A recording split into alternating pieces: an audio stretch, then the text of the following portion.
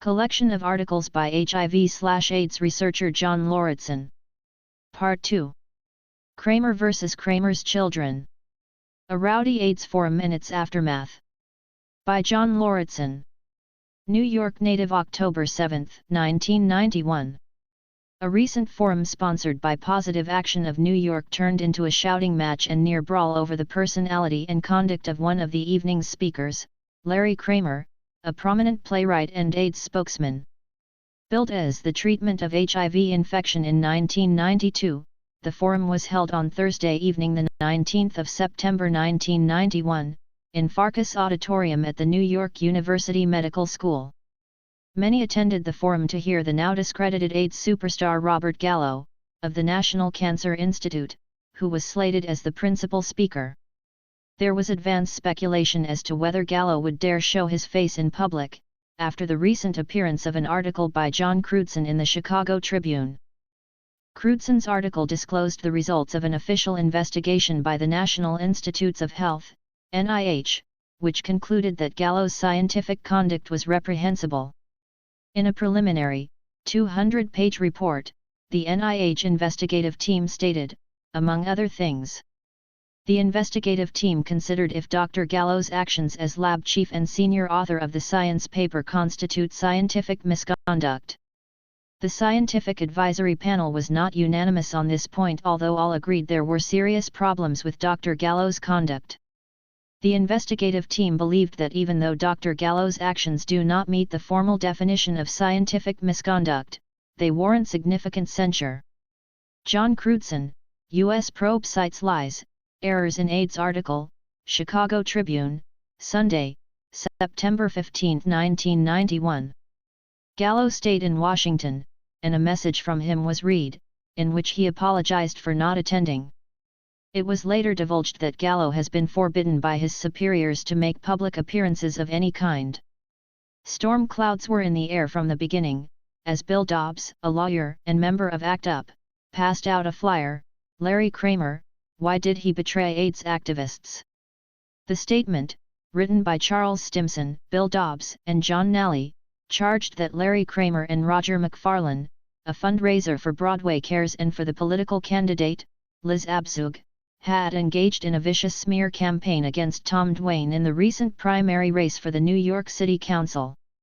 The flyer accused Kramer of having violated Duane's HIV confidentiality by calling every reporter in New York to identify Tom Duane as HIV positive, doing so in the hope that they would destroy Tom Duane's candidacy for City Council, thereby helping their friend and Tom's opponent Liz Abzug.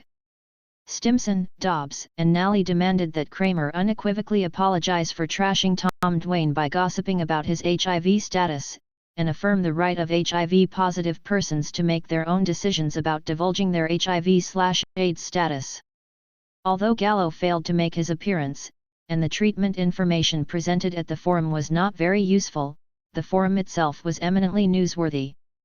Some important political and ethical issues were sounded, and Larry Kramer, the man who is identified as closely with AIDS activism as Robert Gallo is with AIDS research, spectacularly displayed himself in the process of self-demolition.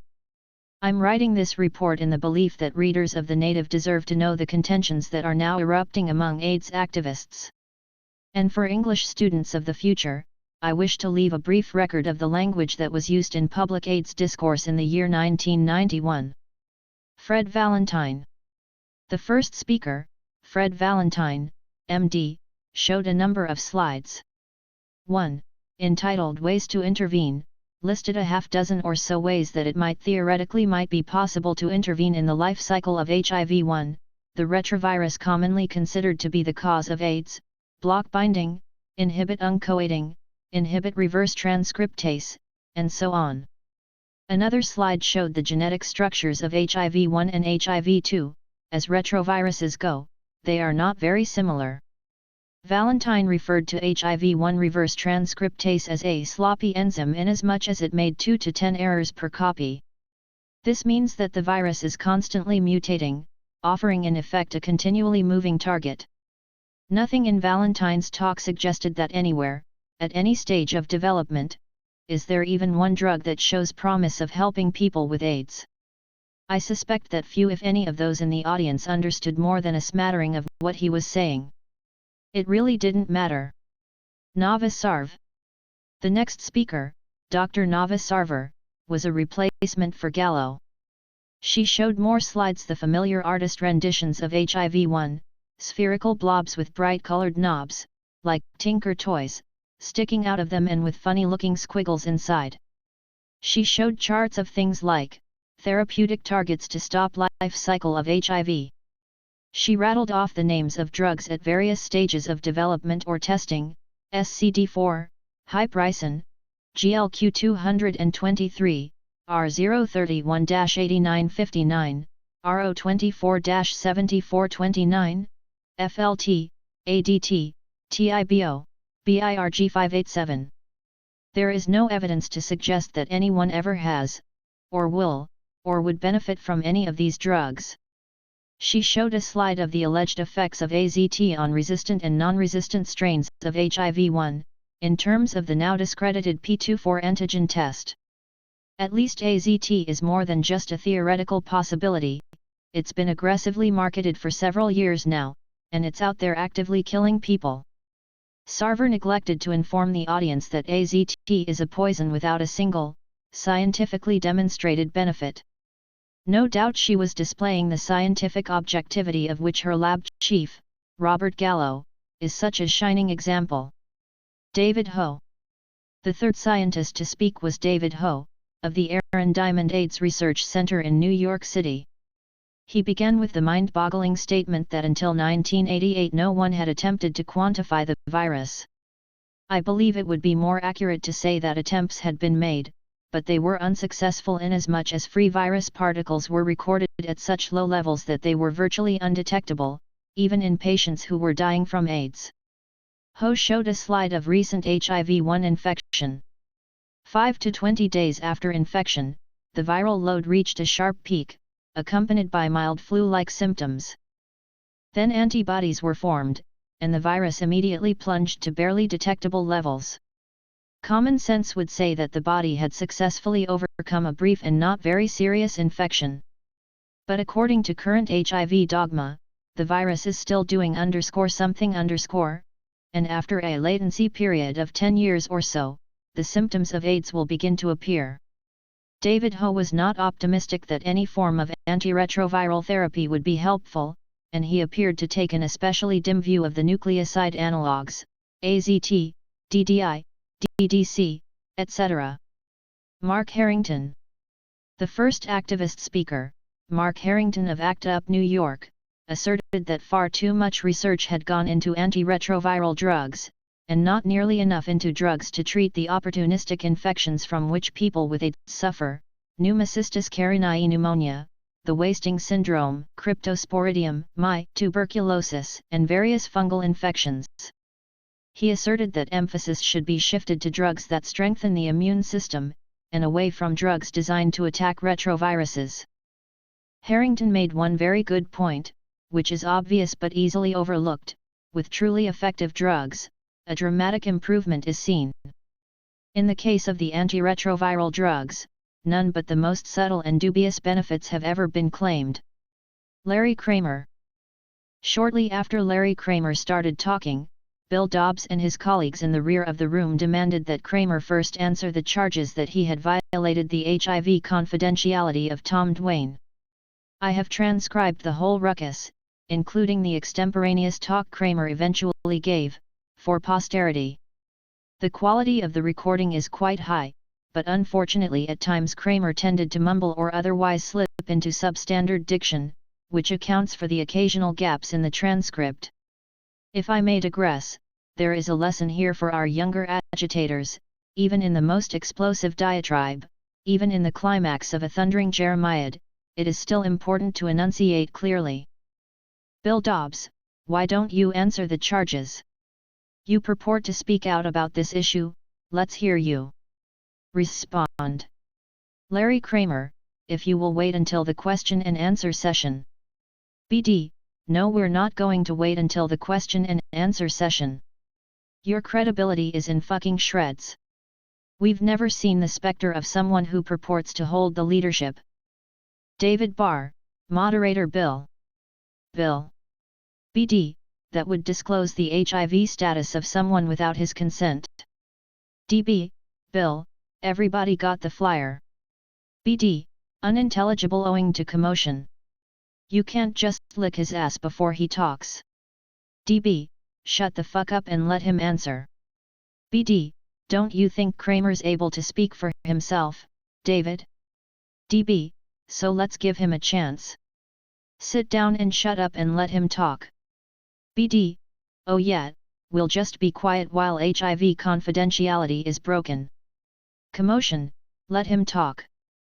BD, you didn't do it for Brad Davis, did you, Kramer? Commotion. DB, sit down, Bill. BD, shut up. DB, sit down. BD, shut up. DB, sit down. To Larry Kramer, go ahead. Larry Kramer, long pause. I spoke to Dr. Gallo several times this week and I found the experience exceptionally sad. In a strange way I had grown rather fond of him, over the last 6 months or so. I don't know if we will ever know the answer to the charges made against him. But they certainly, I believe, are not so black and white as so many would have us believe. He was not allowed to come to this meeting, by Dr. Broder. Unintelligible. He has been placed on an exceptionally short leash, and is not allowed to make public appearances. Additionally, the work in his lab has come to a standstill. In that laboratory he tried to find a cure for KS. When we come fact to face with the various big moral questions. Mumbling. It is one thing to disagree and another thing to kill. BD, exactly. And why would anyone rely on you after what you did this summer? Why would we rely on your judgment that Gallo is right? You're going to stand up there and defend Gallo? Horseshit. How many times have we been forced to depend on your judgment? And you sell out AIDS for a cheap political tactic. DB, Bill, you're going to have a chance to talk. BD, don't lecture me, you stupid, lazy, incompetent shithead. Go back to Lambda. Laughter. Commotion. DB, look, each speaker is up here for 15 minutes to talk, and then we open it up to the floor. There are a lot of people in the audience who want to ask and talk about treatment. Would you allow that to happen? Alright? Your flyer's been given out. Everybody's heard what you had to say. BD, you're not going to dictate free speech now? DB, no, we're not going to dictate free speech. Commotion. Commotion. LK, I said that I would refer the questions to the question and answer session. Unintelligible, could you wait a little longer? Or do you want me not to make my speech? I'm happy not to make my speech. BD, I'd be happy not to hear you talk, if you want my opinion. Commotion. DB, to Larry Kramer, would you go on, please? LK, no, I don't want to go, if I'm going to be. BD, oh, beg us to go on, Larry.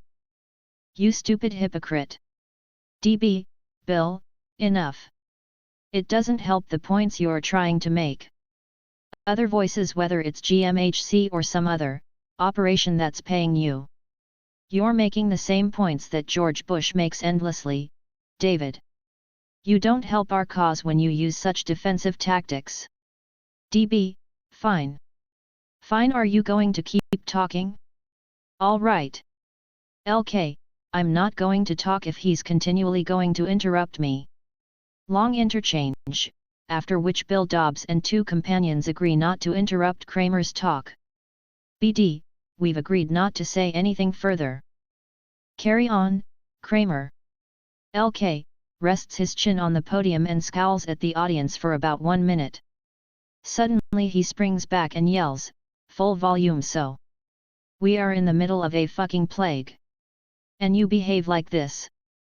So. 40 million infected people in this fucking planet.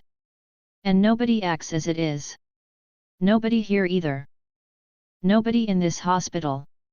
Nobody in this city. Nobody in this world. Begins banging on the podium. Bang, bang, bang, the fucking plague, bang, bang, bang, all because of some stupid thing you didn't even call and ask me about. You don't know what I did. We are in the worst shape we have ever been in. Nothing is working. None of that shit you saw on the screen is working. None of the shit that's in the pipeline that these people are studying is working. You heard what George Bush said, when we went to Kennebunkport. He's more inclined, he feels more sorry for the unemployed. That's what we're in. Every person I talk to in every city, in every agency, gay, straight, AIDS, is as despondent as they can possibly be. Nobody knows what to do next. Nobody knows what to do next. And we have a president who cares more about the unemployed, setting people against each other, just like these people are doing, than he cares about us. All those pills they're shoving down our throat, forget it. All those treatments Mark mentioned, forget it. My beloved Brad Davis took every fucking drug for and not one of them worked. Plus 2 that we got out of the white, out of experimental, that are so top secret nobody else has had them. What does it take? Nobody knows. I don't know anymore. I helped start the 2 biggest organizations. They've turned to shit. Both of them. GMHC is a bureaucracy that's so ludicrous it's a joke. ACT UP has been taken over by a lunatic fringe. They can't get together. Nobody agrees with anything. All they can do is steal. A couple hundred people at a demonstration. ACT UP doesn't make anybody pay attention. Unintelligible, millions out there. We can't do that. All we do is pick at each other. And yell at each other. Banging on podium, I deserve a little fucking respect for what I've done in this room. Mixed applause and boos. These people like to write me love letters, the essence of Larry should be bottled, and we should all drink it, and suddenly I do one thing that they don't agree with. Then I'm Hitler. What kind of extremism is this? Unintelligible. I'm as depressed as I've ever been. I talked to Marty Delaney on the West Coast, a similar kind of guy. He doesn't know what to do. Unintelligible. You know that Tony Fossey, damned bungler that he is, are not capable of the jobs entrusted to them. You know that. Fred, you know that the ACTG system is worth shit. Yes, you said that, you told me. The ACTG system has produced nothing of any value. The studies are all the product of second-rate, middle-of-the-road decisions that are not controversial. And everybody knows this. You all schlep down there, 3 times a year, at taxpayers' expense, and you sit there, and you know it's all a load of shit. Why are all the fights left to the activists? Why do we have to do all the fights? Why do we have to fight your fights? Have any of you gone back to Saul Farber, the head of this medical school? Have you gone to Larry Tisch and Bob Tisch, whose name is on this hospital, and said we have got a plague on? We have to get to George Bush. We can't get the fucking ear of George Bush. And he's the only person that matters. It doesn't make any difference to go to Cuomo, or Dinkins, or Moynihan. Forget it. It isn't going to do dipshit. George Bush is the only person, and we are closed off from him. The people who have the power won't go near him. You want to tell Dr. Farber, the Tisches. Joan Tisch is on the board of directors of Gay Men's Health Crisis. Exclamation from the audience. You didn't know that? She is on the board of Gay Men's Health Crisis. Bob Tisch's wife. I have spent personally 2 years begging her to have a meeting with her husband. Her husband, Bob Tisch, was in Ronald Reagan's cabinet, as Postmaster General. And I said, Joan, you're on the board of this organization. Get your husband to talk to George Bush. Tell him there's a plague on. Tell him nothing is working. Nobody has a master plan. You keep throwing all this money away. Has anyone planned? Does anybody have a plan? At NIH? NIH is a joke. David Ho, you know the things that we have to learn before we can go forward. You network with our people, you can help make a list of all the things that we have in order to investigate. Why aren't we doing this? What does it take to perpetuate a master plan? You guys unintelligible, and we have to do the fight. 10 years have gone. 10 years have gone, stupid studies of the ACTG. I don't blame you for that. I blame the ACTG. We're getting nowhere. Nowhere. I'm so tired of looking at these stupid flyers. Laughter, they insult you. Applause, you come to these unintelligible and they trot out AIDS 101. We're in graduate school. I want to read you something from the New York Times. Reads article, Medical Research is in Ruins, about how the NIH is in disarray. In other words, you guys ought to be fighting for your jobs. This litany is not new. Why then have the scientists been silent? Why then have the scientists been silent? Why then have the scientists been silent? Scientists have to speak out. If necessary, fight for health research. They have to tell the president and his administration that government priorities are signaled by unfulfilled positions and unkept promises. I don't make this up. That's the fucking president of Yale Medical School. I don't know what to do anymore, and I never said that before. I think ACT UP doesn't work anymore. I think the tactics it represents don't work anymore. I think the anger that is in us has fallen on deaf ears. And I don't know what to do next. I don't know what kind of organization to start. I don't know how to fight. I don't know how to lead anyone, should they want to follow. I don't know what to write anymore. I don't know how to write any part of this, because I have said what I have said to you tonight, in one form or another, for 10 fucking years. And I say to you in year 10, as we fact the figure of 40 million infected people, the same thing I said in 1981, when there were 41 cases. Until we get our act together, all of you, until we learn to plug in with each other, and fight and make this president listen, we are as good as dead.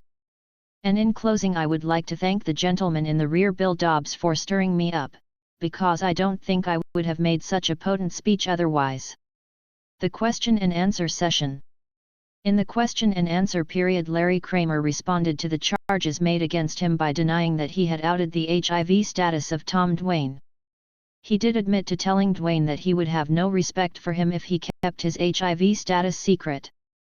Kramer said he considers himself to be a role model for publicly identifying himself as HIV positive, and wanted Tom Duane also to be a role model.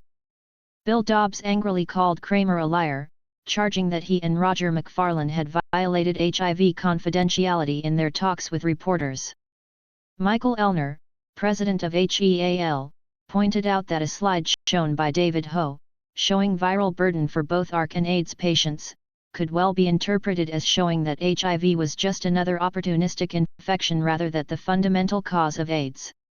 I spoke for a few minutes, until I was silenced by the moderator, David Barr. The AIDS totalitarianism in this country, I maintained, is reminiscent of Lysenkoism under Stalin, several decades ago. Several dozen important scientists have signed a letter calling for an open investigation of the HIV/AIDS hypothesis, and their brief and sensible letter has been rejected by Science, Nature, the New England Journal of Medicine, and The Lancet. Any discussion of AIDS treatment, I continued, is incomplete without acknowledging the enormous tragedy that is now taking place. Approximately 125,000 people on AZT and 20,000 or more or DDI. These drugs have no benefits that have been demonstrated by honest and competent research, and they are sufficiently toxic that no consequence other than death can reasonably be expected. This is mass murder, and nobody is doing anything to stop it. Some people came to the forum looking for a crumb of hope that somewhere on the horizon there might be a cure for AIDS. They were disappointed, of course, and some of them bitterly referred to the forum as a joke and a farce. The issue of HIV outing. Some background on the outing controversy. in a New York Post article of August 8, 1991, Joe Nicholson wrote that Roger McFarlane, a fundraiser for Liz Abzug in her primary race against Tom Duane for the New York City Council, has been talking for weeks to potential contributors about Duane's infection and criticizing him for failing to disclose his AIDS test result publicly. According to Nicholson, McFarlane told the Post that Duane's failure to reveal his AIDS status was tantamount to pretending not to be a Jew during a Holocaust. Larry Sutton, in his daily news column of August 14, reported that McFarlane had apologized for his reference to Jews during a Holocaust. Harriet Bogart of the Anti-Defamation League characterized McFarlane's remark as foolish and thoughtless. An article by Donna Minkowitz, Bella She Ain't, appeared in the Village Voice of August 13. It clearly favored Duane over Abzug, and made no mention of his HIV status. The next issue of The Voice, August 20, carried letters from Roger McFarlane and Larry Kramer. McFarlane accused Duane of cowardice for hiding in the AIDS closet. Kramer said he had been disgusted by Tom's dishonesty in keeping his secret for so long and criticized Donna Minkowitz for not alluding to the fierce controversy over his withholding of this information despite the fact that she knew Tom was HIV+, as did Voice editors. Donna Minkowitz responded by accusing McFarlane and Kramer of hypocrisy, and said she would never reveal anyone's HIV status without his or her permission, political candidate or not. These letters prompted angry replies in the next issue, August 27. John Nally charged, with these letters, McFarlane and Kramer have done what Jesse Helms has longed to do: threaten the confidential nature of HIV status in our society. Jim Forate wrote, "Finally the public is able to see through the smokescreen of rage to the self-centered, vindictive person Larry Kramer has always been in the AIDS movement." Forate contended that the letter from McFarlane violates the most basic issues of trust in the AIDS service field, the protection of the confidentiality and anonymity of any person living with AIDS or confronted with an immune-compromised condition. Since Larry Kramer expressed bitter resentment during the forum that people had not called him to find out what he had or had not done, I called him on Friday, the day after the forum, leaving the message on his answering machine that I wanted to hear his side of the outing story. Sunday evening I came home to find the following message on my answering machine. "Hi, this is Ben Pessner. I'm Larry Kramer's assistant. Larry got your message the other day. From out of town. He called it into his machine. And he's out of town and will be out for most of the fall, except when he makes these visits to New York. And he asked me to return the call and to say, and this is a quote, that he was surprised to hear you condemning him, because he thought that he had honored your opinions in his writings and his deeds. So there you go." Well, that's the message, and I hope it makes sense. Okay, bye. Monday evening, the very next day, Larry Kramer in person placed a statement on the table outside the ACT UP meeting, giving his side of the story. He wrote, "In regard to the Tom Duane mess, I do not believe I have done anything wrong. I looked to Duane for courage and to be a hero, and I was disappointed. I did not out him. I did not tell any reporter, despite what Donna Minkowitz, someone I have never regarded as a reliable reporter, and to whom I always speak with great caution, because she, like Bill Dobbs, has as her main agenda crucifying people, that Duane was HIV positive. Donna called me and I referred her to Tom, suggesting she ask him herself. I spoke to no other reporter that I can recall. But, even if I had, so what?" Larry Kramer, statement of September 23, 1991. If McFarlane and Kramer did not tell reporters and others that Tom Duane was HIV positive, then other people must be lying. But aside from this, Kramer obviously does not consider it wrong to out someone's HIV status. In his statement of September 23 he writes, "I do not consider it anything so awful to reveal a candidate's or an elected official's HIV status, any more than I consider it a breach to reveal his or her homosexuality. My own position on the issue of HIV outing is undoubtedly influenced by my being an AIDS dissident. I am convinced that HIV is not the cause of AIDS. To be honest, nobody really knows what it means to be HIV positive. Although a positive test result is not good news, it should not be considered a death sentence. Being HIV positive may be nothing more than a marker for risk. It may be an indication of immune impairment caused by factors other than HIV, or, if one believes the official dogma, it may indicate the presence of a pathogenic microbe. However, the HIV test is indisputably dangerous, and in my opinion no one should take it. The test is dangerous to physical and mental health, it is dangerous politically and socially. A known HIV positive status has caused people to lose jobs, health insurance, and friends. People are now in jail for no crime other than being HIV positive and having sex. The test can kill. In a number of ways, positive test results have led people to commit suicide, and have driven many thousands of frightened gay men into the clutches of doctors who put them on lethal AZT or DDI therapy. In light of the above, I think that someone who has found out he is HIV positive ought to keep it a secret. He should tell no one. If necessary, he should lie. It is dangerous to be known as HIV positive, just as in the Middle Ages it would have been dangerous to be known as a heretic, or a Marrano, or a sodomite. It follows that I consider it highly unethical to disclose someone's HIV status. People who do so are really no better than those who denounced heretics to the Inquisition, or who denounce homosexuals to their employers. Of course, after we have punctured the HIV myth as we will. All this will change. The Larry Kramer problem. Most people I've spoken to now regard Larry Kramer as an embarrassment to the movement, although some of them expressed admiration for his courage in the past. The problem is that vehemence alone isn't worth very much. If one examines his diatribe from the Thursday Evening Forum, which Kramer himself described as a potent speech, or for that matter any of his recent talks, one finds that, aside from obscenities, tidbits of gossip, and personal asides, there is very little content. It's almost all hot air. His entire talk could almost be summarized as follows: things are a mess. Why doesn't somebody do something? Obviously Kramer is not an analyst, and I doubt he ever claimed to be. The media must share some of the blame for promoting him as the elder statesman of AIDS activism on the basis of his capacity for wild rhetoric and empty posturing. That a fiction writer should be promoted as an AIDS expert is reminiscent of the actors from MASH, who have been on the collegiate circuit as lecturers on foreign policy, based apparently on the expertise they acquired from playing their roles in the television series. Kramer seems to feel that our first priority ought to be to get the fucking ear of George Bush. Well now, suppose that we did. Suppose that Larry Kramer himself were ushered into his presence. Then what? Would Kramer make a face, bang his fists on something, and yell, "There's a fucking plague going on. Do something"? And then suppose that the president said, "All right, Mr. Kramer, what do you think I should do?" And Kramer would shriek, "I don't know. Is this really what we need?"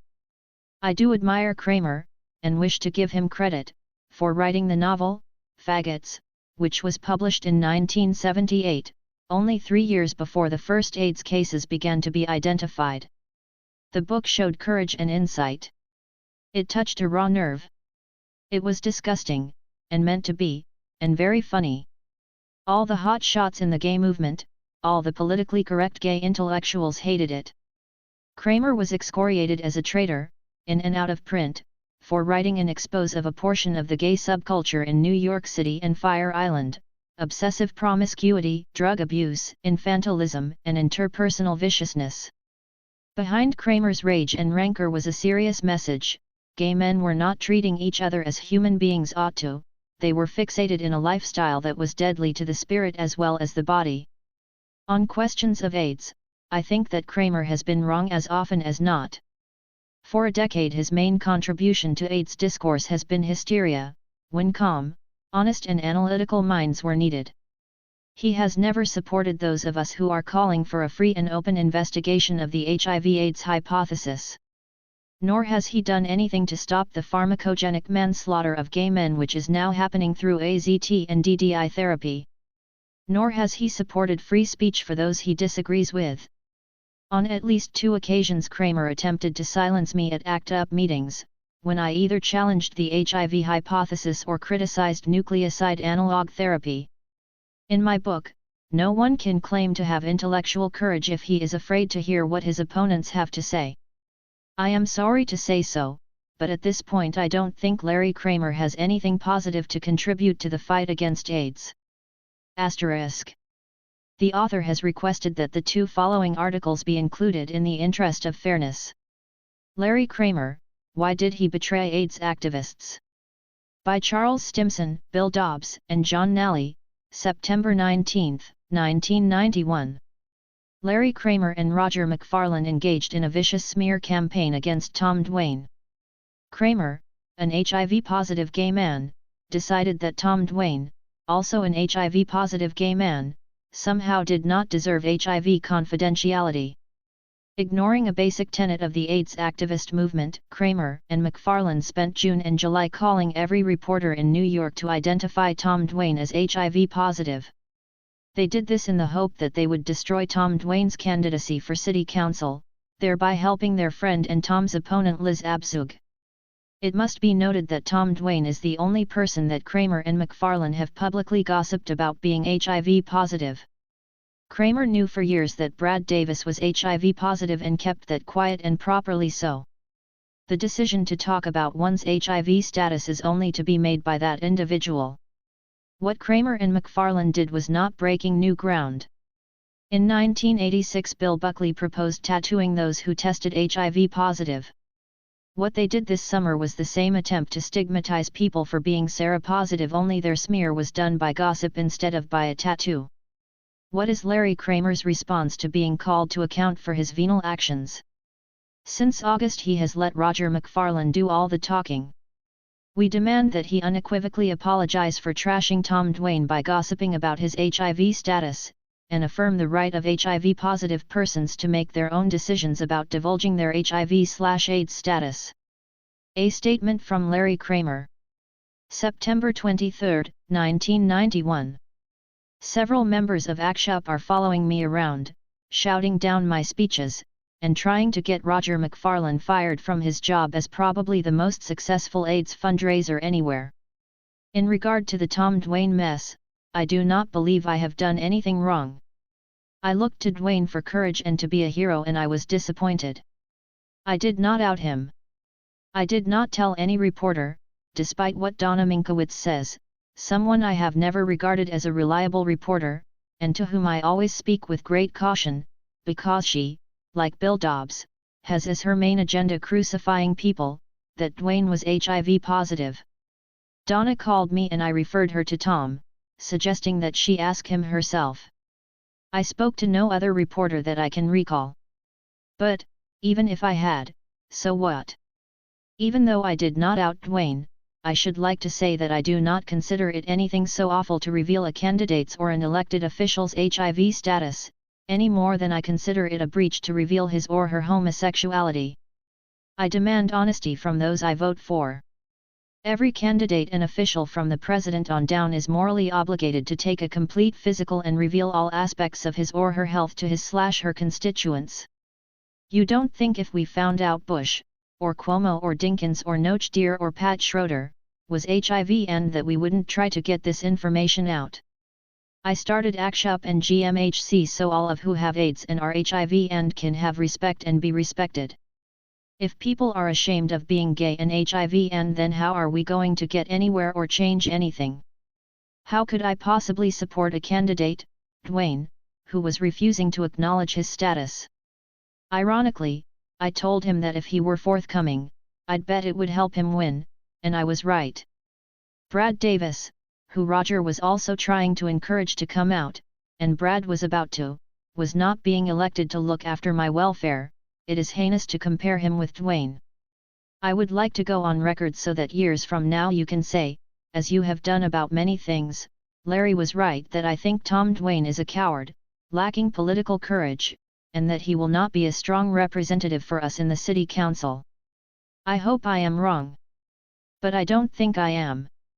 Only time will tell. This, like all the rest of everything I have ever said, is my opinion. If you don't like it, or some of it, or any of it, tough shit. However, I think I have contributed not an inconsiderable amount to the fight we have all tried to wage these past long years, and that I am entitled to be treated not like the enemy but with more respect that these few members of a lunatic fringe among you, whom, you may be interested to know, are operating in ACT UP's name, are permitting. If Dobbs et al. Have nothing better to do than destroy my speech at NYU Medical Center, and cause distress at Colleen Deworst's memorial service, and phone zap Rogers Board, then no wonder a cure for AIDS has never been found. I personally consider that Bill Dobbs has done more to destroy ACT UP than any human being should have against his conscience. For all the years that I have known him, he has performed untold cruel acts, under the guise of keeping ACT UP clean and honest. What motivates him, I dare say, is not compassion or cleanliness or conscience, but hate. If I am the enemy of ACT UP, and AIDS activism, and the gay movement, to such an extent that Dobbs and John Nally and Charles Stimson must follow me around screaming in the middle of crowded auditoriums that they know my address and will show up wherever I appear, then we are all in great trouble. I would like to end by saying that I think ACT UP is in deep shit, and that these acts of Dobbs et al. Are only symptoms of a much deeper and more painful problem. This organization continues its downhill slide unabated, its tactics no longer working, and its lunatics driving away more and more of its members who want to fight against AIDS and not against each other. I find myself, more and more, increasingly disappointed, and occasionally ashamed, of this once wonderful thing I founded. I have tried on numerous occasions to help put things right. However, the one bit of apparatus evidently not included in what we started is how to bring people to see the handwriting on the wall, and how to make them roll up their sleeves to do the hard work of trying to put things right. So, like many others before me, I have moved on, wishing you well, hoping you all finally come to your senses, but, once again, seeing little to indicate that anyone else holds these opinions but me. Asterisk. End of article. FDA documents show fraud in AZT trials. By John Lauritsen. New York native, March 30, 1992. After an arduous 3-month battle with the Food and Drug Administration, FDA, I have finally obtained documents which describe in detail many acts of fraud committed in the conduct of the Phase 2 AZT trials. It was on the basis of the Phase 2 trials that AZT was approved for marketing by the FDA in 1987. Anyone who requests government documents under the Freedom of Information Act should be aware that he's in for a hard time. If the requested documents are completely innocuous, then the government will probably lose them through incompetence. If the documents are not innocuous, then dilatory tactics of every kind will be employed, on top of the usual incompetence. If the documents should eventually be found and released, they will be heavily censored. On December 12, 1991, I filed my request with the FDA's Freedom of Information staff, asking for various documents pertaining to the multi-center Phase 2 AZT trials conducted in 1986. My requests comprised the Establishment Inspection Report on the Boston Center, written by FDA investigator Pat Spitzig, and 2 sets of minutes, written by Jackie Knight and Mary Gross. 3 weeks after filing my request, I got an acknowledgement. When I called the woman who sent it to me, she said that all 3 of my requests had been found, and I would get them soon. A few days later, a form letter arrived from another woman, stating that none of my requests could be found, and my search had been completed. I began calling around until finally I got a Freedom of Information specialist within the FDA, Liz Barbacose, who went to bat for me. With her help, the people in Boston were able to re-find the Establishment Inspection Report by Pat Spitzig, and the people in Maryland, the FDA's headquarters, were able to re-find the Jackie Knight minutes, though not those by Mary Gross. Barbacose said I should receive them in a few days. Weeks went by, and nothing arrived. I called Barbacose again, and she investigated. She called back to explain that the Jackie Knight minutes would be sent immediately, and that Barbara Recupero in Boston had had the Spitzig report on her desk for 2 weeks, and was waiting for her supervisor to give the okay before sending it. The next morning I got a conference call, with Liz Barbacose and Barbara Recupero on the other end. Barbacose said she wanted me to hear what Recupero had to say. Recupero said that she had no idea what document I was referring to. I then called Pat Spitzig, the author of the Boston Inspection Report, who called Liz Barbacose and told her exactly what the document was. This put an end to the stonewalling, and I received the 76-page report. Almost every page was heavily censored. Obviously, my difficulty in obtaining the document had nothing to do with problems in finding it. They knew where it was all the time. Rather, the difficulty derived from the FDA's unwillingness to let the document see the light of day, and the various censorship decisions that needed to be made once they realized that further stonewalling would be counterproductive. The Mary Gross minutes are another story. On the first 4 times I called her, she was always away from her desk, and my calls were not returned.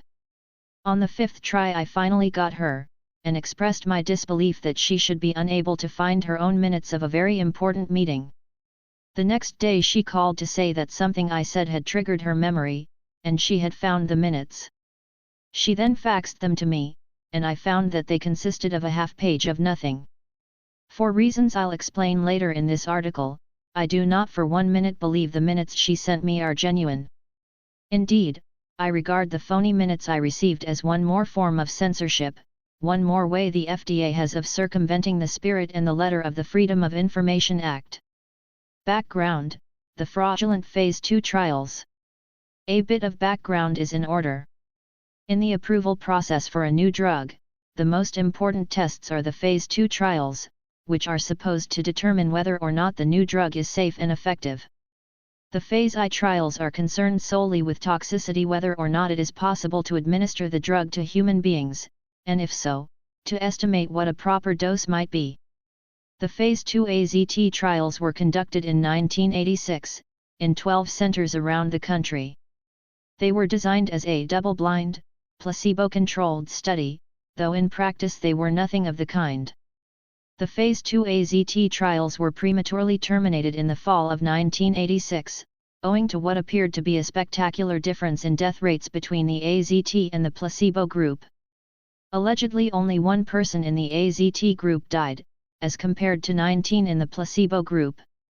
The trials were terminated for ethical reasons, so that everyone in the study would have the opportunity to take the life-extending wonder drug. As I have argued repeatedly since 1987, these mortality data cannot possibly be correct. Not only are they in conflict with mortality data from other AZT studies, but from the standpoint of common sense, one cannot expect dramatic health benefits from a drug that is only injurious to health. On the basis of hundreds of pages of FDA documents that were released under the Freedom of Information Act, I wrote an analysis of the Phase 2 trials in 1987, concluding that the study was not only appallingly sloppy, but manifestly fraudulent. 1. For my accusation of fraud, which I, as the son of a lawyer, do not make lightly, I relied on the fact that the investigators had deliberately used bad data, and that they had covered up the premature unblinding of the study. The Phase 2 trials are still relevant today, even though they took place 6 years ago. Since these fraudulent trials were the basis for the FDA's approval of AZT for marketing, the approval itself was improper and illegal. Consequently, AZT is being marketed illegally at this very moment. A document written by Ellen Cooper, the FDA medical officer who reviewed the new drug application for AZT, indicated that many serious violations of the protocols of the study had occurred in all of the centers. 2. Since protocols represent the rules of the game, so to speak, to violate them constitutes cheating. The Boston Center, whose principal investigator was Robert Schooley, was especially bad. It was so bad that an FDA investigator recommended that all data from the Boston Center be excluded from the analysis of the multi-center trial. 3. A series of FDA meetings were held in order to decide what to do about the numerous violations of protocol, and in particular, about the delinquent Boston Center. The decision was made to exclude nothing, to throw in all of the garbage along with the good data. The rationale for this appalling decision was twofold. 1. If all of the patients with protocol violations were excluded, there would be almost nobody left in the study, and 2. including the bad data, didn't really change the results very much. Needless to say, these are the excuses of crooks and idiots. No ethical scientist would ever knowingly use bad data. Period. This, then, is the background for my keen interest in obtaining the establishment inspection report on the Boston Center. After 9 years of research and writing on AIDS, from a dissident standpoint, I'm not easily shocked anymore. But this report succeeded in making my mind reel, from time to time, as it described innumerable, brazen acts of fraud committed by the investigators in the conduct of the trial. Even more shocking is the fact that the FDA, at the very highest level, chose to excuse and cover up these acts of fraud. For the rest of this article, I'll describe the crimes and blunders that were committed in Boston in 1986. The delinquent Boston Center. In October and November 1986, FDA Inspector Patricia Spitzig made a for-cause inspection of the Massachusetts General Hospital Clinical Center, which was used in the Phase 2 multi-center AZT trials. Her findings are contained in her 76-page Establishment Inspection Report, EIR. The principal investigator at this center was Robert Schooley, MD, who was assisted by CO investigator Martin Hirsch, MD, Drive, no first name cited, Ho, and Terry Flynn, research nurse. The monitor, the man who appeared to be calling the shots, was Ron Beitman, an employee of Burroughs Wellcome, the manufacturer of AZT. Although the censors attempted to prevent me from knowing Beitman's name, they slipped up a couple of times. In recent scandals involving the FDA's acceptance of fraudulent data on silicone breast implants and the drugs Halcion and Versed, it was disclosed that the FDA basically works on the honor system. 4. Drug manufacturers do their tests, all by themselves, and then present their data to the FDA, who assumes that everything was done honestly and competently. The FDA has no subpoena power, so even if it found something fishy, it would be unable to investigate any further. And even if acts of fraud should be clearly documented, as they were in the Boston case, it is still likely that the FDA would cover them up. The record-keeping at the Boston Center was incredibly sloppy. Often there are no indications of when, by whom, or why entries had been made, erased, or changed. The monitor, Ron Beitman, appears to have taken the lead in most of the misdeeds that were committed, though this by no means absolves Schooley, Hirsch, Ho, and Flynn from culpability. Certainly Schooley, as principal investigator, ought to have known what was happening. And CO investigator Martin Hirsch had previously gotten in trouble over a drug trial. Dr. Schooley has not been inspected previously, Dr. Hirsch has, in 1979, covering an interferon study. That EIR revealed errors in the protocol, no notification of the IRB protocol changes or other study medications used, subjects were given each other's drugs, and some of the label color was visible, thereby breaking the code. 5. Among others, Spitzig found the following forms of improprieties in the Boston Center. The current EI revealed numerous deviations, many of them similar to those cited above in the 1979 EI. The observations listed on the FD 483 included, deaths, 2, so far, and adverse reactions have not been reported to the IRB, undocumented protocol deviations including, concomitant meds, subjects not meeting entrance criteria admitted, 2, tests not performed as frequently as required by the protocol, adverse reactions not reported as such on case report forms, CRFs. There were changes made on photocopied CRFs usually with no explanation, date, or initials.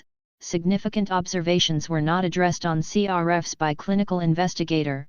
Some raw records could not be located and were explained to have been discarded. Accountability of the study medication is inadequate. 87 bottles/containers shipped cannot be accounted for.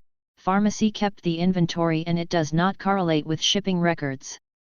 Study medication returned by subjects was not counted, stored properly, or signed off by the clinical investigator. 6.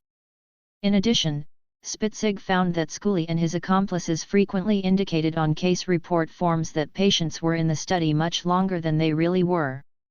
Amazingly, Spitzig missed the single most serious act of fraud, apparently because she was unaware that AZT is the abbreviation for the full chemical name of the drug, azithromycin. Patient number 1009, who was already taking AZT, was illegally entered in the study as a placebo patient. After being in the study for only 4 weeks, he dropped out.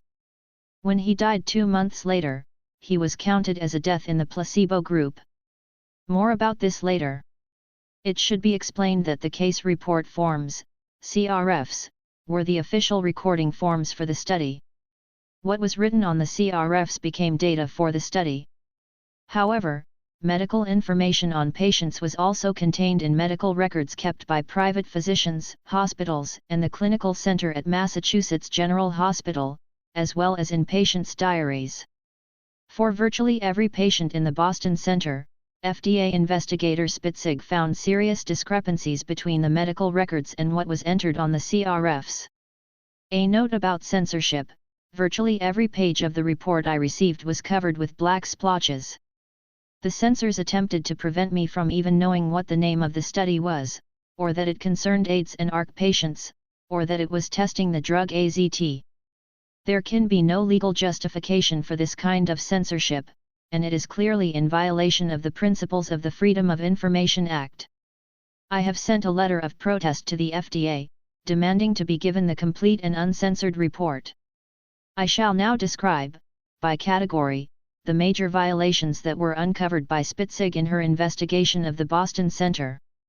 Lies about length of time in study. Comparing the CRFs with medical records, FDA investigator Spitzig found that the CRFs often falsely indicated that patients had been in the study longer than they really were. Another general issue applying to a number of subjects in the study is that a cursory review of their case report forms would indicate that they had been on the study longer than actually happened.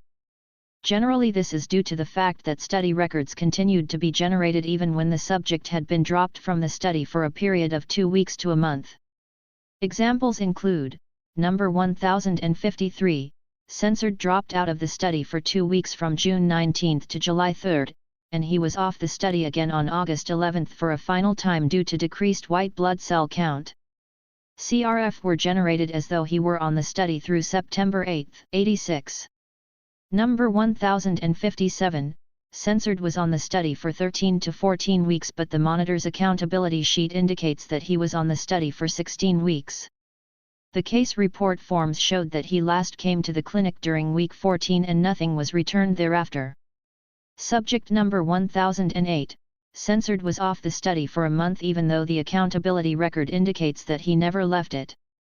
He was off the study during the week 6 visit. It is unclear if the week 8 THS medication was dispensed. In fact, during week 4 the case report form states that he had pneumonia beginning July 7 and ending August 7. And during the week 4 visit he was not dispensed any medication.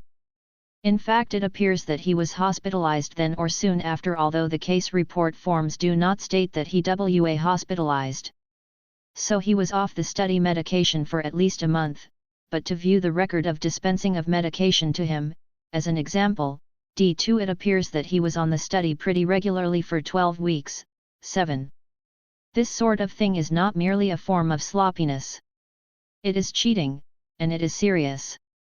For one thing, survival rates were an important issue in the study. Falsely extending the length of time that a patient was in the study would affect the statistical projections that were made regarding survival rates. In addition, falsely extending the length of time patients were in the study made the final results look more plausible than they really were. The Phase 2 trials were designed so that each patient would be treated for 24 weeks. In practice, when the study was prematurely terminated, some patients had been treated for only 3 or 4 weeks, and arcane statistical projection techniques were used to compensate for this violation of the study design. The official data on the Phase 2 trials, deriving from the CRFs, indicated that patients were treated for an average of only 17 weeks. However, if the same kind of cheating took place in the other 11 centers, as did in Boston, the average may well have been much less than 17 weeks.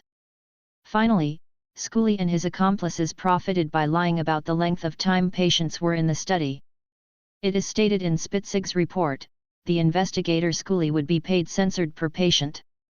For patients who drop out of the study, the cost would be prorated based on the amount of time the patient was in the study.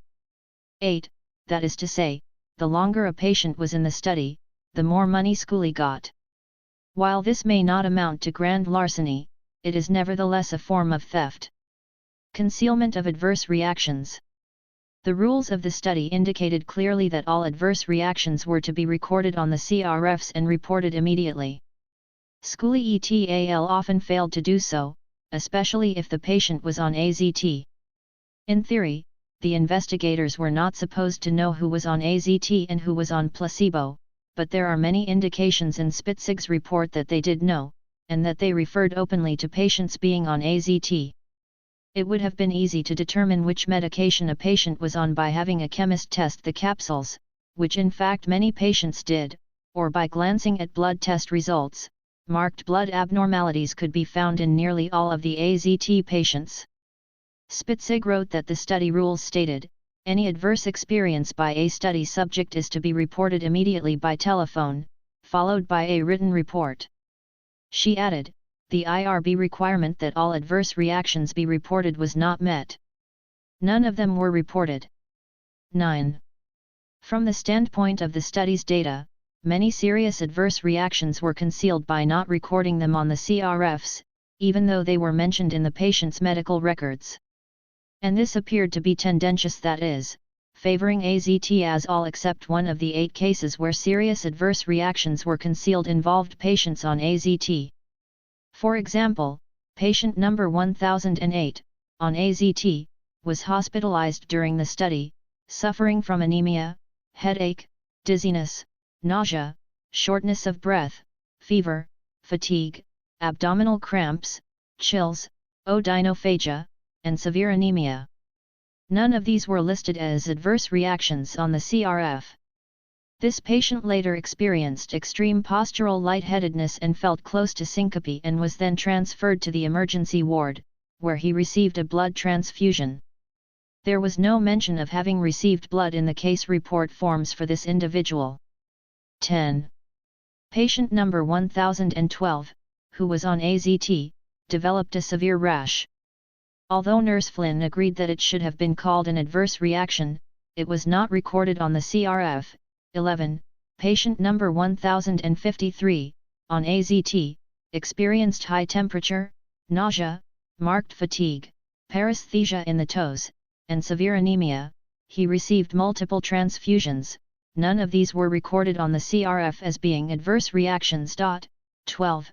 Patient number 1055, on AZT, suffered fatigue, nausea, and loss of appetite, and was hospitalized with a fever of 105 degrees. His CRF said he had experienced no adverse reactions. 13. Patient number 1009, from AZT to placebo. The real bombshell in Patricia Spitzig's establishment inspection report concerns patient number 1009. Before entering the study, this patient was suffering from severe anemia and headaches, for which he was taking Tylenol every 4 hours without relief of symptoms. He had received a number of transfusions, the last one only a week before being entered in the study as a placebo patient on May 29, 1986. However, the record for his week 1 visit on June 5, 1986 states that the patient was still taking azithromycin as of this visit. In other words, patient number 1009, who was already taking AZT and who was suffering from typical AZT toxicities, severe headaches and anemia, was illegally entered into the study. Patient number 1009 was then assigned to the placebo group, although he continued to take AZT. He dropped out of the study after being in it for less than a month, and died on August 20, 1986, 2 months after leaving the study. He was then counted as a death in the placebo group. 14. Further comment would be superfluous.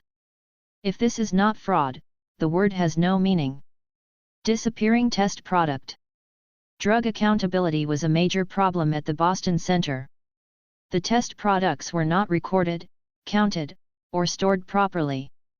Some records, such as the running inventory kept by the pharmacy, were destroyed. After trying valiantly to make sense out of total chaos, FDA investigator Patricia Spitzig gave up, and stated, "It is not possible from these records to compare the test article usage against the amount shipped to the CI, and as compared to the amount returned to the sponsor." FD 483, number 9, in fact, the number of bottles, or amount of capsules, used or unaccounted for varies with the system checked, 15. It was apparent, at any rate, that a lot of product was missing. Comparing the number of bottles shipped to the number that were recorded as received by the pharmacy, Spitzig found that 87 bottles were missing. Some of the product was undoubtedly stolen, the code broken, and the AZT sold on the black market where, as one of the most expensive medications of all time, it was probably worth its weight in gold. Spitzig states. Exhibit C-15 is a July 22, 1986 letter from Censored saying that some of the study drug, Censored, had been purchased on the street. Clemens asked them to be sure that the study medications be kept under a double lock system. 16. As a consequence of the sloppiness with which the test medications were handled, for 2 weeks patients number 1056 and number 1057 received each other's medication. Patient number 1056, assigned to placebo, received AZT for 2 weeks, and patient number 1057, assigned to AZT, received placebo for 2 weeks. This is not mentioned on their CRFs. 17. There may have been some funny business regarding the labels of the study medications, but the Bureau's Wellcome Monitor, Ron Beitman, prevented inquiry in this direction. It was not possible to review the label of the study medication since we were told the monitor had picked up all the empty and full bottles the week before we arrived and he had subsequently destroyed them all since. XH6 is a copy of what the label would have looked like according to our Censored. A 7-digit code was written on 2 records and crossed out but not explained, 1003 an AZT patient and 1005 a placebo patient. T. Flynn explained it may be a product code. On 1003 CRF, P82, the code was 10174001, on 1005 CRF, P199, WK6, the number is 1118401. 18. Violations of protocol. Investigator Spitzig listed numerous violations of protocol for every patient in the Boston Center, and it would be tedious to go into them all. In general, tests were not performed that should have been, ineligible patients were entered into the study, records were kept badly, and patients took many concomitant medications. In a drug trial it is obviously important to avoid confounding the results by allowing patients to take drugs other than the study medications. This is the rationale for study protocols forbidding the use of particular drugs. Spitzig made the following observation regarding the Boston Center. Other deviations from the protocol included undocumented approval by the sponsor for concurrent medication used for 11 subjects. Deviations from the protocol were allegedly approved per Telkins. These calls were not documented, or noted in the case report forms. These deviations from the protocols were not reported to the IRB. 19. Patients in the study took the following drugs in addition to their test medications: cefadroxil, erythromycin, acyclovir, Wacamil, ranitidine, Zantac, hydrocortisone cream, topical, Benadryl, Dilantin, Stelazine, Xanax, Halcion, Colace, Compazine, Tylenol, Lomotil, Excedrin, Keflax, Streptomycin, INH, isoniazid, ethambutol, pyridoxine, and lithium. In going through the correspondence file, Spitzig uncovered an unusual incident, in which the 18-month daughter of patient number 1006 ingested some of his test product, which happened to be AZT. The incident, which was not mentioned in the case report forms or any other records, is described by Spitzig as follows. Dr. Schooley had told us verbally that the subject had kept the vial of medication at home. He had walked into a room and seen his daughter sitting on the floor with capsules in her hand. He had received a call about the incident from a censored hospital. She had taken an unknown number of capsules. Further follow-up indicated that between 1 and 3 capsules were missing. Dr. Schooley meanwhile had called the sponsor firm and had determined that his subject was on the drug censored.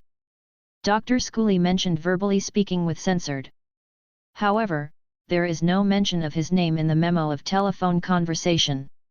He made some comment about calling the poison center, but the memo of telephone conversation indicates that the assessment of the toxicity of the drug was made by censored. He said it was below the acute toxic dose.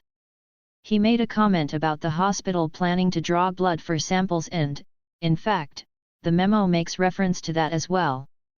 T. Flynn mentioned that the child was taken back, apparently to the hospital, one more time. There is no additional follow-up to indicate the results of the blood sample or checks on the condition of the child's health. There was no copy of any hospital treatment record from the censored hospital in the study records. 20. Obviously, for patient number 1006, the trial was no longer blind, as he was told that his test medication was AZT. It is hard to think of an innocent explanation for Schooley's neglecting to mention this incident in the case report forms. The cover-up. On January 30, 1987, an in-house FDA meeting was held to consider whether or not to exclude the data from the Boston Center, Robert Schooley, PI, from the analysis of the AZT multi-center trial. 21. For some reason Patricia Spitzig was not present at the meeting. The meeting was not just a whitewash, it was a total farce. The 8 MDs and 3 PhDs present appeared to have not the slightest grasp of the techniques and ethical standards of professional research. Rather pathetically they posed the questions. 1. How did the conduct of the study at this center compare with the other centers, and 2. Did the recording and record-changing irregularities occur at the 2 other centers for which Mr. Beitman was clinical monitor?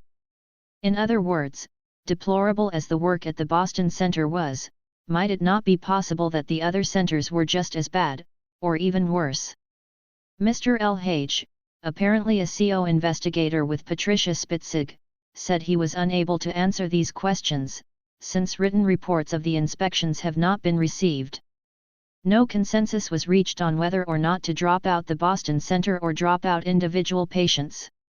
It was finally decided that the situation would be presented to Dr. Young, Commissioner of the FDA, for his input. It was also agreed that a second meeting would be scheduled to discuss issues common to all the study centers, e.g. prophylactic medication for OIS, dose reductions and discontinuations not recorded on the CRFs, poor screening of patients, etc. 22. The second meeting was held on February 11, 1987. In addition to the FDA investigators and the people from the Boston Center, a number of big shots were present, including FDA Commissioner Frank Young and David Berry, Vice President in charge of research at Burroughs Wellcome. The alleged minutes of this meeting, as supplied me by Mary Gross, are as follows, in their entirety. A meeting was held to discuss FDA's investigation of Dr. Schooley's facilities. Dr. Young summarized the meeting by saying that it was clear from the inspection report that there were some problems in record keeping in the study, and he impressed upon Dr. Schooley the importance of maintaining good records during these trials in order to help FDA inspectors verify clinical trial activities. However, these procedural discrepancies were judged not to have influenced the validity of the data or the ability to draw conclusions, and FDA will include Dr. Schooley's data in the overall analysis of the zidovudine multi-center trial. Dr. Young thanked everyone for attending the meeting, and Dr. Schooley expressed appreciation to FDA for the expeditious review given his data. 23.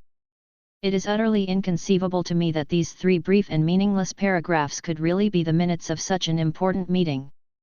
I do not believe these minutes are genuine for the following reasons: they are on FDA letterhead, whereas all other FDA minutes I have seen are on plain paper. The alleged minutes do not address the issues common to all the test centers, and the innocuousness of the document is at odds with the difficulties I had in obtaining it. I had to fight for 3 months to get these alleged minutes. If these are the real thing, then there would have been no need for stonewalling, and I could have been given them immediately. In 1989, Sidney Wolfe, director of the non-profit Public Citizen Health Research Group, charged that under Commissioner Frank Young, the FDA is implicitly inviting all of the industries it regulates to join in the lawlessness. 24. Young was later forced to resign, in disgrace over the generic drugs scandal and others. Conclusion. In England, Wellcome plc, the parent company of Burroughs Wellcome, recently made the claim that 4,000 studies demonstrated the benefits of AZT. Of course, this is pure bluff. If one devoted a mere 10 minutes to studying each of the 4,000 alleged studies, it would take him 667 hours to do so, or, assuming he worked for 12 hours a day, a total of 56 days.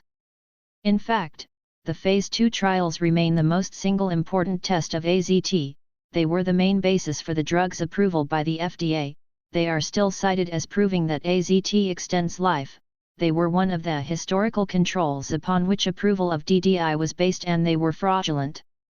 Fraud in drug testing may be common, but it should not be tolerated. If there were justice in the world, the crooks in the FDA, NIAID, Burroughs Wellcome, and their accomplices in the medical profession would pay for their crimes. But it is more important now to save lives.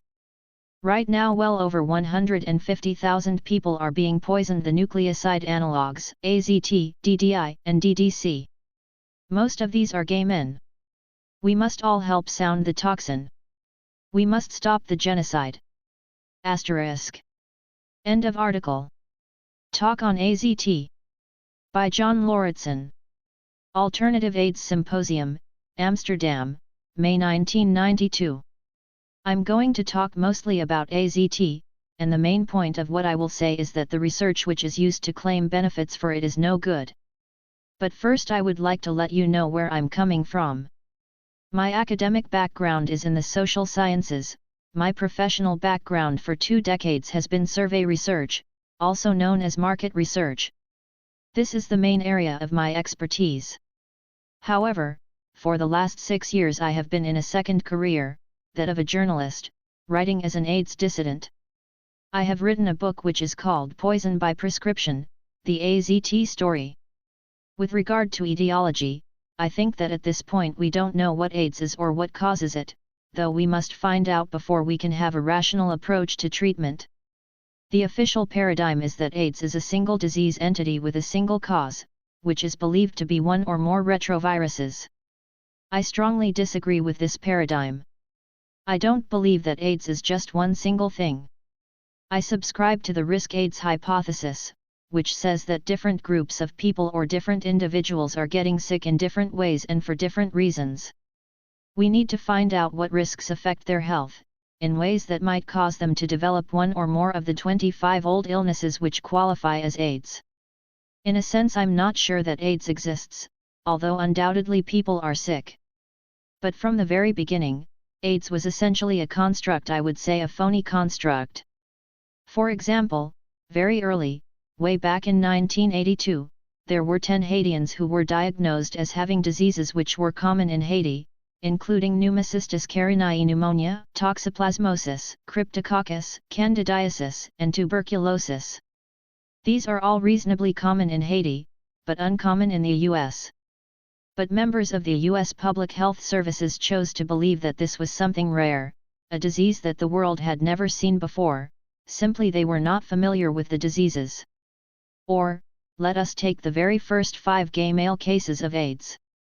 It was not called AIDS then, but GRID, which stood for Gay-Related Immune Deficiency. One of the orthodox truths is that gay men who got AIDS were incredibly promiscuous. And indeed, a lot of them were. But in order to understand something like promiscuity, in terms of numbers, statistically, you have to see the whole distribution.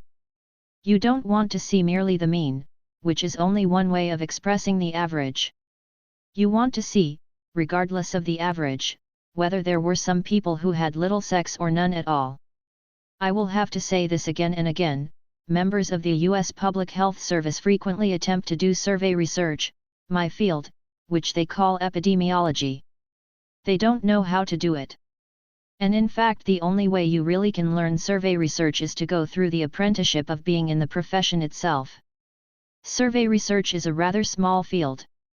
The entire membership of the American Marketing Association is only about 30,000 people, and only a small proportion of these actually do survey research.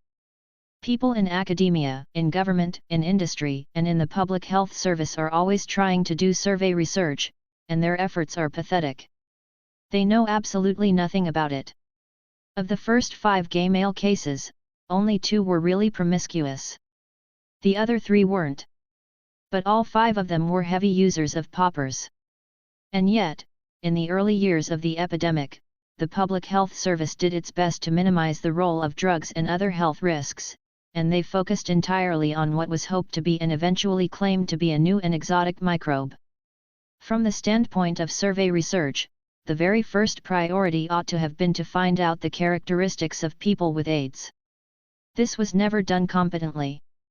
The CDC did attempt to do this in 1982, and their blotched attempt at survey research was reported in August 1983 in the Annals of Internal Medicine. Of course, all of the CDC people have PhD degrees, which in America does not guarantee that they can write grammatical English, or know anything at all. The CDC epidemiologists concluded that promiscuity was the only health risk, and for quite a long time the only advice the CDC gave gay men was to reduce the number of sexual partners, which is truly idiotic advice. The questions that need to be asked are, why are people in different risk groups getting sick? Why are different individuals getting sick? I have some hypotheses of my own, but I think at this point we should be very open-minded. We should be willing to entertain all reasonable hypotheses as to what AIDS is and what causes it. In the case of the intravenous drug users, the answer is probably quite simple. Intravenous drug users are getting sick now in the same way they were getting sick 30 or 40 years ago. Which is to say, they have lung disease, one of the various forms of pneumonia or tuberculosis, and they are wasting away. This is the clinical profile of an intravenous drug user many decades ago. In New York City, Dr. Polly Thomas, a member of the New York City Health Department, has said that if you had an intravenous drug user with tuberculosis and wasting, to know if this was an AIDS case, you would have to give the HIV antibody test. If the individual had HIV antibodies, he would be counted as an AIDS case, and the assumption would be that HIV had done it, that HIV had made him sick. However, if an intravenous drug user had the identical clinical profile, and they could not find HIV antibodies, they would say, this is just one more junkie wasting away with pneumonia. Obviously this is irrational. Much has been made about the hemophiliac AIDS cases. Why are they sick? The answer here may be quite different. Hemophiliacs were born sick. Hemophilia is a type of sickliness, which goes far beyond the inability of the blood to clot. On top of this there is factor VIII concentrate, which has greatly extended the lives of hemophiliacs, but which also has consequences for the health. Factor VIII concentrate represents a pooling of all the microbes and all the toxins from the blood of many donors. It is not good stuff to take. So, it may very well be that AIDS in hemophiliacs is nothing more than congenital sickliness aggravated by factor VIII concentrate. The interesting and difficult question is, why are gay men getting sick? Well, first of all, gay men as a whole are not at risk for AIDS. This is simply not true. It is only a small and very particular subset of gay men that are at risk. And I believe, if we did the research which ought to be done and did it competently, we would find in virtually all cases that recreational drugs were the villain. But there are certainly many things which could have made these particular gay men sick. The way that they lived, beginning in the 1970s, was extremely unhealthful. Gay bathhouses and clubs became drug dispensaries. Some of the gay discotheques had designer drugs manufactured especially for them. There were rituals where thousands of men in a gay discotheque would take a half a dozen different recreational drugs in the course of an evening. At one time everyone would take Special K, then later in the evening they would all take MDA or ecstasy, and so on. All night long some of them would snort poppers, which they didn't even consider to be a drug. We have no way of knowing the long-term consequences of any one of these drugs, nor what they did in interaction with each other. Drugs that were part of the gay scene would include the nitrite inhalants or poppers. And I'm proud to say that, together with Hank Wilson, I can take much of the credit for the fact that poppers are now illegal in the US, although they are still sold legally here in Amsterdam as well in the United Kingdom. Poppers are definitely not a safe drug.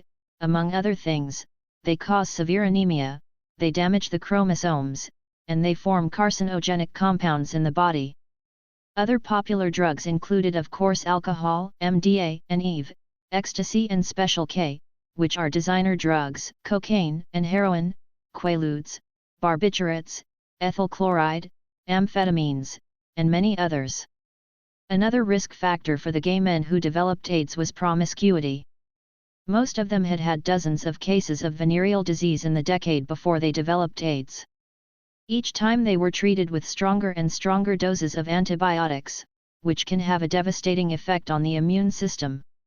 On top of the chemical assaults on their bodies, these gay men experienced a great deal of stress and depression. We should not ignore these psychological factors. In addition, and I say this as a musician, I think Michael Callan should have mentioned music as something which is beneficial, since he is a musician. I think music does have healing powers. Because I'm a musician, I hate disco. I would almost say that this is a corollary: he who loves music hates disco, he who loves disco hates music. But aside from the merits of disco, which are non-existent musically, it is extremely loud. At a typical gay disco, the sound would be right at the pain threshold, all night long. As a consequence, many of the young men who were in the gay disco scene in the 1970s had to wear hearing aids in the 1980s. Prolonged exposure to pain threshold noise is extremely bad for the health in general and the immune system in particular. I'm not saying that any one of these risk factors made gay men sick in ways that are called AIDS, but I would say that none of them were good for the health. We should certainly find out what the contributions were, individually and collectively, of these risk factors: drug abuse, venereal diseases, antibiotics, prolonged exposure to pain threshold noise, and stress and depression. I would suggest a radical shift in paradigm. Instead of looking for a microbial enemy and trying to find a drug that will kill it, we should instead have a concept of health which is anathema to the medical profession. My outlook has been influenced by Robert Mendelssohn's book, Confessions of a Medical Heretic. In it he states that modern medicine is a religion, the doctors are priests, and the god of the religion is death. The concept of health is alien to most of the doctors treating AIDS patients in New York City.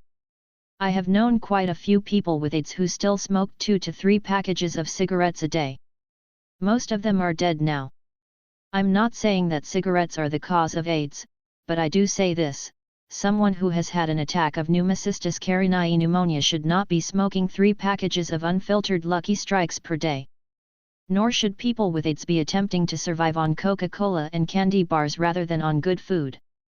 My point is that their doctors never told them to give up either cigarettes or sugar. I remember visiting a friend in a Roman Catholic hospital. He was chain-smoking cigarettes from his hospital bed. There was a small mountain of cigarette butts in the ashtray next to his teddy bear. The nurses, the nuns, the doctors, none of them told him to stop smoking. I was the first to do so. Going into AZT, tomorrow there will be shown a documentary made by Meditel, AZT Cause for Concern. I think this is a fine documentary, which will explain many of the theoretical objections to the use of AZT, so I won't try to repeat all those arguments. Suffice it to say that AZT therapy is based on the false HIV/AIDS hypothesis and on the false premise that HIV is actively replicating. Not only is the theory behind AZT wrong, but it is a terrible drug, by virtue of its essential biochemical properties. It is a drug whose basic action is to terminate DNA synthesis, all of it. It is a random terminator of DNA synthesis, which is nothing less than the life process itself. Such a drug cannot possibly be beneficial. And so it is not surprising that AZT has many terrible toxicities. It causes the muscles to waste away, it causes excruciating muscular pain, it attacks the nervous system, it especially attacks the blood, it causes life-threatening anemia, violent headaches. And all of these are merely the short-term toxicities. A lot of lies have been told by Wellcome, the manufacturer of AZT. You will find them published in the New England Journal of Medicine, in press releases, and in package inserts. One of the lies, which they are now claiming, is that AZT has few toxicities. Always they look only at what are called the acute toxicities, meaning short-term. But any toxicologist will tell you that there are also chronic toxicities or long-term. And one of the truisms of toxicology is that you can't predict chronic toxicity from acute toxicity. Some of the classic carcinogens have no acute toxicities at all, but in the long term they cause cancer. AZT is now being given to people who are objectively healthy. There is nothing wrong with them, aside from the fact that they have HIV antibodies. And so it is obviously of concern whether AZT will cause cancer. AZT is a known carcinogen. We can say this from 4 different, mutually supporting lines of reasoning. Number 1, by its very nature biochemically, AZT will cause cancer, the fact that it is a terminator of DNA synthesis, the fact that when AZT is taken into a cell there are only 2 things which can happen: either the cell dies, or if the cell is lucky it mutates and you get cancer. That is lucky for the cell, but not lucky for you. The second reason is that, according to a standard in vitro test to screen for carcinogenicity, the cell transformation assay, AZT was highly active. The FDA toxicologist who reviewed the results said that, on the basis of this test, we should assume that AZT will cause cancer. The third line of reasoning is that AZT causes cancer in rodents, and based on a century of animal testing for carcinogenicity, anytime a substance causes cancer in animals, the assumption should be that it will also cause cancer in human beings. A lot of disinformation has been put out by Wellcome, the tobacco industry, and others, where they say, well, just because it causes cancer in mice doesn't mean it will in people. This is not true. Although a few toxins are species-specific, the assumption should nevertheless always be that a substance which causes cancer in animals will do so in humans. And the fourth line of reasoning is that we now see a strong correlation between long-term AZT therapy and various forms of cancer, especially cancer of the lymph system. Now I want to talk about AZT research. I will say that basically it is no good, and one thing that I will repeat several times is that the Phase 2 trials of AZT were fraudulent. Some people are afraid of what they perceive to be extreme viewpoints. They like to believe that the truth always lies in the middle. It often does, but then sometimes one extreme viewpoint is correct and the other consists of lies. I maintain that any word short of fraud is not adequate to describe these studies. And what this means is that AZT was approved by the Food and Drug Administration of the US on the basis of fraudulent research. This means that the approval was illegal. It means that most of the public health services in the world have simply followed the lead of the US Public Health Service in basing approval on fraudulent research. It means in a way that AZT has been sold illegally and fraudulently all over the world. Now, following the 1990 Medital documentary, Wellcome sent out a letter to doctors in which they claimed that there were 4,000 published studies which showed benefits for AZT. Well, I ask all of you how credible this particular statement is. If you were merely to glance at each of these studies for 10 minutes, which is not very long, and if you worked for 35 hours a week reading them, which is a normal work week, it would be almost the end of this year before you could finish reading all of the 4,000 alleged studies. And by this time there would probably be another 4,000 studies, perhaps 8,000. The statement is ridiculous. I myself have examined, not 4,000 studies, but at least the major ones. I once confronted Anthony Fauci, America's premier AIDS bureaucrat, and said, look, could you cite 3 or 4 studies that qualify as good research and show benefits for AZT? At least he answered the question. He said the Phase 2 trials, the PIZO study, and the Cray-Kirk survival study. I will get to these. I also asked the same question of David Berry, a truly evil man, the vice president in charge of research at Burroughs Wellcome. He also cited the PIZO study, the survival study and the phase 2 trials. All of the studies I have looked at that claimed benefits for AZT have been no good in one way or another. Sometimes they were simply sloppy and incompetent, sometimes they were manifestly fraudulent. Many studies were just little bits of nothing, a few patients in a totally uncontrolled study, which is not even on the level of a good anecdotal report. Let me use an analogy. Assume you had a barrel of apples. I suppose if it held 4,000 apples it would have to be a very large barrel, or very small apples. If you reached into it, picked out an apple, and found it was rotten, and you picked out another apple and it was also rotten, and a third and it was even more rotten than the other two after you had gone through 24 rotten apples, you might justifiably assume that the whole barrel was filled with rotten apples. This is a legitimate inference. Other people might say, how can you say that? You only looked at 24 apples out of 4.000.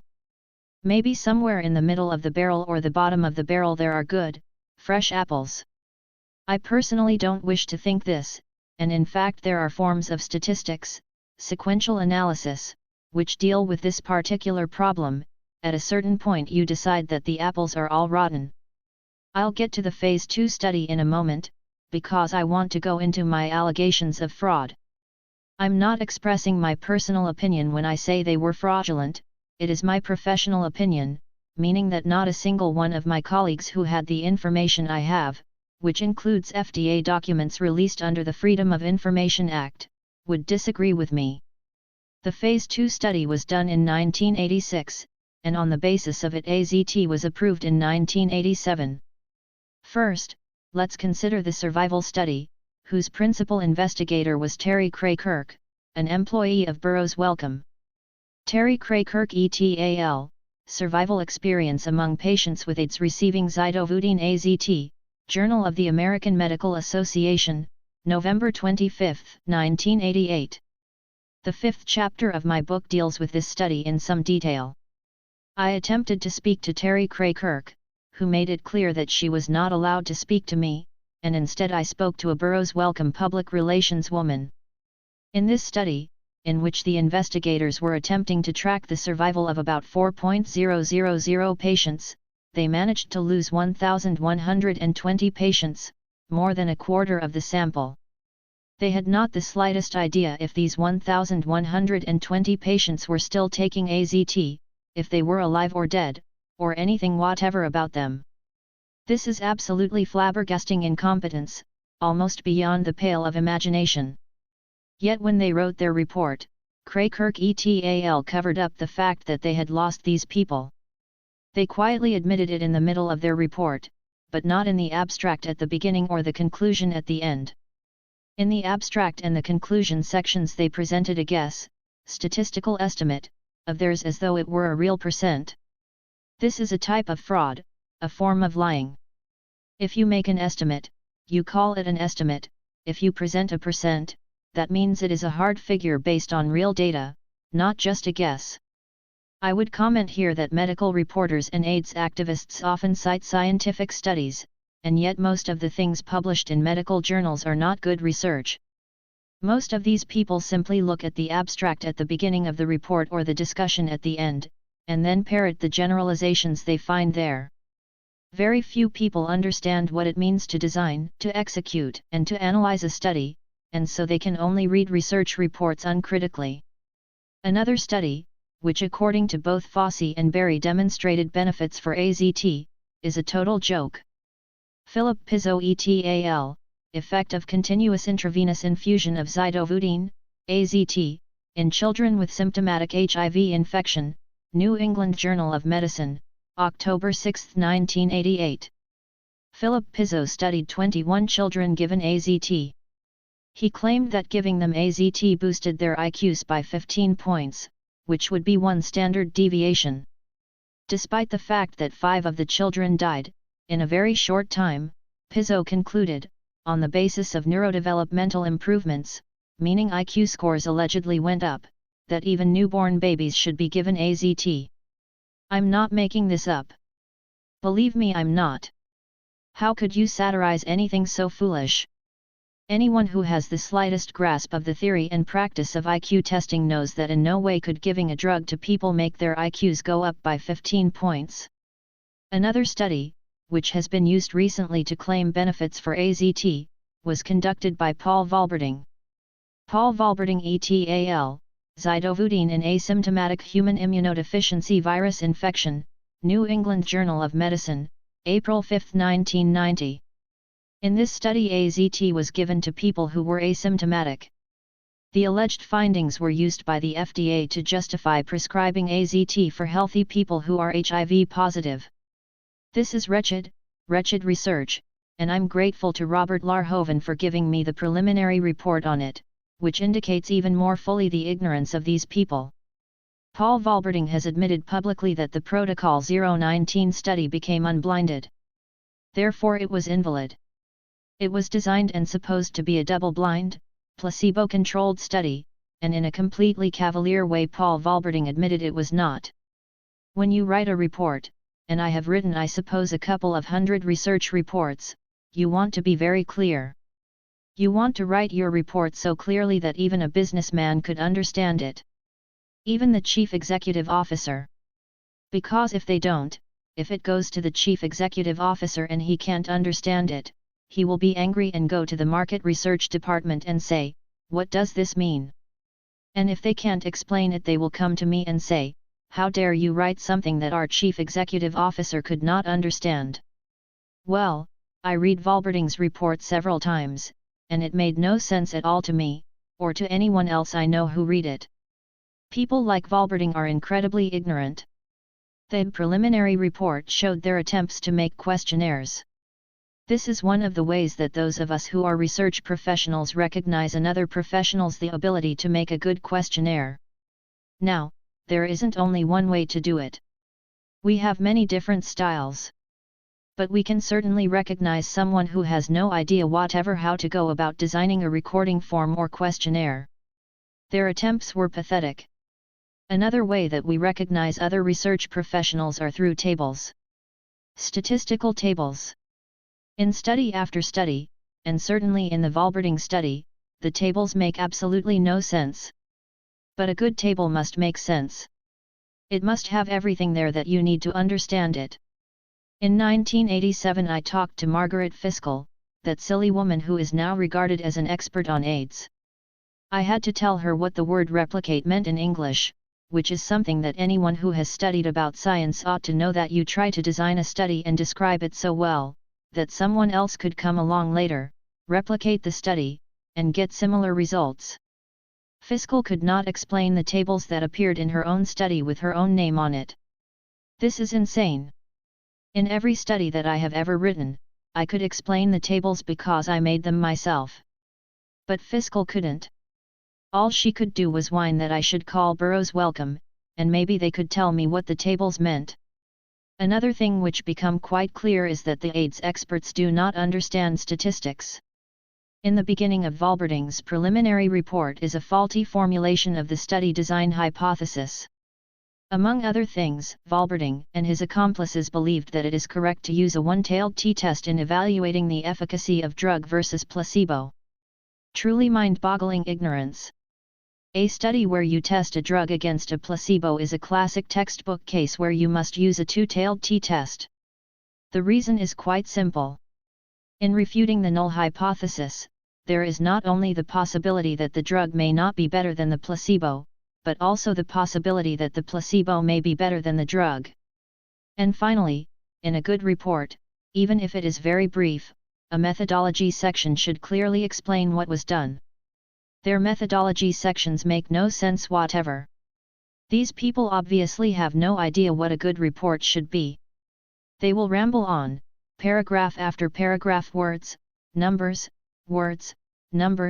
blah, blah, blah. In contrast, a professional, in one simple little table, would make absolutely clear everything that these people, who are equally inept with words and numbers, are trying in vain to explain. A recent study, which was more of a media scam than a study, involved acyclovir. Especially in England, front-page stories trumpeted the message that AZT plus acyclovir doubled the survival of people with AIDS. Underneath the media hype, it turned out that the study was simply a test of the efficacy of acyclovir against cytomegalovirus. When it became clear that acyclovir was completely ineffective, the study was terminated.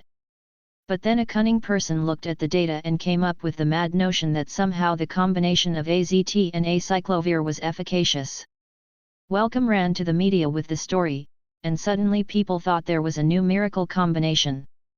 Even Magic Johnson thought that this was the thing that would help him survive, notwithstanding the fact that he is suffering from nothing more than the presence of HIV antibodies, and ought to remain in excellent health if he can stay away from harmful drugs like AZT. A recent study which people are talking about is called The Effects of Early Intervention in Immunodeficiency Virus Infection, published in the New England Journal of Medicine, April 16, 1992. Again, the claim is made that AZT makes people live longer. Now, on the level of common sense, one might ask, if AZT makes people live longer, why are they all dying? But when people are in the midst of a delusional system, like now, they don't observe what is happening around them. This study itself is meaningless. The tables are meaningless. As a whole, it is meaningless. If someone asked me to analyze this study, I would have to say, there is nothing here. No data. The methodology section says nothing. This is not a study. There is nothing I can say about it. Go away. Don't waste my time with such nonsense. But this is not what the media did. Media people looked at the abstract at the beginning, they glanced at the generalizations at the end, and then they wrote stories saying that AZT makes HIV-infected people live longer. Now let's talk about fraud. Let's talk about lies. I should have made a list of all the lies that have been told about AZT. But only last night I discovered still a new one in the package insert. The manufacturer claimed that in the Phase 2 trials, patients were treated anywhere from 12 weeks up to 26 weeks. This is absolutely not true.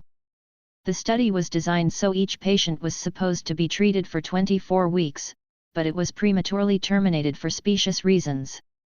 It is quite clear, from FDA documents released under the Freedom of Information Act, that 23 patients in the study were treated for less than 4 weeks.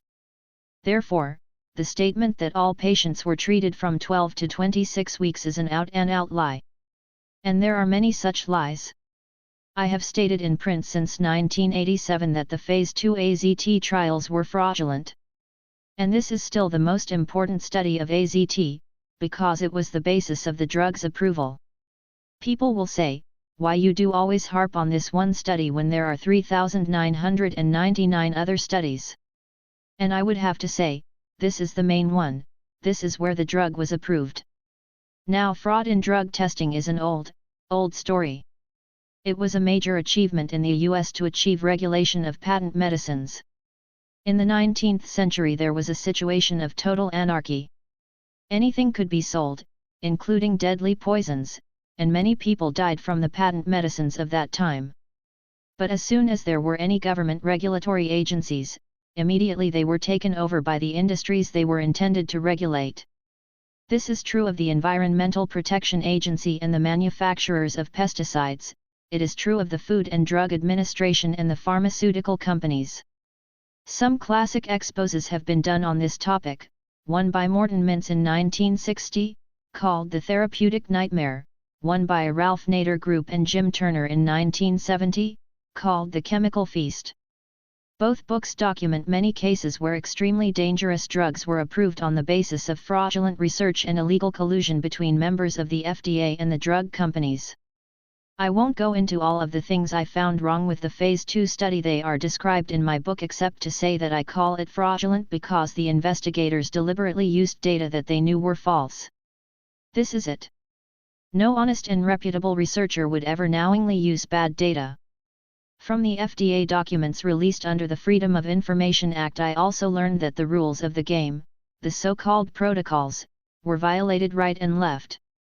It doesn't matter if you are playing football or gin rummy, or if you are conducting a drug trial, if there are rules, you follow them. If you don't follow the rules, you are cheating. In the Phase 2 study, one of the 12 centers, Boston, was particularly bad. The chief investigator there was Robert Schooley. I have been fighting now for 5 months to get the report of the for-cause investigation of the Boston Center. A couple of months ago I got a very heavily censored version, and I am now fighting to get the uncensored version of it along with other materials. My relationships with the Freedom of Information people are not as friendly as they were. Only 2 days ago an FDA man said to me, "Look here, this is not a candy store, you cannot just come in here and ask for anything you want." I was furious. I have lost a very large amount of money, by working outside my field for the past 6 years. And there are perhaps 150,000 people currently being poisoned by nucleoside analogues. Surely my asking for these documents is something more than a child going into a store and demanding a lollipop. This report is absolute dynamite. I have a copy of it here, if people wish to look at it later. Good researchers attach great importance to the integrity of the data. For example, if you have a questionnaire, it is filled out by the interviewer. At the end of the questionnaire, the interviewer will sign a statement saying that she conducted the interview according to the rules. This has the standing of a legal document, like a contract or a check. Nothing is ever to be changed on the questionnaire that the interviewer has done. The same ought to be true with regard to the recording forms that are used in clinical trials. In market research, the interviewer almost always uses black. Some places prefer ballpoint pen, others a pencil, but it is black. It is always clear exactly what the interviewer wrote. Then other things need to be done. The questionnaire will be edited for consistency, for logic. The editor will use a blue pencil. Later certain questions need to be coded. The coders will use red. People will review each of these steps. There will always be a record of who did what. This is something that everybody in market research knows, but apparently clinical researchers do not. In the case of the Boston Center, records were changed again and again, months after they were recorded. Things were erased, but there were no indications of who made the changes. Even worse, these changes were tendentious, they favored AZT. Anybody with research experience immediately recognizes the likelihood of cheating. Someone without research experience might say, "Why be so fussy? People change a few things, you know, it is just a matter of being sloppy." It is not just sloppiness. It is cheating. It appears that in drug testing, the foxes are guarding the chicken coop. The drug manufacturers are totally in charge, and nobody checks up on them. A man who was called the monitor of the study was an employee of Wellcome, and he was responsible for many of the acts of fraud that were committed. Among other things, investigators in Boston lied about the length of time patients were in the study. Somebody might be in the study for a few weeks, drop out for several more weeks, come back for a week, drop out, and so on. The case report forms, which recorded the official data for the study, indicated that these people never left the study and that they had been in much longer than they were. Somebody in the study for 14 weeks might be reported as having been in the study for 19 weeks. This is lying. One reason for the lying is that the investigators were paid according to how long people were in the study. Therefore, since payment was prorated on length of time in study, this was simply a form of theft. By way of analogy, if someone worked 5 hours for a company, and altered his time sheets to say he had worked for 10 hours rather than 5, and was then paid for 10 hours, everyone would say that he was engaging in a form of theft. This also was theft. In addition, the length of time in the study was used to calculate survival rates. So, this was also a way of lying about the efficiency of the drug AZT. Another form of fraud which took place was the concealment of adverse reactions to the drug. On the medical records, on the hospital records, on the patient's diaries, terrible forms of toxicity would be recorded, but this information was not recorded on the case report forms, where it belonged. Therefore, even though the final results did in fact indicate very terrible toxicities for AZT, they were nevertheless much lower than they should have been.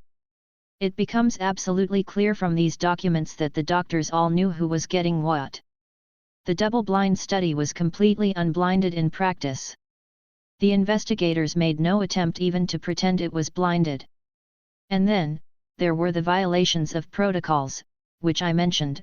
The rules of the study were violated again and again. The most outrageous violation involved patient 1009. The description of this patient before he entered the study indicated that he was in very, very bad shape. He had had several transfusions before being accepted into the study. He was taken into the study, and assigned to a placebo group. However, an entry on his medical record for the first week he was in the study states, at this point the patient was still taking azithromycin, which is another name for AZT. This means that the patient should never have been allowed in the study in the first place. Since he was already taking AZT, it was illegal for him to be entered in the study. Secondly, his being assigned to a placebo group, when in fact he was taking AZT, is blatantly wrong. Patient 1009 was in the study only for 1 month, and then he dropped out for 2 months, at which point he died. He was counted as a death in a placebo group. There is nothing more I can say. If this is not fraud, nothing in the world has ever been fraud. So much for AZT. Another nucleoside analog, DDI, was recently approved on the basis of evidence that was virtually non-existent. DDI's approval was based partly on fraudulent AZT data and partly on bogus surrogate markers such things as T cells going up briefly, which is meaningless. The DDI approval was based partly on a peek at ongoing research being conducted by guess who? Robert Schooley, the principal investigator of the fraud-ridden Boston Center.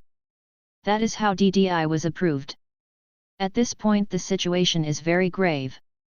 There are 150,000 people, more or less, who are on nucleoside analogues, and we may expect that they will all die. There is no way they could survive under the assault their bodies are going through with these drugs. What is to be done? I'm not really sure. I'm not very clever politically. I only know that we must stop the genocide. We must stop our friends from being poisoned. And I would say that, ethically and legally, there is nothing one could not do to prevent a friend from being poisoned with AZT. Nothing whatever. A venerable principle of common law holds that one has the right and the duty to do whatever is necessary to prevent injury to another person. Finally, I do not adhere to the decadent notion that turning the other cheek is a virtue. I believe in the old philosophy that justice is good and malefactors should be punished. I hope that at some time in the future we can see the AIDS criminals brought to justice. End of article. FDA documents show fraud in AZT trials. By John Lauritsen. New York native, March 30, 1992. After an arduous 3-month battle with the Food and Drug Administration, FDA, I have finally obtained documents which describe in detail many acts of fraud committed in the conduct of the Phase 2 AZT trials. It was on the basis of the Phase 2 trials that AZT was approved for marketing by the FDA in 1987. Anyone who requests government documents under the Freedom of Information Act should be aware that he's in for a hard time. If the requested documents are completely innocuous, then the government will probably lose them through incompetence. If the documents are not innocuous, then dilatory tactics of every kind will be employed, on top of the usual incompetence. If the documents should eventually be found and released, they will be heavily censored. On December 12, 1991, I filed my request with the FDA's Freedom of Information staff, asking for various documents pertaining to the multi-center Phase 2 AZT trials conducted in 1986. My requests comprised the Establishment Inspection Report on the Boston Center, written by FDA investigator Pat Spitzig, and 2 sets of minutes, written by Jackie Knight and Mary Gross. 3 weeks after filing my request I got an acknowledgement. When I called the woman who sent it to me, she said that all 3 of my requests had been found, and I would get them soon. A few days later a form letter arrived from another woman, stating that none of my requests could be found, and my search had been completed. I began calling around until finally I got a Freedom of Information specialist within the FDA, Liz Barbacose, who went to bat for me. With her help, the people in Boston were able to re-find the establishment inspection report by Pat Spitzig, and the people in Maryland, the FDA's headquarters, were able to re-find the Jackie Knight minutes, though not those by Mary Gross. Barbacose said I should receive them in a few days. Weeks went by, and nothing arrived. I called Barbacose again, and she investigated. She called back to explain that the Jackie Knight minutes would be sent immediately, and that Barbara Recupero in Boston had had the Spitzig report on her desk for 2 weeks, and was waiting for her supervisor to give the okay before sending it. The next morning I got a conference call, with Liz Barbacose and Barbara Recupero on the other end. Barbacose said she wanted me to hear what Recupero had to say. Recupero said that she had no idea what document I was referring to. I then called Pat Spitzig, the author of the Boston Inspection Report, who called Liz Barbacose and told her exactly what the document was. This put an end to the stonewalling, and I received the 76-page report. Almost every page was heavily censored.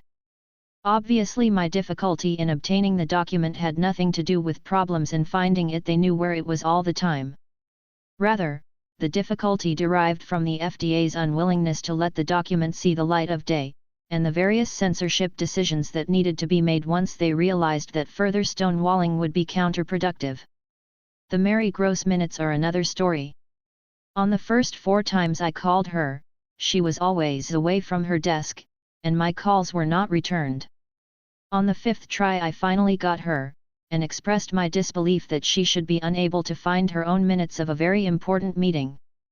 The next day she called to say that something I said had triggered her memory, and she had found the minutes. She then faxed them to me, and I found that they consisted of a half page of nothing. For reasons I'll explain later in this article, I do not for 1 minute believe the minutes she sent me are genuine.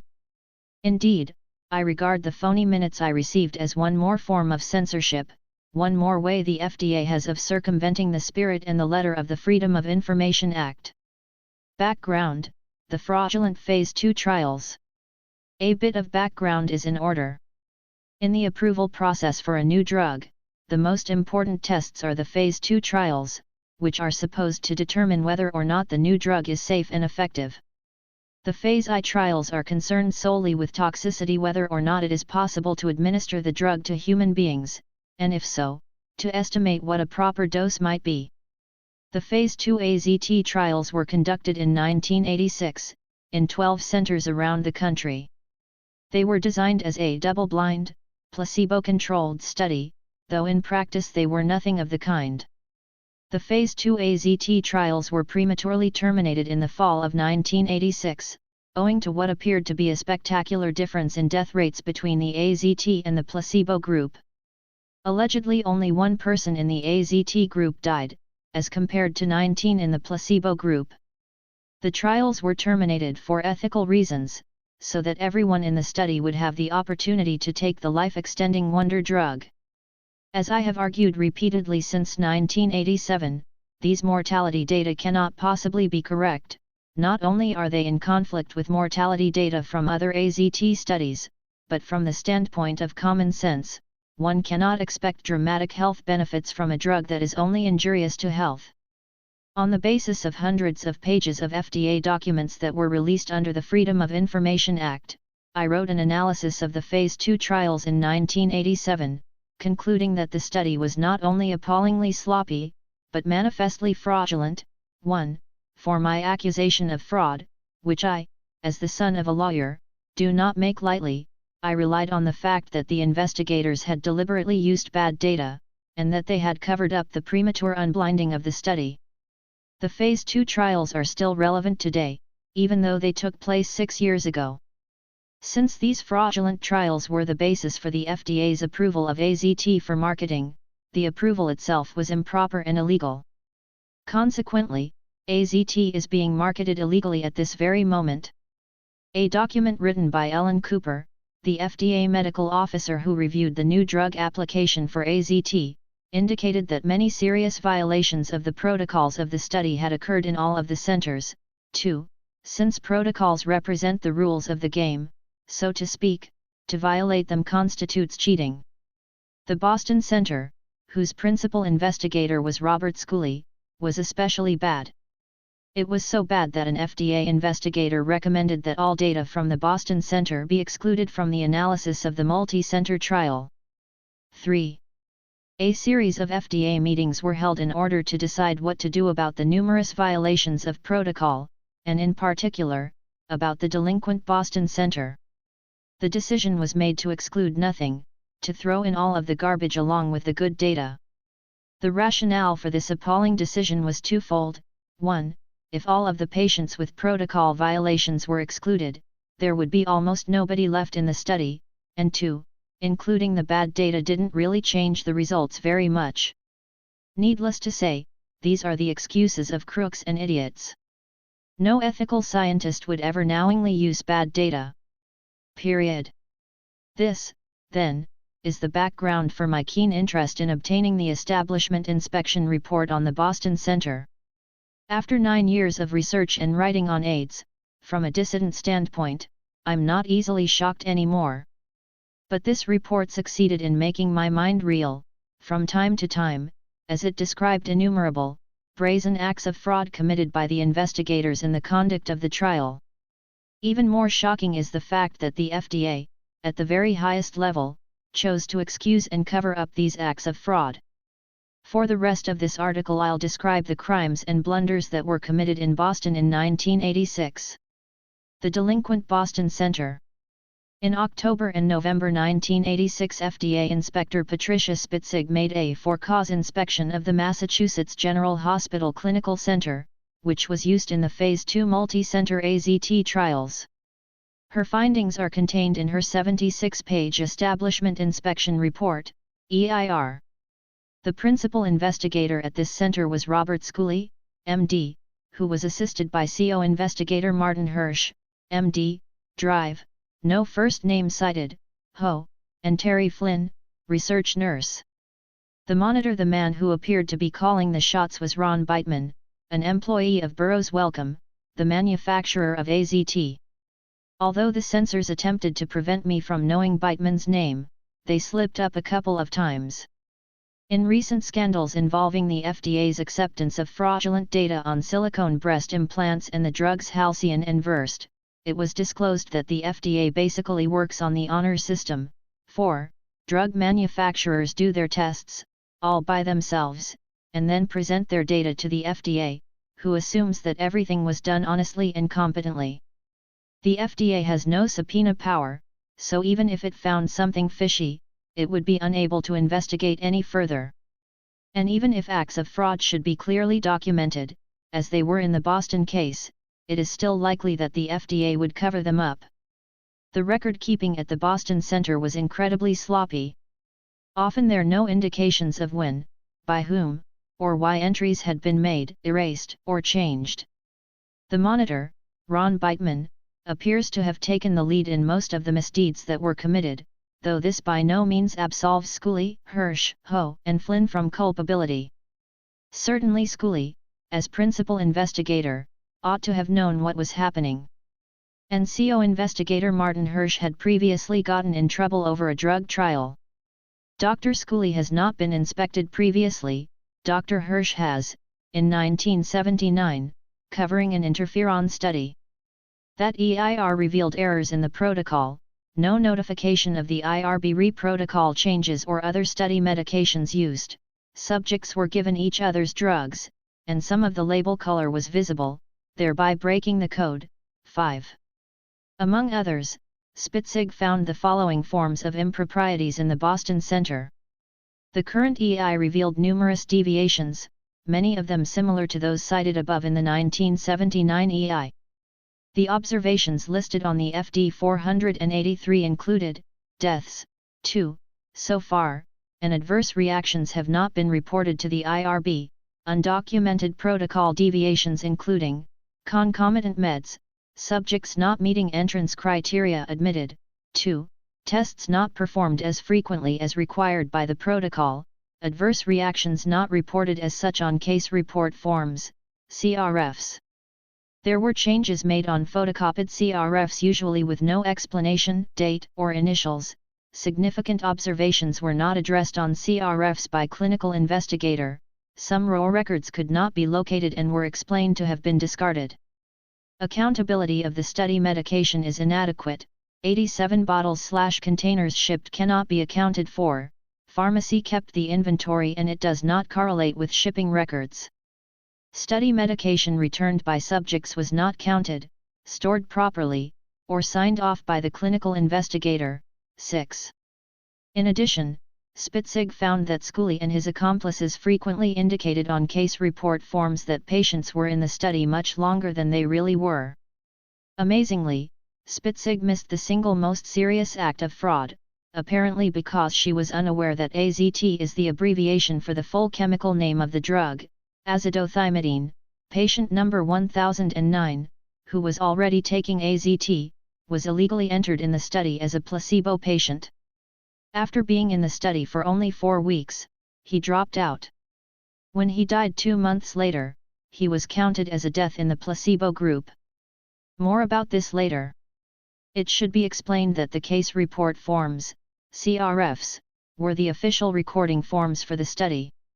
What was written on the CRFs became data for the study. However, medical information on patients was also contained in medical records kept by private physicians, hospitals, and the clinical center at Massachusetts General Hospital, as well as in patients' diaries. For virtually every patient in the Boston Center, FDA investigator Spitzig found serious discrepancies between the medical records and what was entered on the CRFs.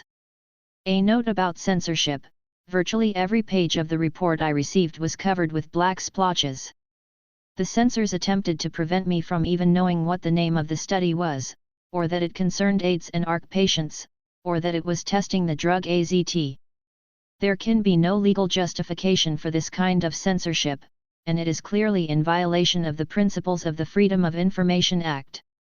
I have sent a letter of protest to the FDA, demanding to be given the complete and uncensored report.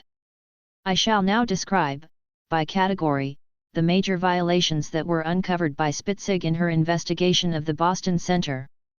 Lies about length of time in study. Comparing the CRFs with medical records, FDA investigator Spitzig found that the CRFs often falsely indicated that patients had been in the study longer than they really were. Another general issue applying to a number of subjects in the study is that a cursory review of their case report forms would indicate that they had been on the study longer than actually happened. Generally, this is due to the fact that study records continued to be generated even when the subject had been dropped from the study for a period of 2 weeks to a month. Examples include, number 1053, censored dropped out of the study for 2 weeks from June 19 to July 3, and he was off the study again on August 11 for a final time due to decreased white blood cell count. CRF were generated as though he were on the study through September 8, 86. Number 1057, censored was on the study for 13 to 14 weeks, but the monitor's accountability sheet indicates that he was on the study for 16 weeks. The case report forms showed that he last came to the clinic during week 14 and nothing was returned thereafter. Subject number 1008, censored was off the study for a month even though the accountability record indicates that he never left it. He was off the study during the week 6 visit. It is unclear if the week 8 THS medication was dispensed. In fact, during week 4 the case report form states that he had pneumonia beginning July 7 and ending August 7. And during the week 4 visit he was not dispensed any medication. In fact, it appears that he was hospitalized then or soon after, although the case report forms do not state that he was hospitalized. So he was off the study medication for at least a month. But to view the record of dispensing of medication to him, as an example, D2, it appears that he was on the study pretty regularly for 12 weeks, 7. This sort of thing is not merely a form of sloppiness. It is cheating, and it is serious. For one thing, survival rates were an important issue in the study. Falsely extending the length of time that a patient was in the study would affect the statistical projections that were made regarding survival rates. In addition, falsely extending the length of time patients were in the study made the final results look more plausible than they really were. The Phase 2 trials were designed so that each patient would be treated for 24 weeks.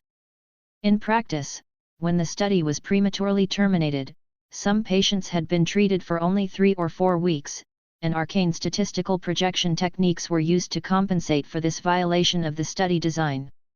The official data on the Phase 2 trials, deriving from the CRFs, indicated that patients were treated for an average of only 17 weeks. However, if the same kind of cheating took place in the other 11 centers, as did in Boston, the average may well have been much less than 17 weeks. Finally, Schooley and his accomplices profited by lying about the length of time patients were in the study. It is stated in Spitzig's report, the investigator Schooley would be paid censored per patient. For patients who drop out of the study, the cost would be prorated based on the amount of time the patient was in the study. 8. That is to say, the longer a patient was in the study, the more money Schooley got. While this may not amount to grand larceny, it is nevertheless a form of theft. Concealment of adverse reactions. The rules of the study indicated clearly that all adverse reactions were to be recorded on the CRFs and reported immediately. Schooley et al. Often failed to do so, especially if the patient was on AZT. In theory, the investigators were not supposed to know who was on AZT and who was on placebo, but there are many indications in Spitzig's report that they did know, and that they referred openly to patients being on AZT. It would have been easy to determine which medication a patient was on by having a chemist test the capsules, which in fact many patients did, or by glancing at blood test results. Marked blood abnormalities could be found in nearly all of the AZT patients. Spitzig wrote that the study rules stated, any adverse experience by a study subject is to be reported immediately by telephone, followed by a written report. She added, the IRB requirement that all adverse reactions be reported was not met. None of them were reported. 9. From the standpoint of the study's data, many serious adverse reactions were concealed by not recording them on the CRFs, even though they were mentioned in the patient's medical records. And this appeared to be tendentious, that is, favoring AZT, as all except one of the 8 cases where serious adverse reactions were concealed involved patients on AZT. For example, patient number 1008, on AZT, was hospitalized during the study, suffering from anemia, headache, dizziness, nausea, shortness of breath, fever, fatigue, abdominal cramps, chills, odynophagia, and severe anemia. None of these were listed as adverse reactions on the CRF. This patient later experienced extreme postural lightheadedness and felt close to syncope and was then transferred to the emergency ward, where he received a blood transfusion. There was no mention of having received blood in the case report forms for this individual. 10. Patient number 1012, who was on AZT, developed a severe rash. Although Nurse Flynn agreed that it should have been called an adverse reaction, it was not recorded on the CRF. 11. Patient number 1053, on AZT, experienced high temperature, nausea, marked fatigue, paresthesia in the toes, and severe anemia. He received multiple transfusions. None of these were recorded on the CRF as being adverse reactions. 12. Patient number 1055, on AZT, suffered fatigue, nausea, and loss of appetite, and was hospitalized with a fever of 105 degrees. His CRF said he had experienced no adverse reactions. 13. Patient number 1009, from AZT to placebo. The real bombshell in Patricia Spitzig's establishment inspection report concerns patient number 1009. Before entering the study, this patient was suffering from severe anemia and headaches, for which he was taking Tylenol every 4 hours without relief of symptoms. He had received a number of transfusions, the last one only a week before being entered in the study as a placebo patient on May 29, 1986. However, the record for his week 1 visit on June 5, 1986 states that the patient was still taking azithromycin as of this visit. In other words, patient number 1009, who was already taking AZT and who was suffering from typical AZT toxicities, severe headaches and anemia, was illegally entered into the study. Patient number 1009 was then assigned to the placebo group, although he continued to take AZT. He dropped out of the study after being in it for less than a month, and died on August 20, 1986, 2 months after leaving the study.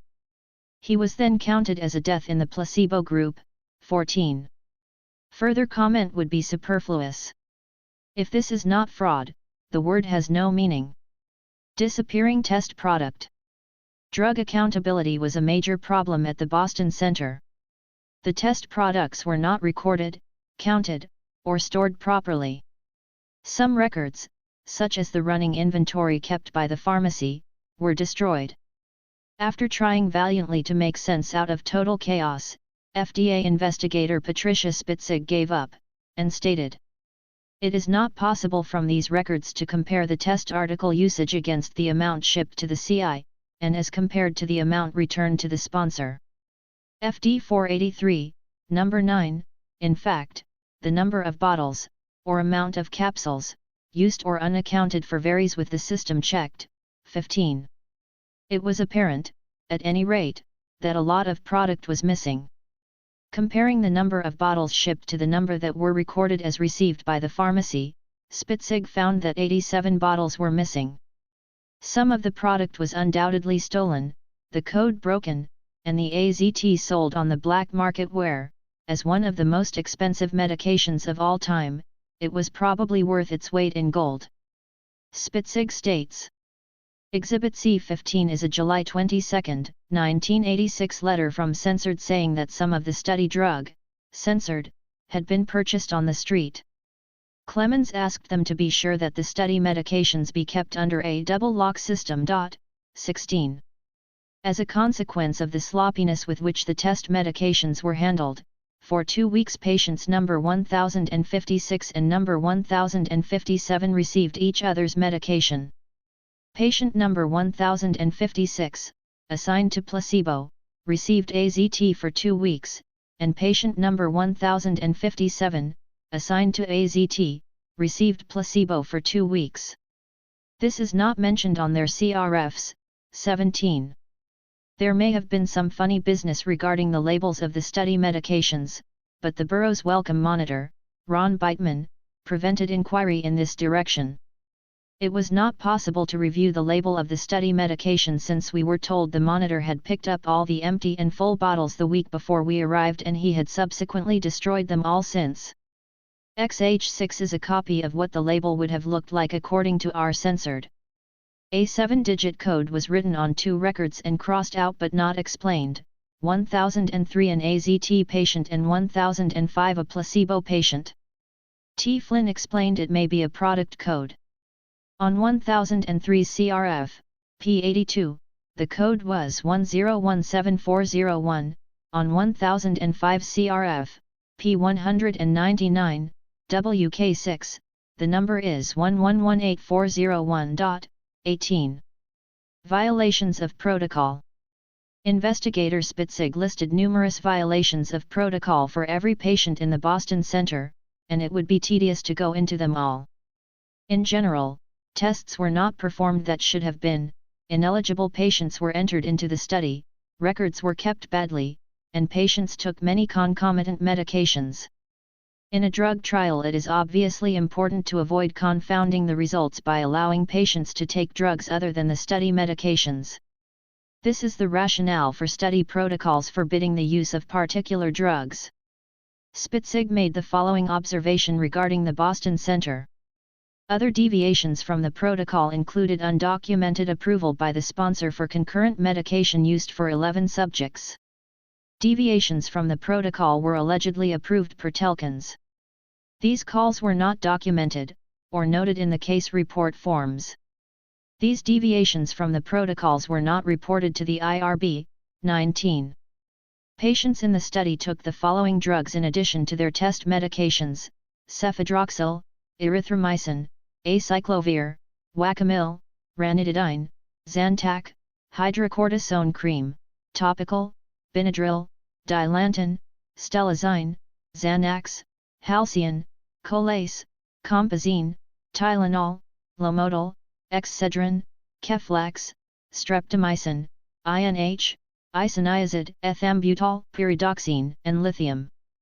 In going through the correspondence file, Spitzig uncovered an unusual incident, in which the 18-month daughter of patient number 1006 ingested some of his test product, which happened to be AZT. The incident, which was not mentioned in the case report forms or any other records, is described by Spitzig as follows. Dr. Schooley had told us verbally that the subject had kept the vial of medication at home. He had walked into a room and seen his daughter sitting on the floor with capsules in her hand. He had received a call about the incident from a censored hospital. She had taken an unknown number of capsules. Further follow-up indicated that between 1 and 3 capsules were missing. Dr. Schooley meanwhile had called the sponsor firm and had determined that his subject was on the drug censored. Dr. Schooley mentioned verbally speaking with censored. However, there is no mention of his name in the memo of telephone conversation. He made some comment about calling the poison center, but the memo of telephone conversation indicates that the assessment of the toxicity of the drug was made by censored. He said it was below the acute toxic dose. He made a comment about the hospital planning to draw blood for samples and, in fact, the memo makes reference to that as well. T. Flynn mentioned that the child was taken back, apparently to the hospital, one more time. There is no additional follow-up to indicate the results of the blood sample or checks on the condition of the child's health. There was no copy of any hospital treatment record from the censored hospital in the study records. 20. Obviously, for patient number 1006, the trial was no longer blind, as he was told that his test medication was AZT. It is hard to think of an innocent explanation for Schooley's neglecting to mention this incident in the case report forms. The cover-up.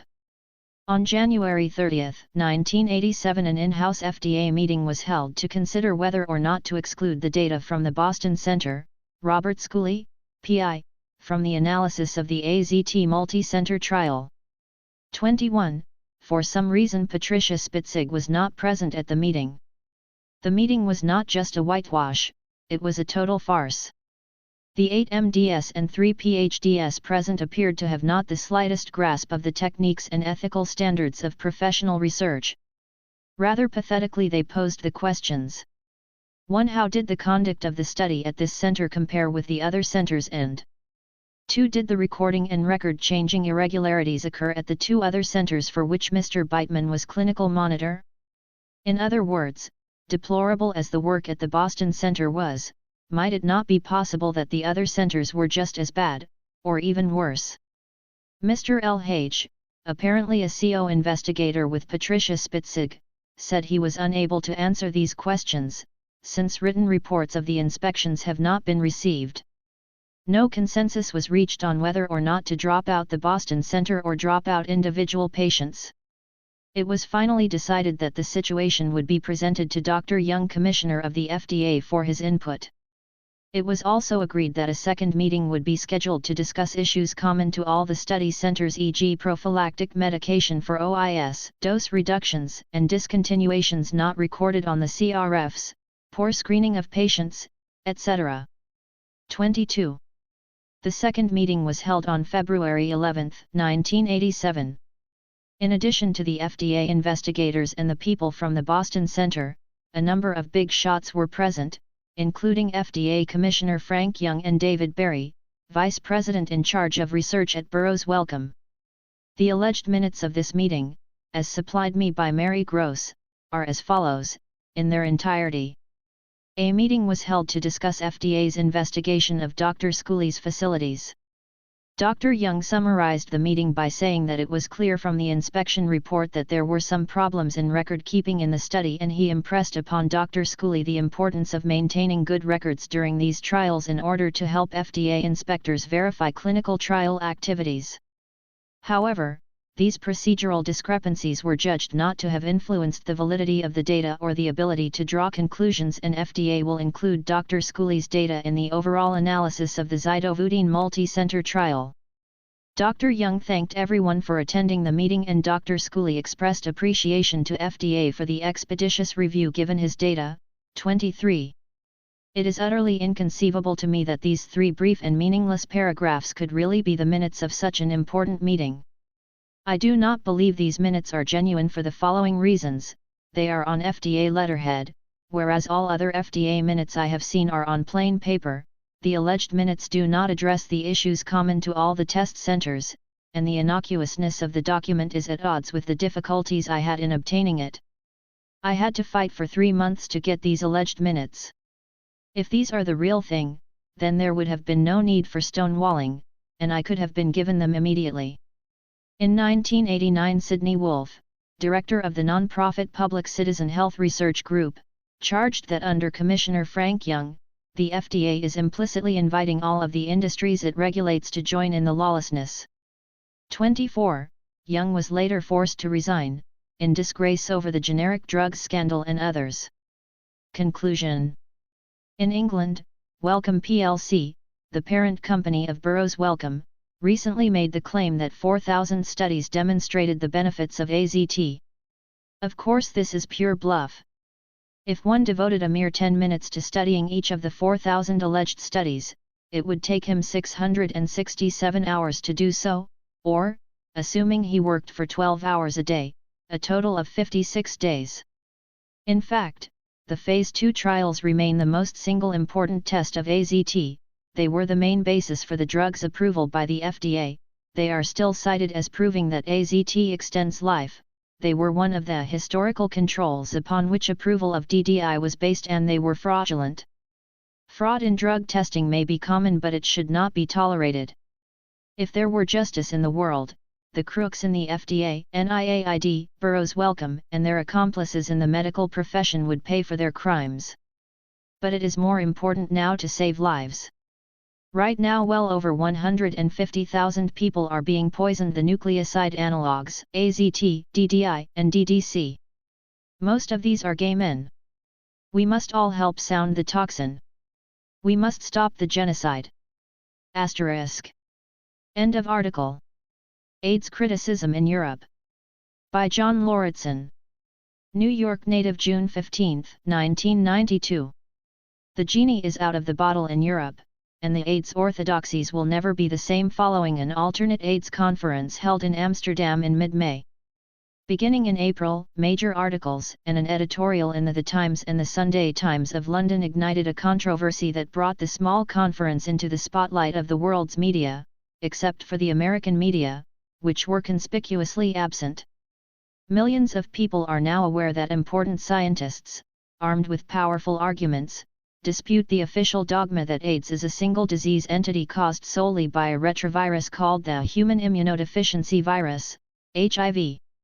Pre-conference controversy. The opening explosion was an article by Neville Hodgkinson in the April 26, 1992 issue of the Sunday Times, one of the world's most important newspapers. Entitled "Experts Mount Startling Challenge to AIDS Orthodoxy," the article began on the front page and then continued for another 2 full pages on the inside. Hodgkinson informed his readers that 2 of the world's leading authorities on viruses were about to launch a startling assault on conventional medical thinking about AIDS. One was Luc Montagnier, the discoverer of HIV, who now believes that the virus is practically harmless in the absence of CO factors. The other was Peter Duesberg, professor of molecular and cell biology at Berkeley, who thinks HIV is a dud under any circumstances. Hodgkinson fairly and lucidly presented Duesberg's multifaceted critique of the HIV/AIDS hypothesis, along with the views of other anti-HIV scientists, including Kary Mullis, the inventor of the polymerase chain reaction, PCR, technique, Charles Thomas, a former Harvard professor of biochemistry who heads the group for the scientific reappraisal of the HIV/AIDS hypothesis, Gordon Stewart, Britain's leading epidemiologist, and Harvey Bialy, research editor of Biotechnology, who is quoted as saying, "Efforts based on this HIV approach had 3 results: a vaccine that doesn't exist, AZT, which is iatrogenic genocide, and condom use, which is common sense." The business community responded in alarm to Hodgkinson's article. A number of business analysts, most of whom requested anonymity, referred to Duesberg's ideas as nothing new, extreme, rather way out, unwelcome, and so on. Share prices of Wellcome, parent company of Burroughs Wellcome, the manufacturer of AZT, dropped, and a Wellcome spokeswoman referred to the article as very emotive. Reuters, April 27, 1992. On April 27, an article by Science editor Nigel Hawkes, Scientists Challenge AIDS Linked to HIV, appeared in the Times. The Sunday Times of May 3 contained another Neville Hodgkinson article, Government to Back Rebels in AIDS Research, as well as letters attacking and praising the earlier article. Kenneth Common, the Chief Medical Officer of the UK, said that the controversial views of Peter Duesberg had been refuted repeatedly by scientists worldwide, a flatly untrue statement for which he offered not a single reference. Common asserted that although much was unknown about how HIV attacks the immune system, it was nevertheless the cause of AIDS, in support of which he referred to a highly flawed American study which claimed to show that 10 years after HIV infection, 50% will have developed AIDS. The Sunday Independent of May 10 contained a thought-provoking article by William Leith, New Theories, Old Prejudices, Scientists Don't Like Their Worlds Upset by New Theories. Leith dared to make comparisons between the efforts of Peter Duesberg and the members of the group for the reappraisal of the HIV/AIDS hypothesis and the struggles encountered by Charles Darwin and Copernicus. The Times of Monday, May 11 contained a sympathetic full-page article on Peter Duesberg, Cast Out for an AIDS Heresy, written by Charles Bremner, as well as an eloquent editorial, AIDS and Truth, which likened the hysterical reaction to Duesberg to the fate of Galileo before the Inquisition. The editorial concludes: vested interest should always have a question mark raised over it, not least when it seeks to stamp on the efforts of scientists who sincerely believe otherwise. AIDS research, like all scientific discovery, should start not with dogma but with skepticism. It should proceed by applying reason to empirical analysis, in a ceaseless search for probability if not proof. The thesis that HIV is the cause of AIDS has been of huge public importance. It remains the conventional wisdom. Researchers must strive to accord the same respect to those who question the thesis as to those who uphold it. They should welcome skeptics with open arms, offer them equal riches, test every thesis in the fire of argument and honestly accept the outcome. The Times, May 11, 1992. The AIDS empire began to strike back on May 14, the first day of the Amsterdam Conference. In The Independent appeared an article, The Spreading of a Terrible Myth, by Steve Connor, who in the past has attacked Duesberg in the pages of The New Scientist. Making a scurrilous mishmash of Duesberg's ideas, Connor portrayed Hodgkinson's article as dangerous because of the effect it might have on people who are suffering from AIDS and taking anti-HIV drugs. In other words, they might stop taking their AZT. On the same day, letters attacking Duesberg were published in the Times from the government's chief medical officer, Kenneth Common, John Maddox, editor of Nature, and Nick Partridge, chief executive of Terence Higgins Trust.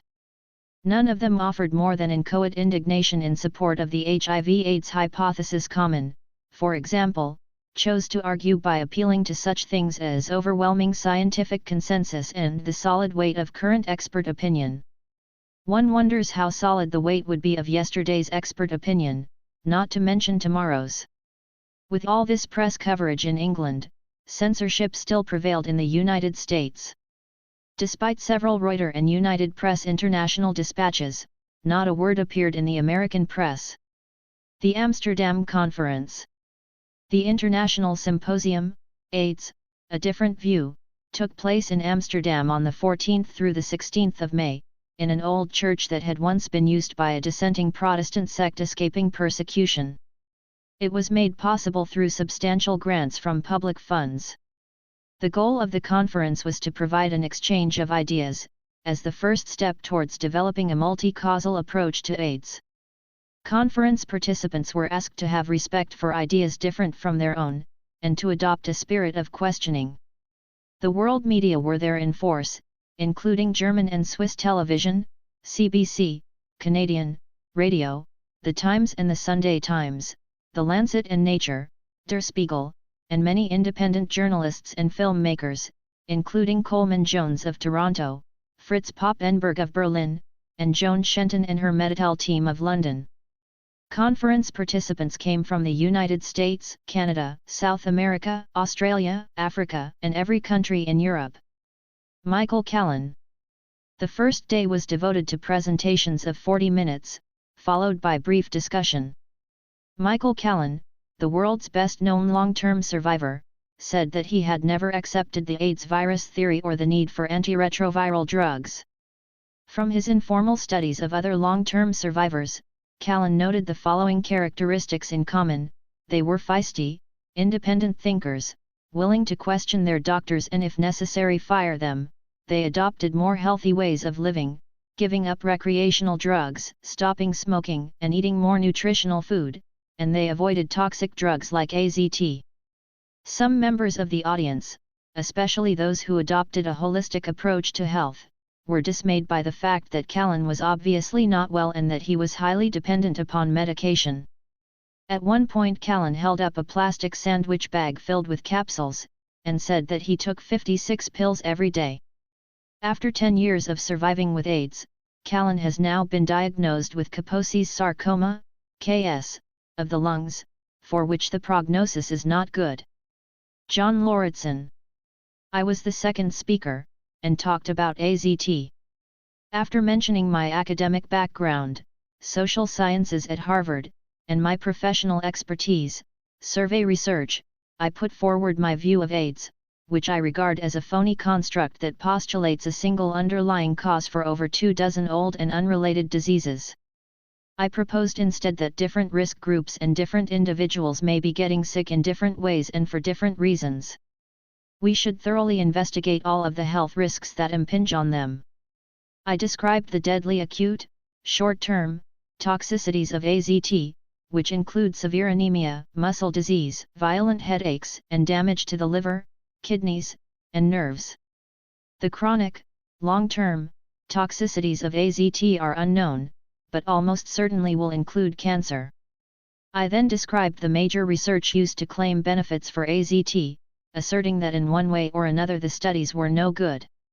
I detailed the shortcomings of the Cray-Kirk survival study, 1, the idiotic Pizzo study, 2, which claimed that giving AZT to children boosted their IQs, the inept and inconclusive Valberding study, 3, which was the basis of the FDA's approving AZT therapy for healthy, asymptomatic HIV-positive individuals, and a recent study in the New England Journal of Medicine, 4.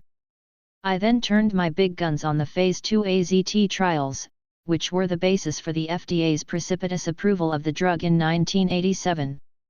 After going into the many, appalling forms of cheating that took place and were tolerated during the Phase 2 trials, I concluded that the trials could only be called fraudulent, that if the conduct of the AZT investigators did not constitute fraud, the word had no meaning. 5. Joan McKenna. Joan McKenna of TBM Associates in Berkeley, presented a multifactorial view of AIDS, which hypothesized that syphilis was a common, underlying factor in the syndrome. She pretty well covered all bases, including often ignored psychological factors and the role of drugs, both recreational and medical. In particular, McKenna stressed the role that overuse of antibiotics played in causing AIDS illnesses. Many of the gay men with AIDS had been treated for venereal diseases dozens of times in the decade preceding their diagnosis, with increasingly stronger doses of antibiotics. Many of them were on antibiotics continually, taking them prophylactically from open prescriptions that their gay doctors had given them. Pharmaceutical propaganda notwithstanding, antibiotics are not good for the immune system or for the health in general. McKenna maintained that syphilis is hard to diagnose in an immune-suppressed individual, and that the common tests are unreliable.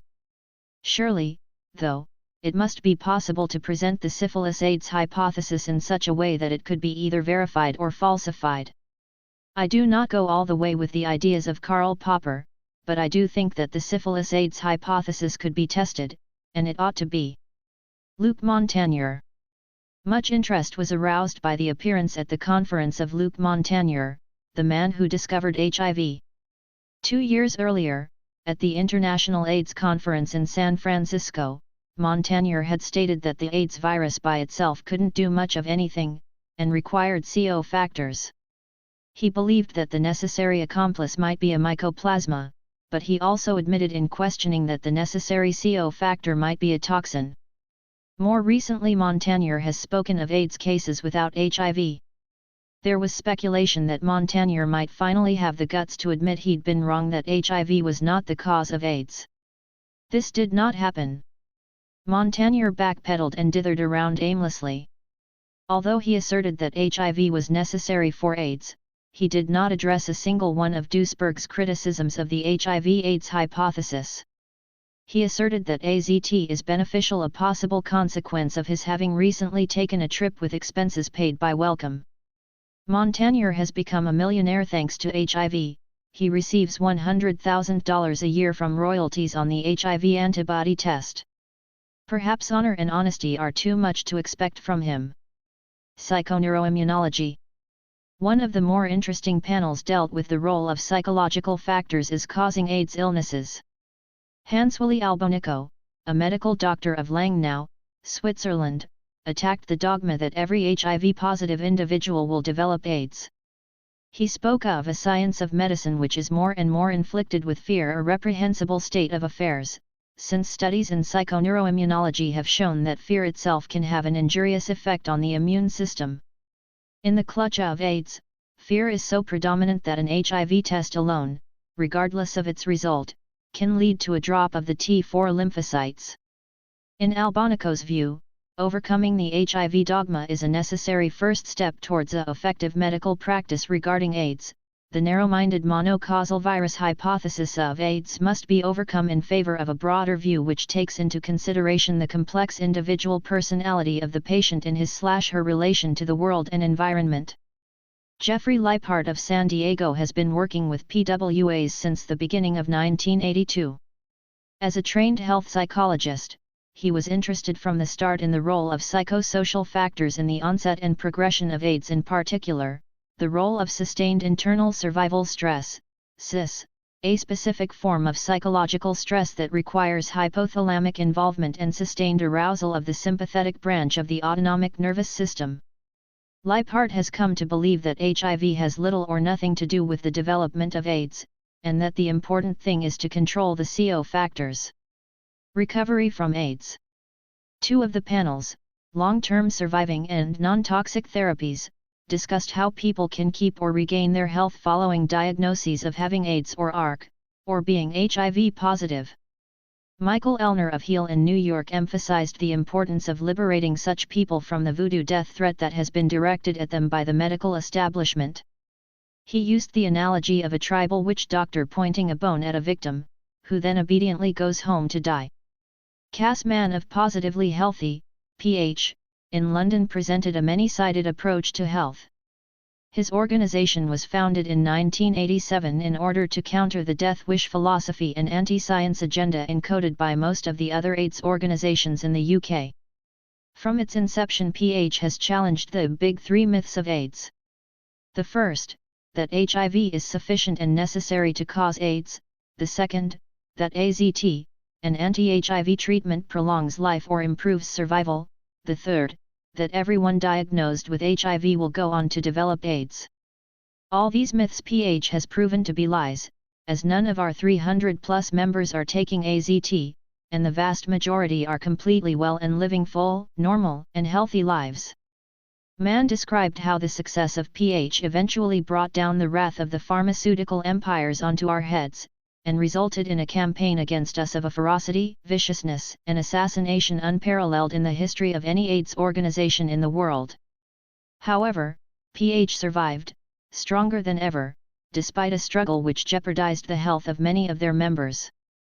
Mann stressed the importance of eliminating harmful things from one's life.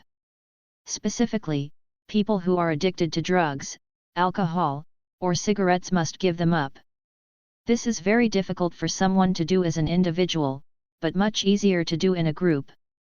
Therefore, PH emphasizes group activity, from stress reduction exercises, to the preparation of nutritional food, to programs for recovering from substance abuse. In the panel on non-toxic therapies, an Amsterdam physician, Joop Lang, maintained that AZT was beneficial, and that the AZT studies were good research. When other members of the panel attempted to confront him on these assertions, the chair intervened to silence them. This outraged a number of members of the audience. One man said that he had not come all the way from Argentina to hear AZT promoted on a panel about non-toxic therapies. "Why can't we have an impartial chair?" he demanded. The next day Lang and I were scheduled to appear together on a panel on pharmaceutical research and AIDS. I came prepared for a confrontation, but Lang failed to show up. That evening Lang went on Dutch television to denounce Peter Duesberg as a lunatic. It was not an accusation he dared to make at the conference. Dirty tricks against Duesberg. Although Peter Duesberg was undeniably the star of the conference, he was put into situations which made it difficult for him to make his points effectively. The media build-up transformed the nature of the conference. What might have been a small conference, where AIDS critics exchanged views with each other, became instead a prime-time controversy. As a result, the AIDS establishment, which might otherwise have been content merely to observe, intervened by engaging in various forms of disruption, disinformation, and dirty tricks. In radio communications, this sort of thing is known as jamming. It soon became apparent that the AIDS establishment was out, covertly as well as openly, to get Duesberg. The trouble began with Duesberg's presentation. After he had spoken for only 30 minutes, the chair told him to wind up quickly, although the speakers preceding him had spoken for at least 40 minutes each. This was a problem, as he had carefully timed his presentation in order to cover the most important points. The chair was adamant in not allowing any more time, and Duesberg sat down in a well-justified huff. In his presentation Duesberg focused on the many absurdities of AIDS epidemiology, and the contradictions built into the very definition of AIDS. He showed a slide which stated, TB plus HIV equals AIDS and then, TB, HIV equals TB. His point was that AIDS is officially defined as any of over 25 old diseases plus HIV antibodies. Two intravenous drug users might have identical clinical profiles, emaciation and tuberculosis. The one with HIV antibodies would be diagnosed as having AIDS, with the assumption that HIV alone had caused the illness, whereas the one without HIV antibodies would be diagnosed as having tuberculosis due to drug abuse. It is a shame that the final 10 minutes of Duesberg's presentation were amputated, and that the audience were not allowed to hear his final summary and conclusions. Fortunately, his ideas are in print, and should be studied by anyone seriously interested in the etiology controversy. The great merit of his critique of the HIV/AIDS hypothesis is its comprehensiveness. Though Duesberg speaks with great authority in his own specialty, molecular biology, he is also an excellent generalist, and has drawn some of his most powerful arguments from such fields as epidemiology, toxicology, philosophy, and history. His first major article, published in the Proceedings of the National Academy of Sciences, concentrated on arguments from molecular biology, that a biochemically inactive microbe, a profoundly conventional retrovirus, could not cause lethal illness. 6. Then, realizing that the HIV advocates were increasingly relying upon epidemiology, which consists largely of survey research conducted by people with no professional experience in survey research, Duesberg confronted them on their home territory with an article refuting the HIV/AIDS hypothesis from the standpoint of epidemiology. 7. Finally, coming to the conclusion that drugs, both medical and recreational, were the most important causes of AIDS illnesses, he wrote an article entitled, The Role of Drugs in the Origin of AIDS. 8. Although AIDS, a different view was promoted as a conference for people which have views about AIDS, different from what is generally accepted by scientists, the media, and the public, spokesmen for the AIDS establishment came into the program at the last moment. Instead of providing a forum for those who questioned the prevailing AIDS verities to present their ideas and share their experiences as cogently as possible, the conference turned into an unseemly confrontation with upholders of the HIV/AIDS hypothesis. The HIV advocates, all from Amsterdam, had little respect for ideas different from their own. They went for the jugular. This is especially ironical, considering that AIDS critics have been silenced at conferences time and time again, when we attempted to criticize the prevailing AIDS dogmas during discussion periods. Roel Coutinho, an epidemiologist, and Frank Miedema, an immunologist, presented a slide talk on research they had conducted, which allegedly proved that HIV is the cause of AIDS, their last slide. Their slides were impressive, but so what? Anyone these days with a good computer graphics program can make pretty slides. Their data had a too good to be true quality. Everyone with HIV developed AIDS, or at least immunological problems. No one without HIV became sick. Healthy people became HIV positive, and immediately their immune systems started going downhill. And so on. Members of the audience expressed skepticism during the discussion period. For one thing, numerous studies have shown that a decline in immune function commences well before a person becomes HIV positive. An evening panel on virology and epidemiology turned out to be a setup against Duisberg. Of the 9 panelists, only 3 were not HIV believers: Peter Duisberg, Gordon Stewart, and Asig from Switzerland, one of the world's leading authorities on all aspects of blood transfusions. Unfortunately, both Stewart and Asig are elderly. Although their comments were perceptive, they were not suited for the verbal slugfest that ensued, and Duisberg was left to face a lynch mob pretty much on his own. The assault was led by a gang of 3, Coutinho and Miedema, joined by virologist Jaap Goudsmit, a research collaborator of theirs. All kinds of insults and abuse were hurled upon Duisberg, who, when he tried to reply, would be interrupted in mid-sentence and told to let others speak. Both Goudsmit and Miedema laughed and made faces at Duisberg. Coutinho repeatedly told Duisberg he was wrong and didn't know what he was talking about, because he hadn't paid attention to the data we presented, meaning his and Miedema's slide talk. The whole thing was a farce, and members of the audience became quite angry at the way Duisberg was treated. In the discussion period, Frank Bianocaz, a professor of mathematics from New York, said to Goudsmit, "Why should anyone believe what you say? How do we know it's not fraud?" The meaning of this comment only because clear the next day, when I received a copy of an article from Science, which disclosed that the year before, investigators in Amsterdam had uncovered fraud on the part of Goudsmit. The article by Felix Eegen Ram, Dutch AIDS researchers feel heat of publicity, 9, described how Goudsmit and a collaborator, Henk Buck, had grabbed much media attention in 1990 on the basis of a paper they had published in Science, claiming to have developed a way to block HIV.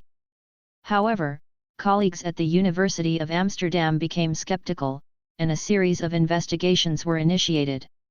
Eventually 4 independent investigations showed that Goudsmit and Buck had cheated and lied repeatedly, that there was no merit whatever to their research, that they had committed fraud.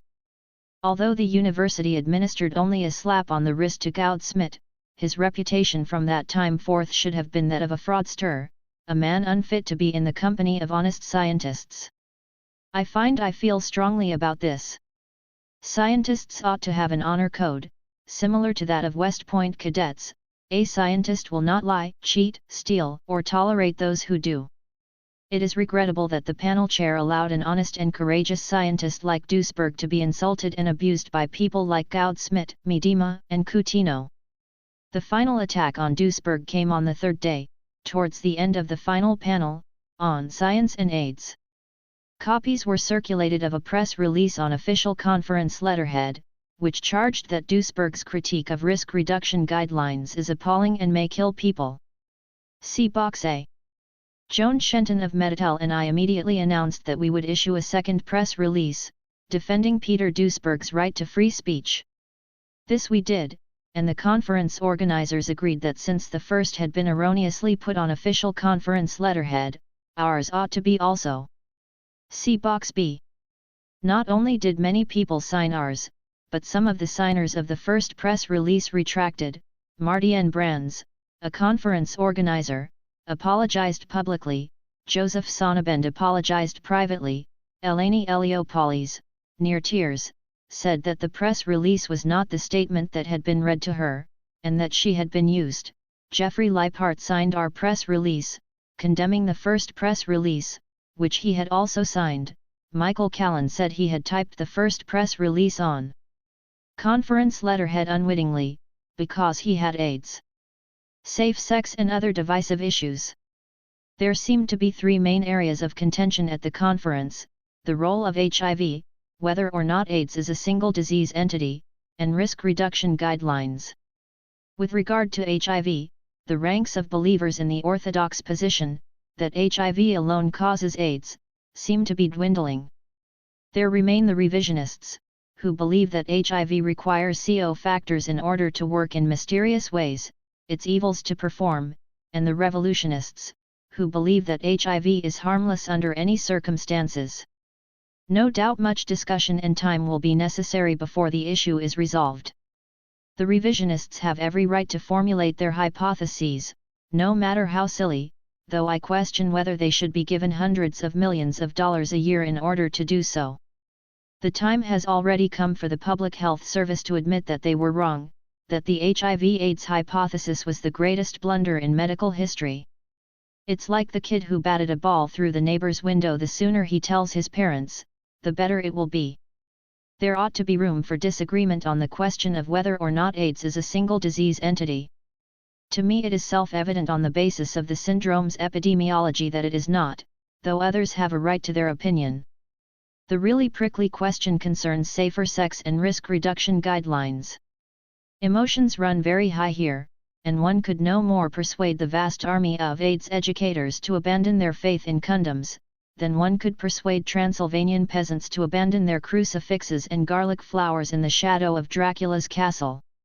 However, as a freethinker, I believe that every topic, including safer sex, should be open to discussion. As a member in 1983 of the New York Safer Sex Committee, which formulated the world's first comprehensive safer sex guidelines, I feel qualified to speak on the issue. According to Peter Duesberg, there is no evidence that the use of condoms has prevented even a single case of AIDS. For expressing this view, he was called criminally irresponsible by Kenneth Common, the chief medical officer of the United Kingdom. But rational and comprehensive risk reduction guidelines ought to cover more than just safer sex. Drugs, for example. One could just as well accuse Common of being criminally irresponsible for not having spoken out on the dangers of poppers, nitrite inhalants, which are sold legally in England right now. The British AIDS organisations and health services have not issued warnings that drug abuse can lead to AIDS. On the contrary, they have disseminated risk reduction guidelines that encourage drug abuse. Intravenous drug users have been told to use clean needles, which clearly sends out the message that the drugs themselves are safe. It will be impossible to issue definitive risk reduction guidelines until we know exactly what AIDS is and what its causes are. Until then, a much better case can be made for warning against drugs than for warning against sex. Summing up, this conference was the first to challenge the prevailing AIDS orthodoxies on etiology and treatment, and as such represented a giant step forward. All was not sweetness and light, but then why should it have been? The rude and unwelcome intrusion of the AIDS establishment into the conference backfired, on the whole, and views were exchanged and networks formed in spite of it. The conference organizers did an excellent job of putting it all together, and we owe them a debt of gratitude. Thank you, Jan van der Toren, Robert Larhoven, Marty N. Brands, Thomas Ertsiak, and Maria Christa Weniker. AIDS critics in Berlin. I received a call in Amsterdam from Kawi Schneider, one of the leading AIDS dissidents in Germany, inviting me to spend a few days in Berlin before returning to New York from Paris. I accepted, and spent several enjoyable and productive days in Berlin. Kawi Schneider and his colleague, Peter Schmidt, are independent producers of programs for Berlin's FN Kanal, open channel, cable television station, whose distinguishing feature is that it is opposed to censorship in any form. There is no counterpart in the United States, which, at least regarding AIDS, may be the most censored country in the world. Schneider and Schmidt have produced over 13 different programs on AIDS, all challenging the prevailing orthodoxies, with over 130 separate transmissions. Schneider is a school teacher who has been fired from his job because he refused to agree to abide by a gag order that had been imposed on him by his superiors. He had been ordered not to discuss the topic of AIDS with any of his pupils. Schneider replied that if his pupils had seen him on television, and had questions to ask, then he would answer their questions, and that this was a basic question of free speech on which he would not compromise. With Peter Schmidt doing the production, and Kawi Schneider the interviewing, I was on a 1-hour live program together with Peter Rasch, the man who founded East Germany's first independent gay liberation group. It went well, and comments afterwards were favorable, except for one man who called up to say, "All gays should be killed," which was not really a criticism of what we had said on the program. At Peter Schmidt's studio, in his mother's apartment, we taped another 1-hour program with just Kawi Schneider and me, in which we especially went into the questions of safer sex and risk reduction guidelines.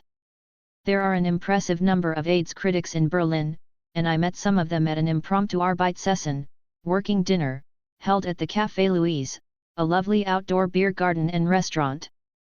Peter Duisberg was there, along with his wife, Astrid, and his mother, Dr. Hilda Duisberg, a retired eye specialist. Also present, with her companion, Dorothy Riehl, was Erika Weiss, who for many years has been a leader in Berlin's lesbian and gay movement. Mrs. Weiss' son, Lawrence, is a prominent gay leader who has now been diagnosed with AIDS.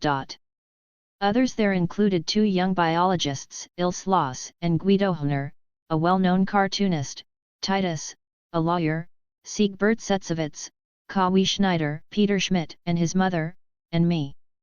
It was a very pleasant occasion, but I would also like to think that someday, when we have triumphed over the forces of ignorance and repression, such meetings will be regarded as historically important. Asterisk. Box A. Amsterdam, May 16, 1992. We, the undersigned, wish to make it emphatically clear that we do not share Dr. Peter Duisberg's view that safe sex practices are irrelevant to the spread of AIDS. There is absolutely no doubt that condom use is one critical element necessary to control the spread of this disease. While we acknowledge the important contribution Dr. Duisberg has made in reopening the question of the role of HIV in AIDS, his outrageous assertion that safe sex is irrelevant to the spread of AIDS is appalling and may kill people. Whatever the cause of AIDS, the dynamics of its acquisition clearly indicate that the proper use of condoms is one of the best weapons we have in the war against AIDS and sexually transmitted diseases. Signed by Dr. Gordon Stewart, Dr. Ruth Bernstein, Dr. Luca Moretti, Dr. Marty N. Brands, Michael Callan, Dr. Joseph A. Sonnabend, Dr. Elio Paulis, Dr. Madeline Bastide, Dr. Jeffrey Leiphart. Box B. Amsterdam, May 16, 1992. We the undersigned condemn the attack on the integrity of Peter Duisberg and his right to speak the truth as he sees it. In the case of risk reduction guidelines, almost total emphasis has been placed on safer sex, whereas drug addicts have been given the message that drug use is all right, so long as the needles are clean. Gay men have not been warned about the dangers of recreational drug use, including poppers, nitrite inhalants, a highly hazardous drug sold legally in Amsterdam and London. Professor Duisberg supports safer sex in preventing venereal diseases and unwanted pregnancies, but believes that safer sex cannot prevent the spread of AIDS. We object to the inflammatory language of the press statement released earlier today, which includes the grave assertion that Duisberg's ideas may kill people. Peter Duisberg is a man of great integrity, who has been in the front line of combating the AIDS orthodoxies, which have caused and continue to cause so much death and suffering. He has a right to his opinions. Signed by Jeffrey Leiphart, Cass Mann, Celia Farber, FBB Anukaz, Dietmar Schildwechter, Michael Verney Elliott, Michael Elner, Dave Gilliland, Bob Owen, David Misson, Franz Michel, Joan Shenton, Charles Bixley, and John Lauritsen. End of article. Looking Back on Berlin. By John Lauritsen. Heel, New York, Newsletter Fall/Winter 1993. In June 1993 I attended the International AIDS Conference in Berlin as a working journalist. There I observed what happened and did not happen. These had little resemblance to what was reported in the media, where almost everything newsworthy was blacked out. At some point, whether in the self-censoring heads of reporters or in Home Office editorial rooms, widely observed events became non-events, if they were displeasing to the AIDS establishment. For the record, I'll describe what happened, and then pose the question, what do AIDS conferences really accomplish? Despite over 6,000 presentations, nothing useful came out of the IXTH International Conference on AIDS, Berlin, 7–11 June 1993. The prevailing mood was one of despair and confusion. Initially, hopes had been aroused by an experimental vaccine developed by Jonas Salk, to be given to those already infected with HIV. These hopes were shattered when Salk gave an unimpressive presentation, which showed that the vaccine did nothing. Some drama was provided by Wellcome Pharmaceuticals' frenetic efforts at damage control, in the aftermath of the Concorde trial. The top researchers of the Anglo-French Concorde study adamantly stood by their findings, that AZT had no benefits for asymptomatic, HIV-positive individuals. AZT neither delayed the onset of AIDS nor prolonged their lives. Wellcome sponsored satellite symposia, gave free lunches, and published advertisements designed to disparage and downplay the Concorde findings, but to no avail. The media were unsympathetic, and share prices continued to fall.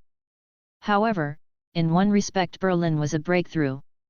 For the first time at an international AIDS conference, alternative voices could be heard, attacking the HIV hypothesis, antiviral therapy, and other AIDS dogmas. The AIDS establishment, which had previously relied upon censorship, was forced to respond with a series of slander campaigns and even violence directed against AIDS critics. AIDS dissidents came to Berlin from North and South America, Africa, India, and most European countries. Many of us had not met, or even known about each other before. During the entire week of the conference, the English-language version of Fritz Poppenberg's documentary film, The AIDS Rebels, was shown in a Berlin cinema. AIDS critics stood outside the conference center, ICC, with signs and leaflets denouncing the AIDS lie and the rat poison, AZT, and calling for a boycott of Wellcome. On Berlin's open channel television, a total of 9 hours of AIDS-critical programs were shown, produced by Peter Schmidt and Kawi Schneider. For one day, before the conference organizers retaliated, AIDS critics had a table inside the ICC itself, about which more below. And, not least important, some mainstream journalists began to criticize AIDS orthodoxies, and to demand a hearing for alternative views. At the first press conference, June 6, several journalists asked conference organizer Karl Otto Habermehl why no alternative viewpoints were represented. Why had not an invitation been issued to the foremost AIDS critic, Peter Duesberg? Habermehl said that Duesberg had not submitted an abstract, and that alternative voices had not been excluded, they were represented at the conference by ACT UP. Journalists were not satisfied with his answer, and pointed out that the conference had issued special invitations to members of ACT UP and Project Inform, as well as to the discredited American AIDS expert, Robert Gallo. Habermehl angrily refused to respond, and the moderator said that no more such questions could be allowed. Later on the 6th, ACT UP held a press conference, attended by only a handful of media people. Most of the 300 ACT UP members had the $950 entrance fee waived by the organizers. Many of them had traveled to Berlin, staying in luxurious hotels with swimming pools, with all expenses paid by Wellcome Pharmaceuticals, the manufacturer of AZT. In response to a journalist's question, the ACT UP representative from London admitted that his group had taken £50,000 from Wellcome, adding, "But that was only to bring us to the conference." Representatives from TAG, New York, and several other ACT UP groups admitted that they also had taken money from Wellcome. The same day a Berlin television program attacked AIDS critics. Christian Joswig, Peter Schmidt, Kawi Schneider, and others were shown passing out leaflets entitled, 12 Years of the AIDS Lie Are Enough.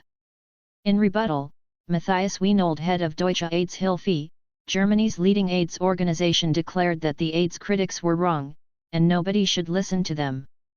He displayed an elaborately produced pamphlet of the Deutsche AIDS Hilfe, Everything a Lie? Arguments against AIDS criticism.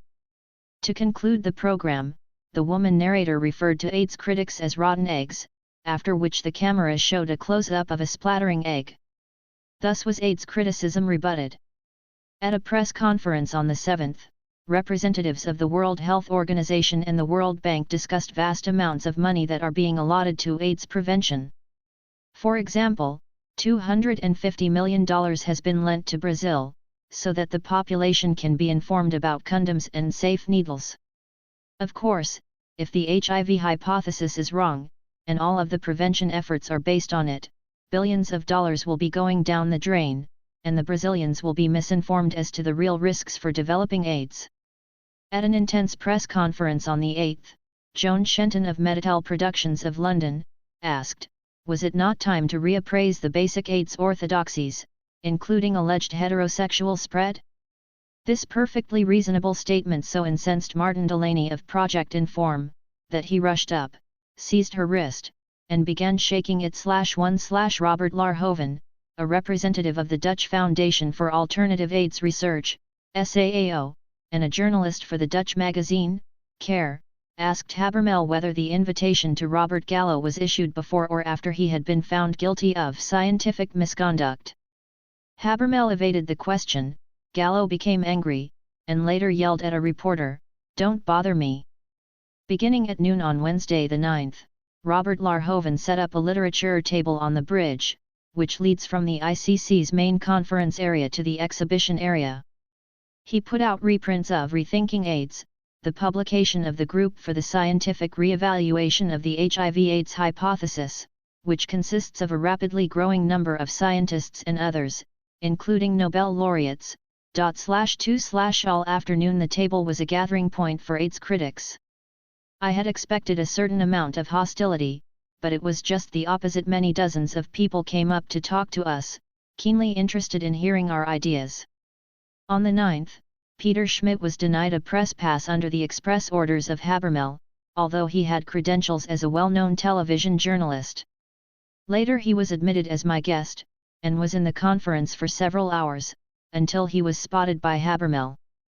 Led by press chief, Justin Westhoff, conference officials removed his guest pass and expelled him from the ICC. Westhoff refused to give any reason for this action, and threatened to take away my own press pass if I asked any more questions. On Thursday the 10th the AIDS empire struck back. Robert Larhoven was approached by conference officials, police, and a member of the border control. His press pass was confiscated and he was threatened with deportation from Germany for having committed criminal trespass by placing copies of Rethinking AIDS on an unauthorized table. Many other groups had put their literature on tables in the same area, but the conference officials were not concerned about them. Earlier in the week, the SAAO had applied for permission to put copies of Rethinking AIDS in the press release area. Their request was denied. About the same time on the 10th, Peter Schmidt and Christian Joswig, who were handing out leaflets in front of the ICC, were violently attacked by several dozen members of ACT UP, who destroyed signs, burned leaflets, and attempted to destroy camera equipment. These acts were witnessed by conference officials, who did nothing to stop the violence. Police, acting under orders of the conference officials, forced Peter Schmidt to go into the ICC, where they took the cassette from his video recorder and deleted it. They then ordered the peaceful demonstrators, whose only offense had been to challenge AIDS dogmas, to stay at least 100 meters from the ICC. No action was taken against the attackers from ACT UP. Also on the 10th, about 100 ACT UP members destroyed an official booth in the exhibition area, belonging to AIDS Information Switzerland, ACE. They chanted obscenities, smashed panels, destroyed displays and chairs, and tore up all of the group's literature, before covering the remains of the booth with 30 rolls of toilet paper. The Swiss group had criticized the promotion of condoms, which at an AIDS conference is equivalent to defiling the sacred host during a Catholic Mass. Jörg Barben, the president of ACE and a physician who treats AIDS patients, said that ACT UP had not only destroyed his group's stand, but distorted their positions. AIDS Information Switzerland believes in voluntary, not mandatory testing, to protect the population, and believes that there is a real, if small risk to using condoms. At the final press conference on Friday the 11th, a dozen AIDS critics passed out a press release, Offenses Against Free Speech. I asked conference organizer Habermel if he would apologize for those offenses against free speech for which he personally was responsible, and if he would rebuke ACT UP for their violent attacks on the rights of others. He indignantly declined to do so. The moderator refused to allow other known AIDS critics, like Joan Shenton, to speak. And that was the IXTH International Conference on AIDS. Many of us were shocked by the brutal disregard which was shown for the principle of free inquiry. But at least the true nature of such conferences became clear: they are trade shows. Their entire purpose is to promote the commodities of the AIDS industry. They are about buying and selling. If science is present at all at AIDS conferences, it is in the role of a handmaiden, or perhaps I should say whore, for the pharmaceutical companies. Least of all are AIDS conferences concerned with the welfare of people with AIDS, who are seen entirely in marketing terms. For years now AIDS activists have been clamoring for a cure. The image in their head is always that of a new, powerful, high-tech drug that will destroy whatever the cause of AIDS is. Hoping against hope, they look to every AIDS conference for an announcement that the cure has been found. I see things very differently. AIDS is not a single, coherent disease entity, and therefore the notion of a cure is fallacious. However, recovery is entirely possible, and is happening here and now. In reality, people who have received AIDS diagnoses are sick in different ways and for different reasons. There are real and specific reasons why they became sick, and there are real and specific steps that can be taken so they will get better. For this may be the best kept secret of the epidemic: people really are recovering from AIDS. Some of them individually, some of them as members of such health-oriented groups as HEAL, New York, Positively Healthy, London, Cure Now, Los Angeles, Continuum, London, and the Movable Feast Study Group, Houston. People with AIDS are returning to health/3/ Recovery from AIDS. By John Lauritsen. The AIDS War won 1993. Was ist das schwer St. von allem? Was dir das leicht este dunkt? Mit den Augen sie sehen. Was vor den Augen dir liegt. Goethe, Zenien 2. It should be clear by now that AIDS is a phony construct, which is why I persist in putting the acronym in quotation marks. People with AIDS, PWAs, are not suffering from a deadly new disease. They are people who have become very sick in different ways and for different reasons. Therefore, the first order of business in healing a PWA is to find out exactly how and why he is sick. Once this is determined, everything else follows. There will never be a cure for AIDS, because it is not one single thing to be cured. However, recovery from the various AIDS illnesses is possible, and has been happening without publicity since the early days of the epidemic. More than anything else, recovery from AIDS requires a concept of health. Mens sana in corpore sano. Greek quote here. A sound mind in a sound body. Illness is usually multifactorial, and health always is. Many things are necessary for good health: good water, clean air, sunshine, good food, exercise, satisfying activity, rest, love, and companionship. Recovery from AIDS will consist of detoxifying both the body and the mind. In simple outline form, a PWA's program for recovery might look like this. Take charge of your own recovery. Question the diagnosis itself. Be skeptical of doctors and medical advice. Identify and reject voodoo, the prognosis of doom, the lie that AIDS is invariably fatal. Identify and eliminate all health risks. Don't take recreational drugs of any kind. Don't drink. Don't smoke. Don't get VD. Don't take toxic medical drugs, especially the nucleoside analogues, AZT, DDI, DDC, and D4T. Observe good nutrition. Avoid sugar. Exercise. Reduce stress and get enough rest. Expect health. Don't trust doctors. Take charge of your own recovery. This is hard advice to give or to follow. It represents blasphemy against the Church of Modern Medicine, to use the phrase of the late Robert Mendelsohn. Nevertheless, a PWA will not survive unless he maintains independence from doctors. The bitter reality is that almost all doctors treating AIDS patients are prescribing nucleoside analogues, thus ensuring a fatal outcome. Let me state that another way, virtually all AIDS doctors are killing their patients. If a PWA is lucky, he may find a doctor who has common sense, humanistic values, a grasp of the rudiments of good health, a doctor who on principle would not administer a life-destroying drug like AZT, DDI, or DDC. Once upon a time such doctors were not uncommon, they were typical family practitioners in small towns all across the country. Now the odds are greatly against finding one. This leaves only two options: 1. Avoiding doctors completely, a course of action which is by no means irrational, or 2. Consulting doctors, but maintaining control over them. The latter would mean insisting upon full explanations for every recommendation, retaining veto power over any recommendation, and being ready and willing to fire the doctor on the spot, without pay, if he should ever recommend a nucleoside analog. There is certainly no ethical or legal obligation to pay someone for the service of attempting to kill you. The Church of Modern Medicine is like the Christian Church before the Reformation, when society was divided into the priestly class and the laity. Lay people were not supposed to think about theological matters for themselves, they were to accept on faith what they were told by the priests. "Every man his own priest," was one of the battle slogans of the Reformation. Likewise, every man should have the right to be his own physician. Certainly he should have the right to be fully informed by the medical people he is employing. Robert Mendelsohn offers the following advice.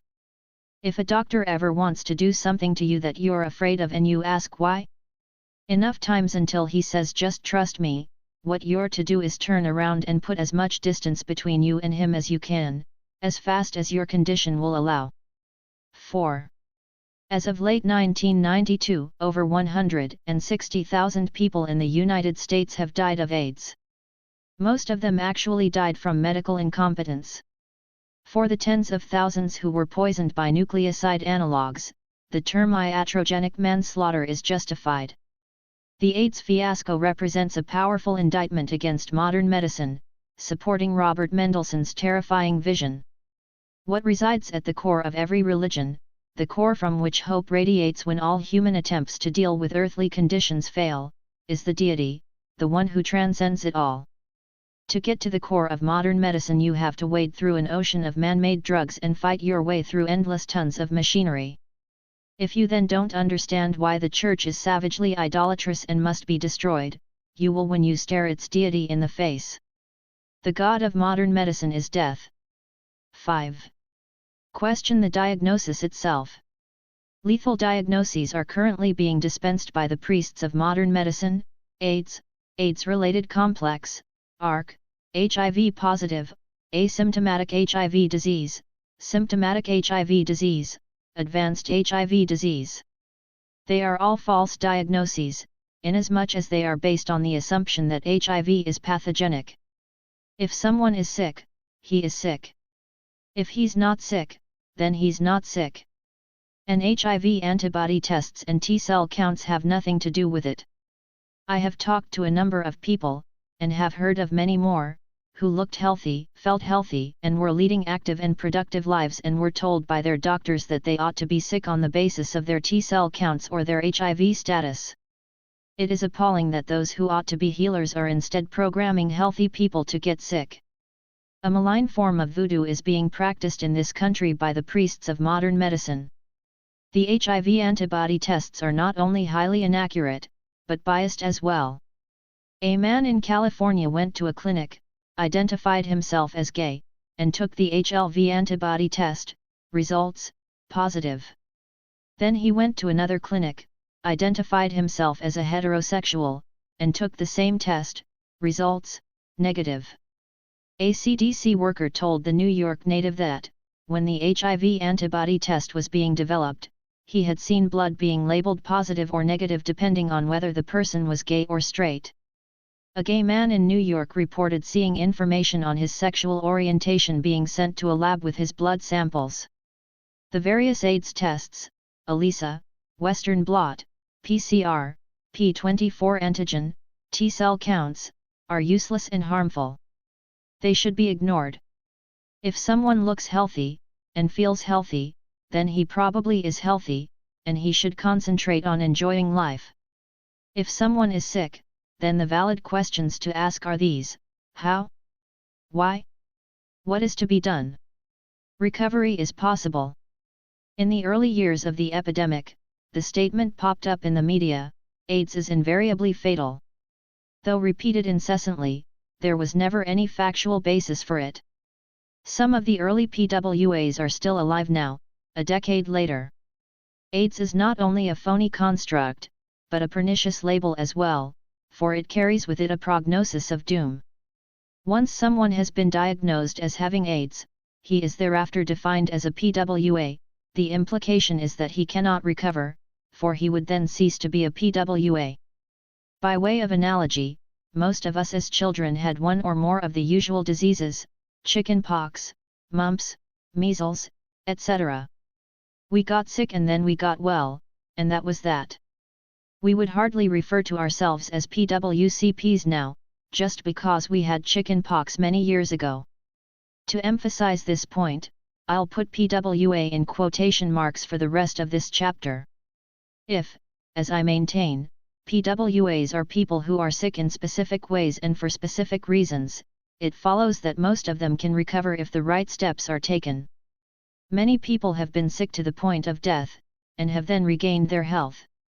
If given a chance, the human body has an amazing ability to heal itself. How exactly does one counter voodoo?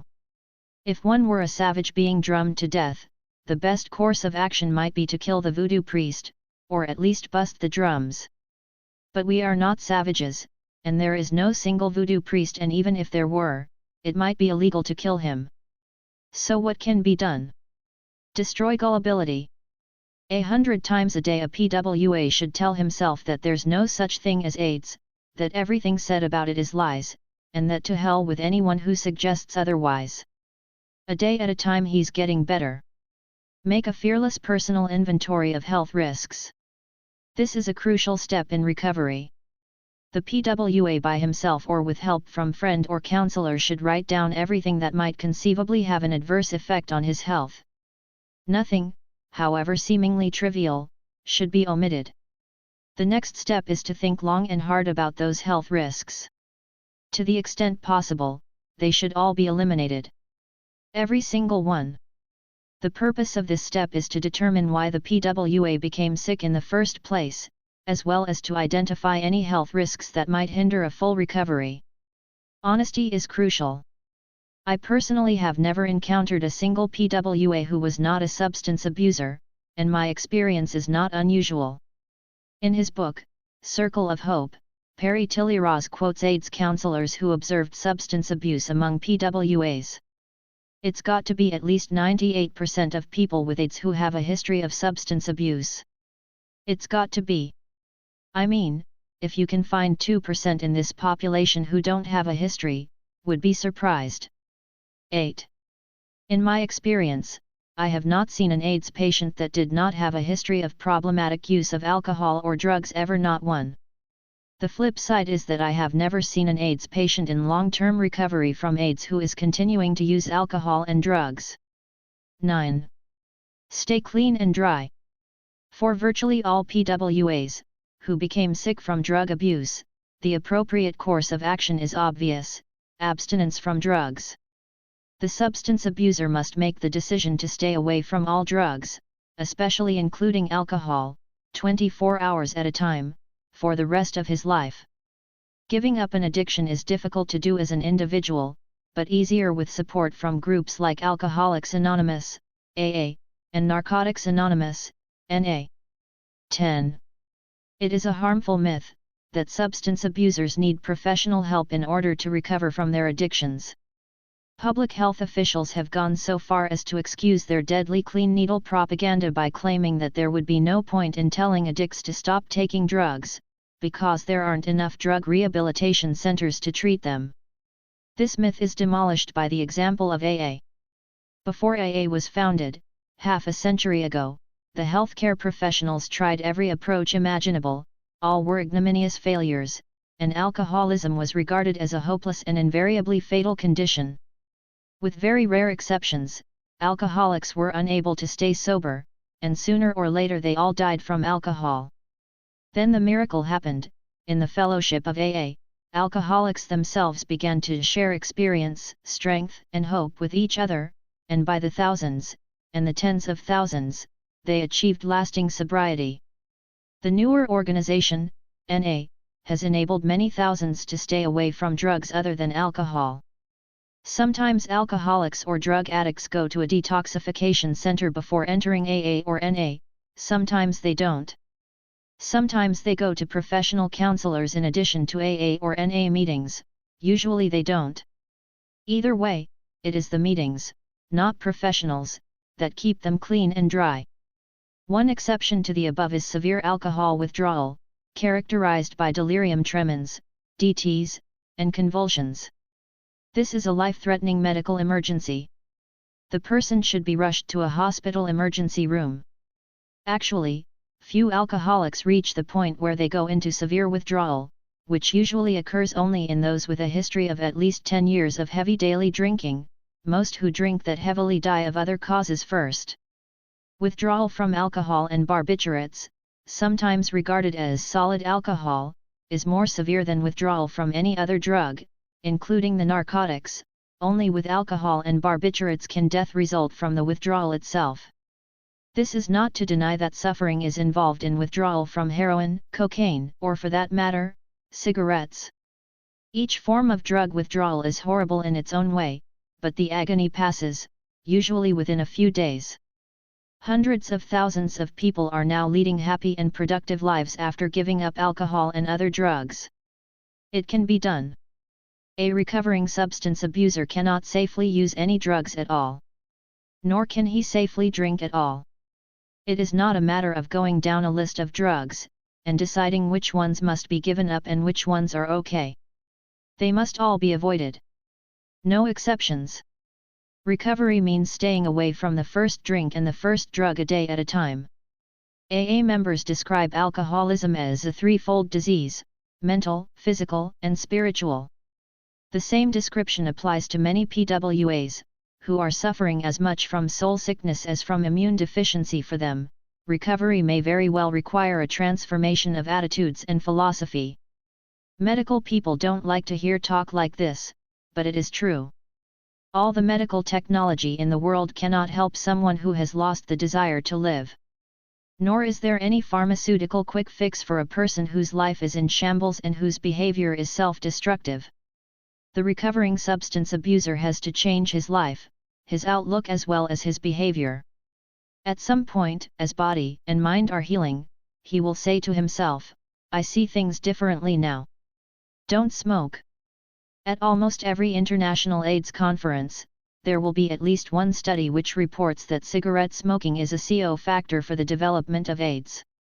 However, the main reason to break free from cigarettes is more basic: smoking is incompatible with good health. Since the goal of recovery is to return to health, there is no room for waffling on cigarettes. From my own observations and those of people in groups like PWAC, about 50% of PWAs continue to smoke, usually quite heavily. It is considered bad form to criticize their habit. PWAs smoke at social gatherings. They smoke in organization headquarters. Pale and emaciated, they smoke in the hallway outside meetings of ACT UP's Treatment and Data Committee. They smoke before and after using the machine from which they breathe aerosolized pentamidine as prophylaxis against pneumocystis carinii pneumonia, PCP. I remember visiting my friend Harold in St. Vincent's Hospital. There on a shelf by his bed, next to his teddy bear, was an ashtray with a huge mountain of cigarette butts. Harold smoked one cigarette after another. My lungs began to burn just from breathing the air of the room. Doctors, nurses and interns came in and out. A plainclothes nun dropped in and chatted a while. No one said anything about cigarettes.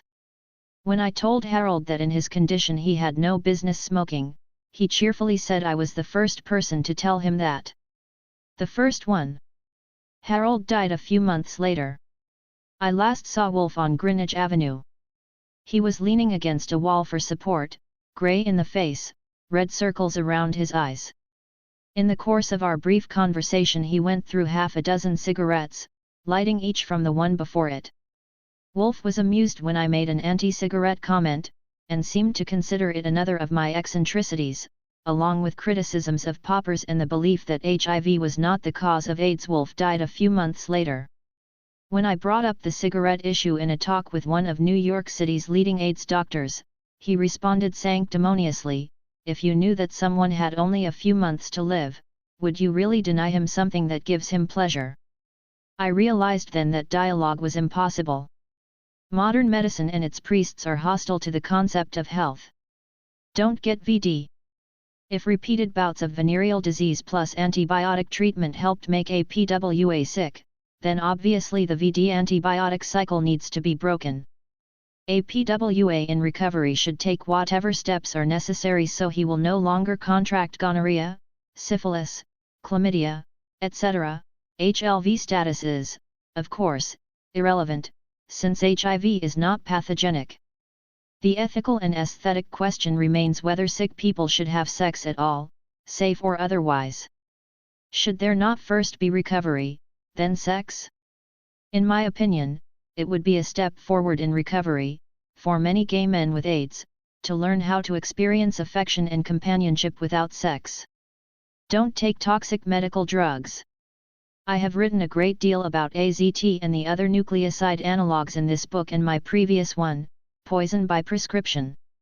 There cannot ever, under any circumstance, be a justification for prescribing or taking these drugs. They are highly toxic, they have no benefits of any kind, and they were approved on the basis of fraudulent research. To take a nucleoside analog, either singly or in combination with others, negates the possibility of recovery. Death within a few months or a few years is the inevitable outcome. However, entirely aside from the nucleoside analogues, most PWAs are taking medications whose side effects are sufficiently serious as to hinder a return to full health. This is an issue which must be addressed, but where it is difficult to give advice. Even if I were a physician, it would still be necessary to know someone's exact medical circumstances before making a recommendation about medication. Since orthodox treatment of PWAs is based on a misunderstanding of why and how they are sick, most medications are inappropriate.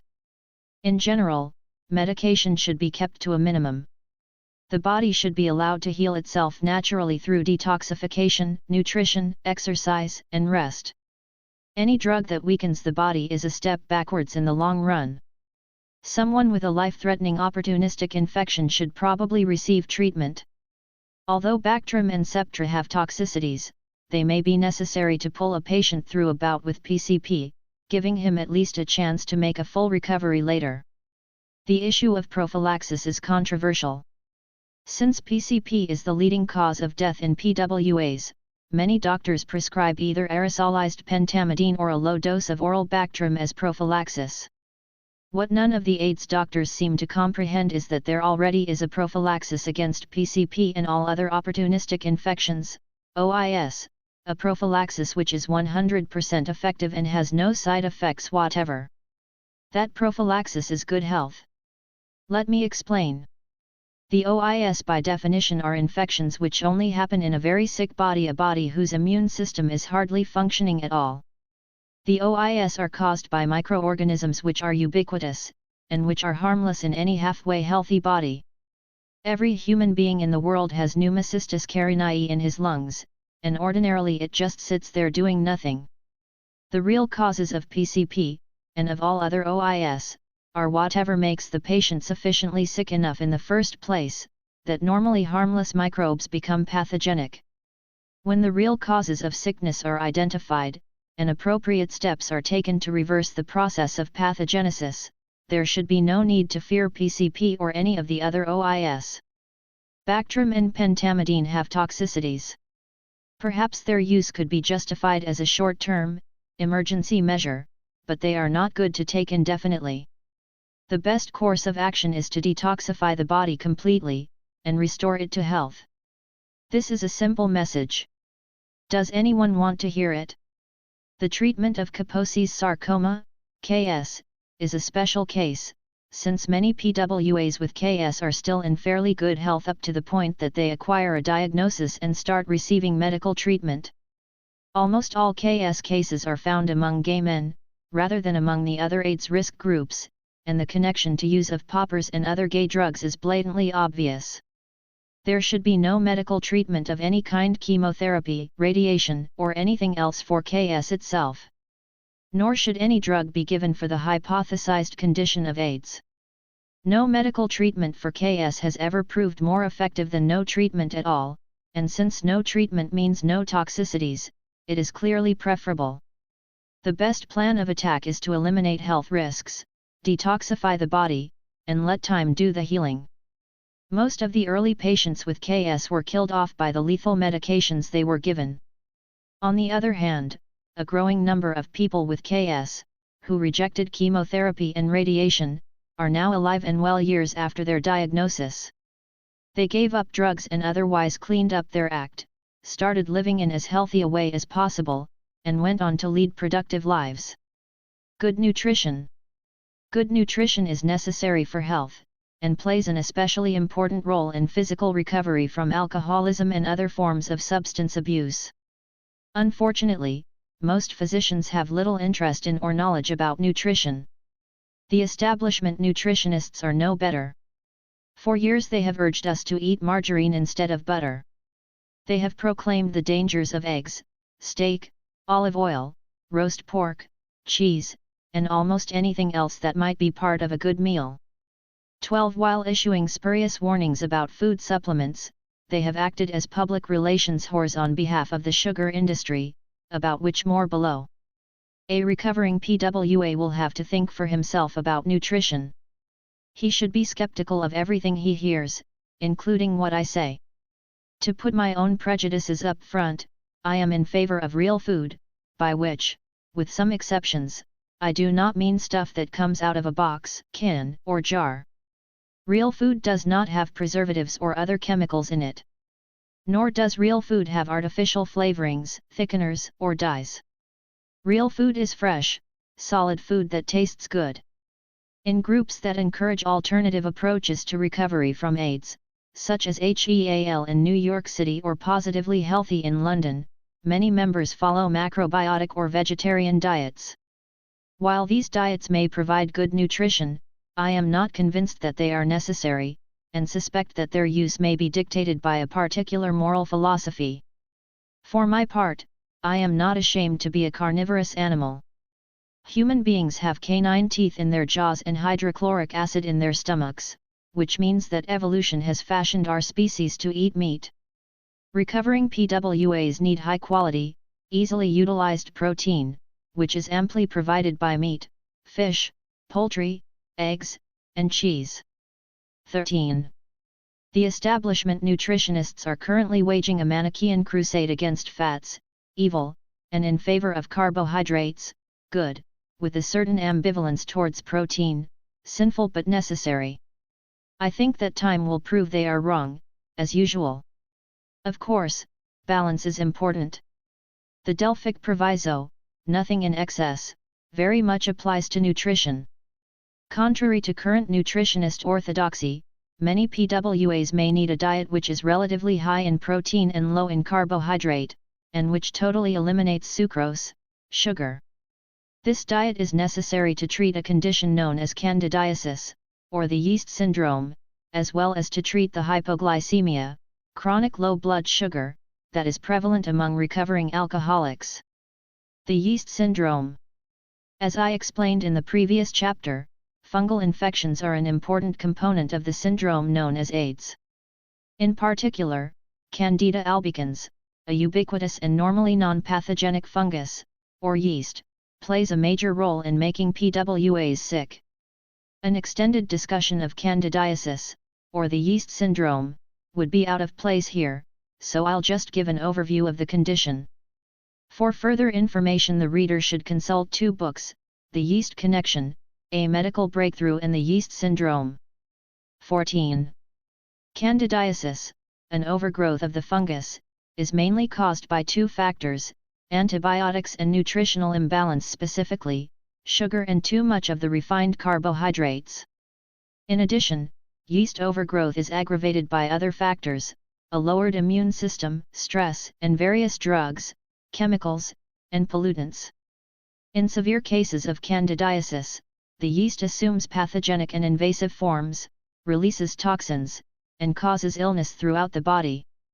The most obvious symptom of candidiasis is thrush, a whitish coating that appears on the tongue and in the mouth. A large proportion of PWAs experience thrush at one time or another. Other symptoms of candidiasis are extremely heterogeneous, and range from the mild to the life-threatening.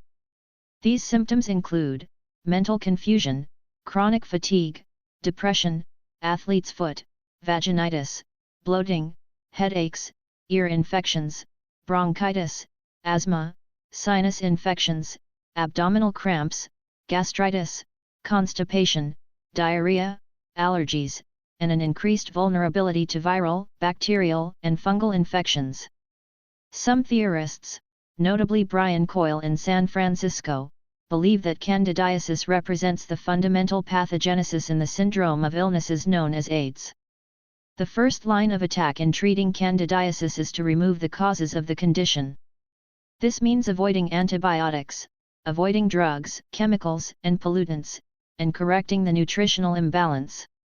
In addition, treatment may include antifungal agents, such as nistidine, a relatively non-toxic prescription drug, raw garlic and caprylic acid, and pau-d'arco, products found in health food stores. Exercise is also beneficial. The anti-candida diet is elaborated in the two books mentioned above. For the first few weeks, it consists of almost nothing except meat, fish, poultry, eggs, vegetables, and non-sweetened yogurt. When the condition improves, other foods are gradually added: cheese, nuts, whole grains, and small helpings of some fruits. Sucrose, regular sugar, is strictly avoided at all times. A PWA has nothing to lose by going on the anti-candida diet. If the yeast syndrome has been making him ill, he will notice a dramatic improvement within a couple of weeks.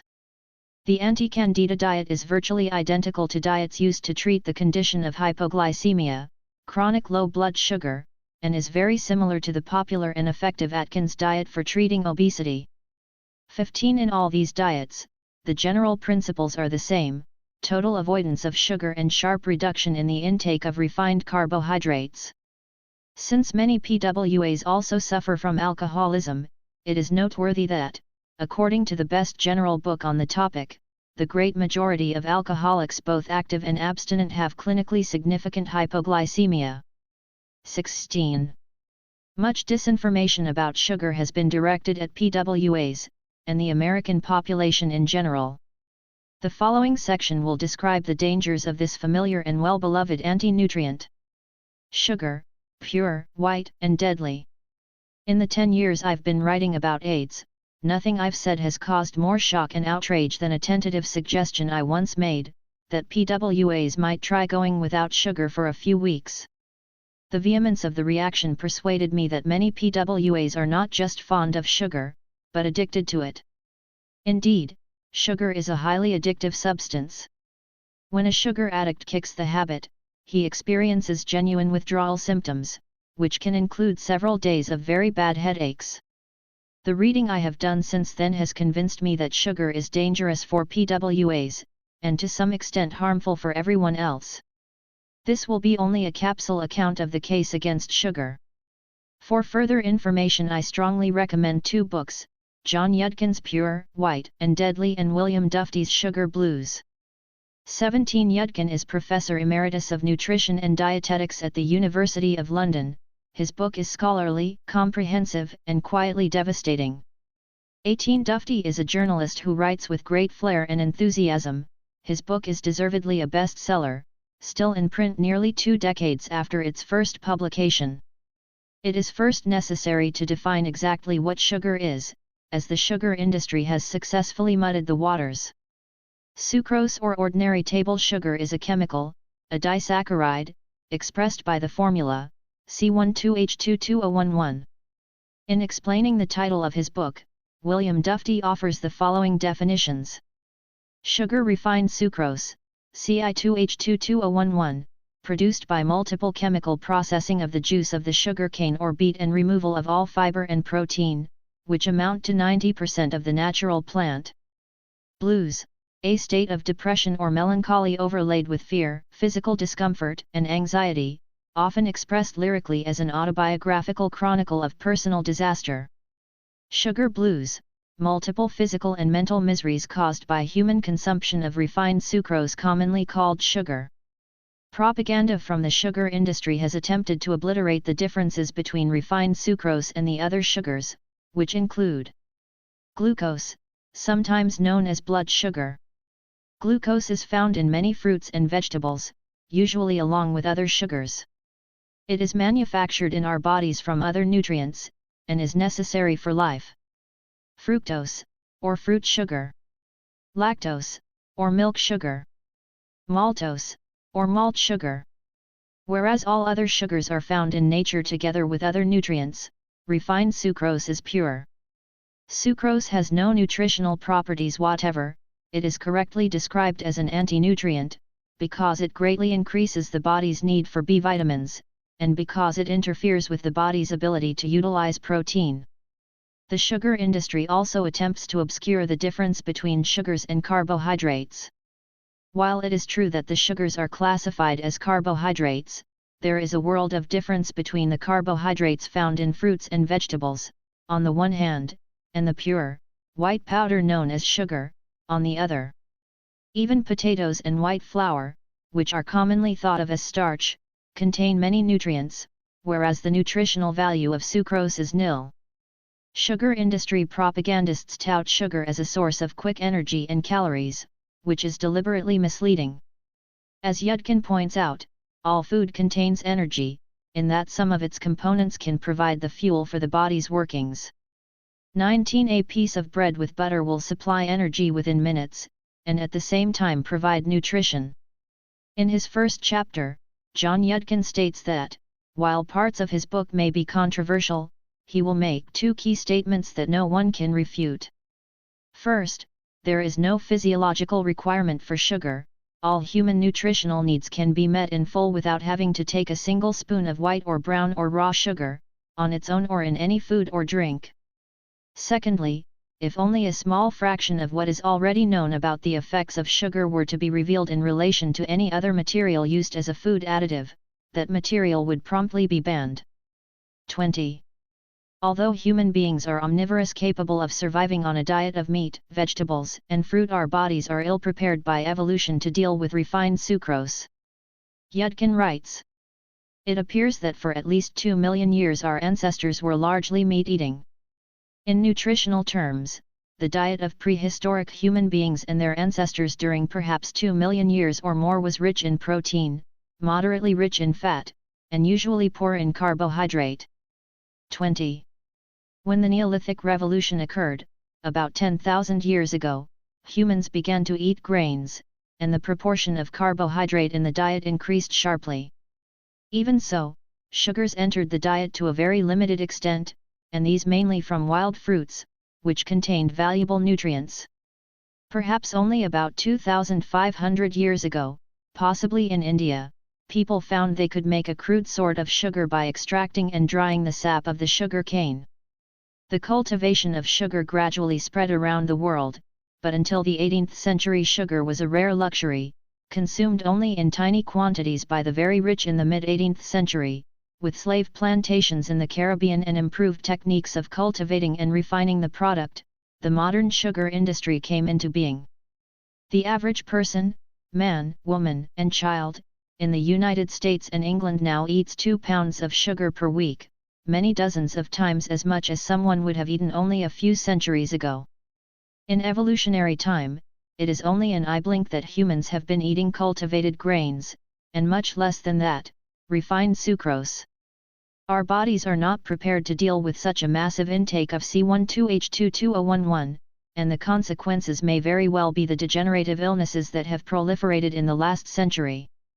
Sugar consumption is strongly linked to heart disease, diabetes, liver disease, and tooth decay. It may be a factor in the etiology of cancer. Sugar has an adverse effect on the immune system, the adrenal glands, and blood sugar levels. And, as I've already pointed out, sugar plays a leading role in causing the yeast syndrome. Despite these compelling reasons for telling PWAs to eliminate or at least cut down sugar consumption, the ALTS nutritionists have been doing just the opposite. When a client of Gay Men's Health Crisis requested that sugar-free desserts be served, he was rebuffed by nutrition coordinator Robert Dustis, MS, RD, who urged PWAs to eat sugar. Sugar-free desserts are difficult to prepare and generally non-palatable.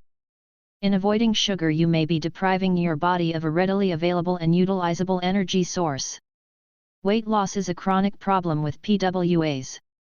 Desserts which are high in fat, sugar and thus, calories, can help maintain or aid in gaining weight. 22. Dustis was planning to give a talk explaining the role sugar plays in the body, including digestion, assimilation, and metabolism. A pamphlet disseminated by the Rockland County Department of Health went even further. Go for the sugar. It has the calories you need right now. Remember, soft drinks, not diet. Add extra sugar if you wish, and a scoop of ice cream. Sugar is your friend. Don't be afraid to eat candy bars, cake, and cookies. 23. After recovering from the nauseating suggestion of putting extra sugar in soft drinks, one can only wonder, what were the motivations of these sugar pushers?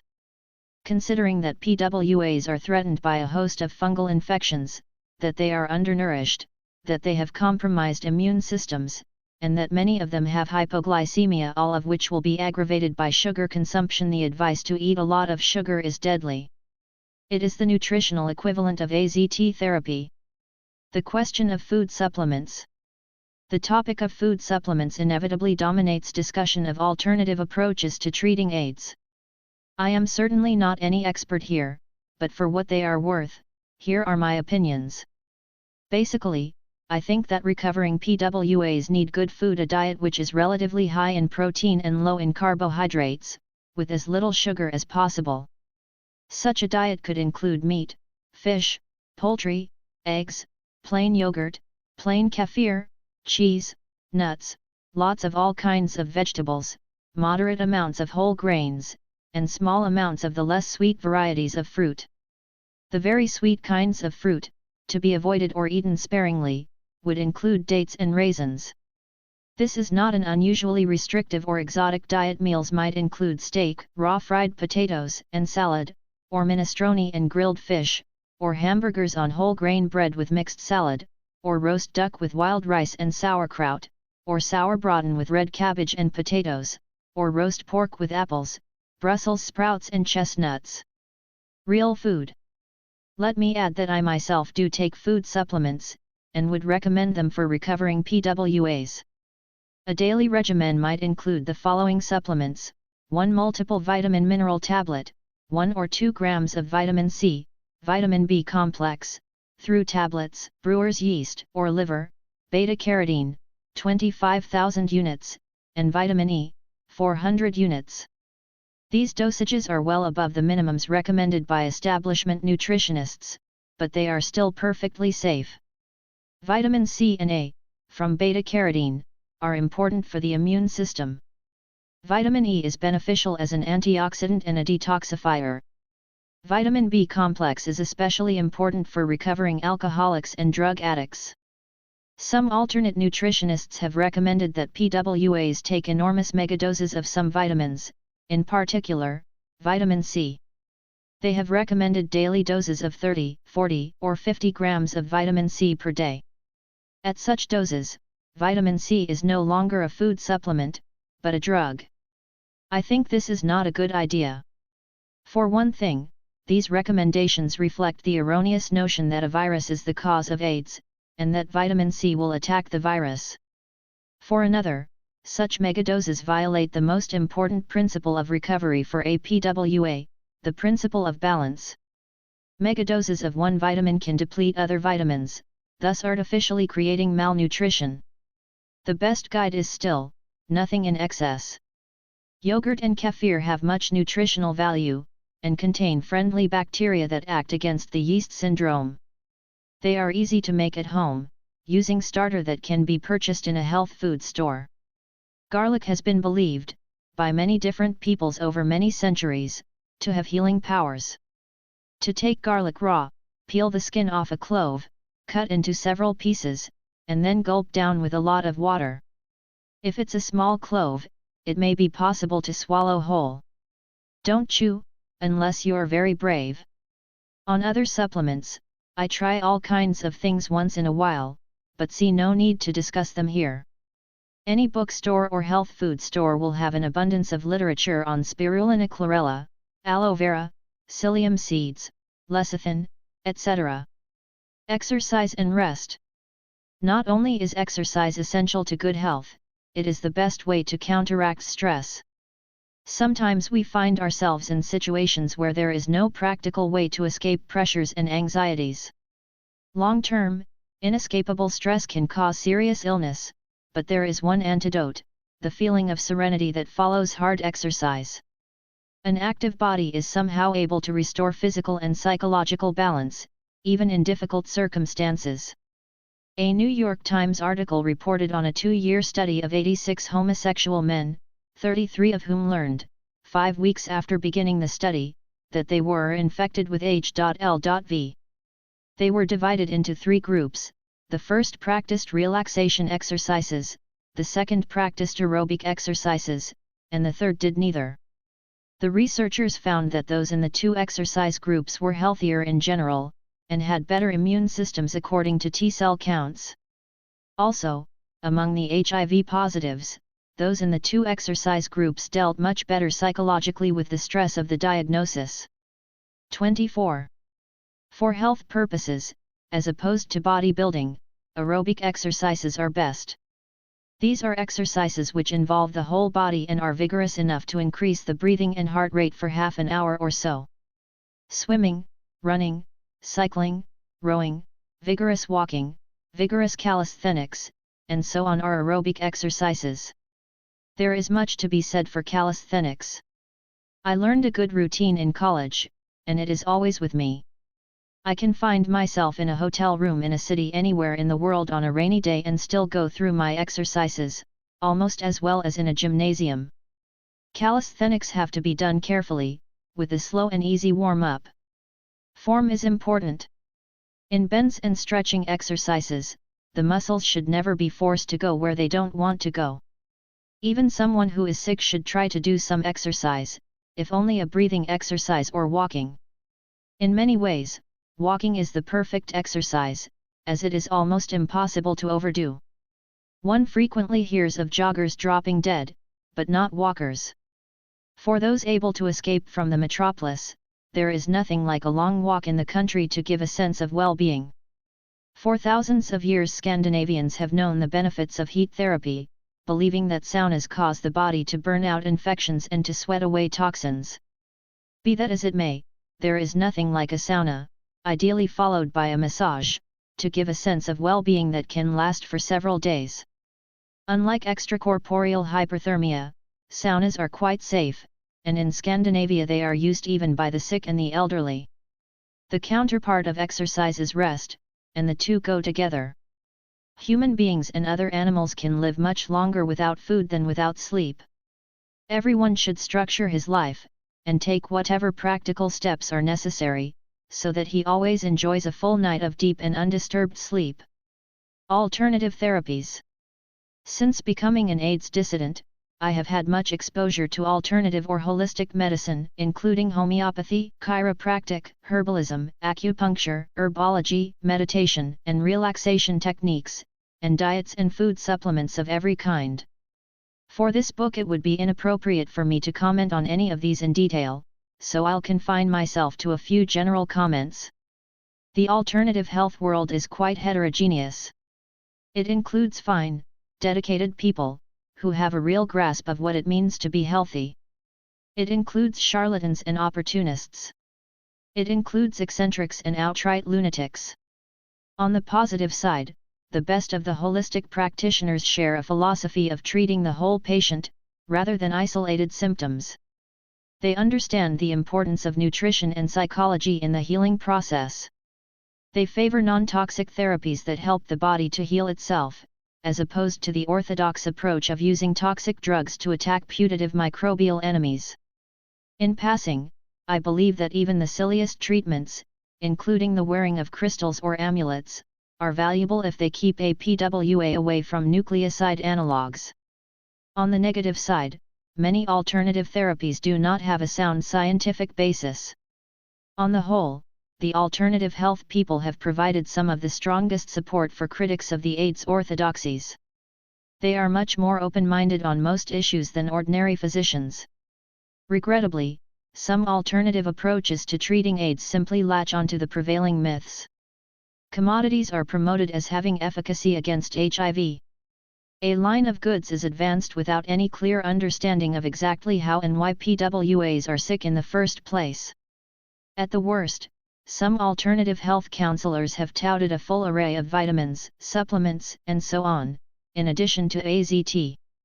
One book, which presumed to offer an alternative approach to treating AIDS, recommended taking warm baths to offset the toxicity of AZT. The author had neither the intelligence nor the courage to warn against taking AZT in the first place. If APWA has earned his diagnosis primarily through drug abuse, then all the holistic remedies in the world will not help him if he continues to inject, inhale, smoke, and swallow drugs. Similarly, if a PWA's illness is due to VD plus antibiotics or to nutritional imbalance or to overwhelming stress, then he will no get better until these specific problems are addressed. Expect health. The fear of AIDS is largely fear of the unknown. But once AIDS has been demystified, and the AIDS illnesses seen for what they are, there are grounds for optimism. A PWA who has identified health risks and eliminated them from his life, and who has not added other health risks, like toxic drugs, will get better. I have described above a program of recovery for those who have been given a diagnosis of AIDS. Some will say I am only offering granny's advice. Indeed, a rumor has been going about that the Lauritsen program consists of doing nothing. This is nonsense. It is not nothing for someone under a sentence of doom to discover hope. Nor is it nothing for a victim to rebel against the Church of modern medicine and take charge of his own recovery, or for an addict to give up drugs, or for a smoker to give up cigarettes, or for a malnourished person to graduate from candy bars to good food, or for a sedentary individual to begin exercising. Nor is it nothing for someone to avoid medical drugs that will kill him. The path back to good health may not always be clearly marked. Sometimes it may be necessary to make decisions on the basis of scanty information. This will not matter, as long as the basic principles of health and common sense are followed. The guiding rule should be the Hippocratic saying, above all do no harm. Asterisk. Primum non nocere. The above article has been published as Chapter XX in John Lauritsen's The AIDS War, Propaganda, Profiteering and Genocide from the Medical Industrial Complex, Asclepius Press USA 1993, ISBN 0-943742-08-0. End of article. Petrushka was poisoned. Did AZT contribute to Nureyev's untimely death? By John Lauritsen. New York native, February 1, 1993. Controversy broke out immediately following the announcement of Rudolf Nureyev's death in Paris on January 6, 1993. His personal friend and physician, Michel Kainsey, stated to the media that Nureyev had died of a cardiac complication, following a grievous illness, and refused to elaborate further. Following Mr. Nureyev's wishes, I can't say any more. However, many of Nureyev's friends said that he had AIDS. 1. The loss of the greatest ballet star since Pavlova and Nijinsky early in the century deeply affected members of the dance community in New York, who defiantly added Nureyev's name to the roster of AIDS deaths. Some people with AIDS expressed anger, novelist Paul Monette blurted out, "I consider him a coward, I don't care how great a dancer he was." 2. Then, on the 15th of January, Michelle Caincy gave an exclusive interview, The Final Days of Rudolf Nureyev, to Le Figaro, the most widely read French newspaper. 3. In it Caincy confirmed that Nureyev had indeed died of AIDS, and gave the following explanation for the interview. "If I clarify things now, it is because there is no such thing as a shameful disease. I am thinking of all the anonymous patients who are suffering from being ostracized. Rudolf lived for 13 or 14 years with this virus, thanks to his force, his combativeness. People should know that.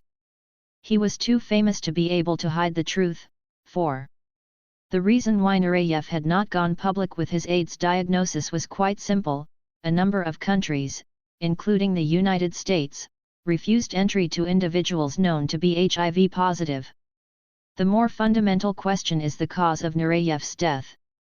According to Caincy, Nureyev died from a very rare case of pericarditis, inflammation of the heart, brought on by infection by cytomegalovirus, CMV, a member of the herpes family. The usual AIDS orthodox interpretation here would be to say that the human immunodeficiency virus, HIV, caused an underlying condition of immune deficiency, which then caused CMV, a normally latent microbe, to become pathogenic, and in turn the CMV infection caused the pericarditis. However, a much more parsimonious and plausible explanation is available, that the pericarditis was a toxic side effect of AZT therapy. All of this is rather confusing, so it may be good to take a step backward and re-examine the official definition of AIDS. The official Centers for Disease Control, CDC, surveillance definition of AIDS has changed several times over the past decade, but at least the last three definitions can be expressed in the following equation: HIV plus indicator disease equals AIDS. That is, a diagnosis of AIDS requires the presence, real or imagined, of HIV plus any of about 30 indicator diseases. Although neither pericarditis nor any other kind of heart disease is on the list of indicator diseases, cytomegalovirus diseases other than retinitis are.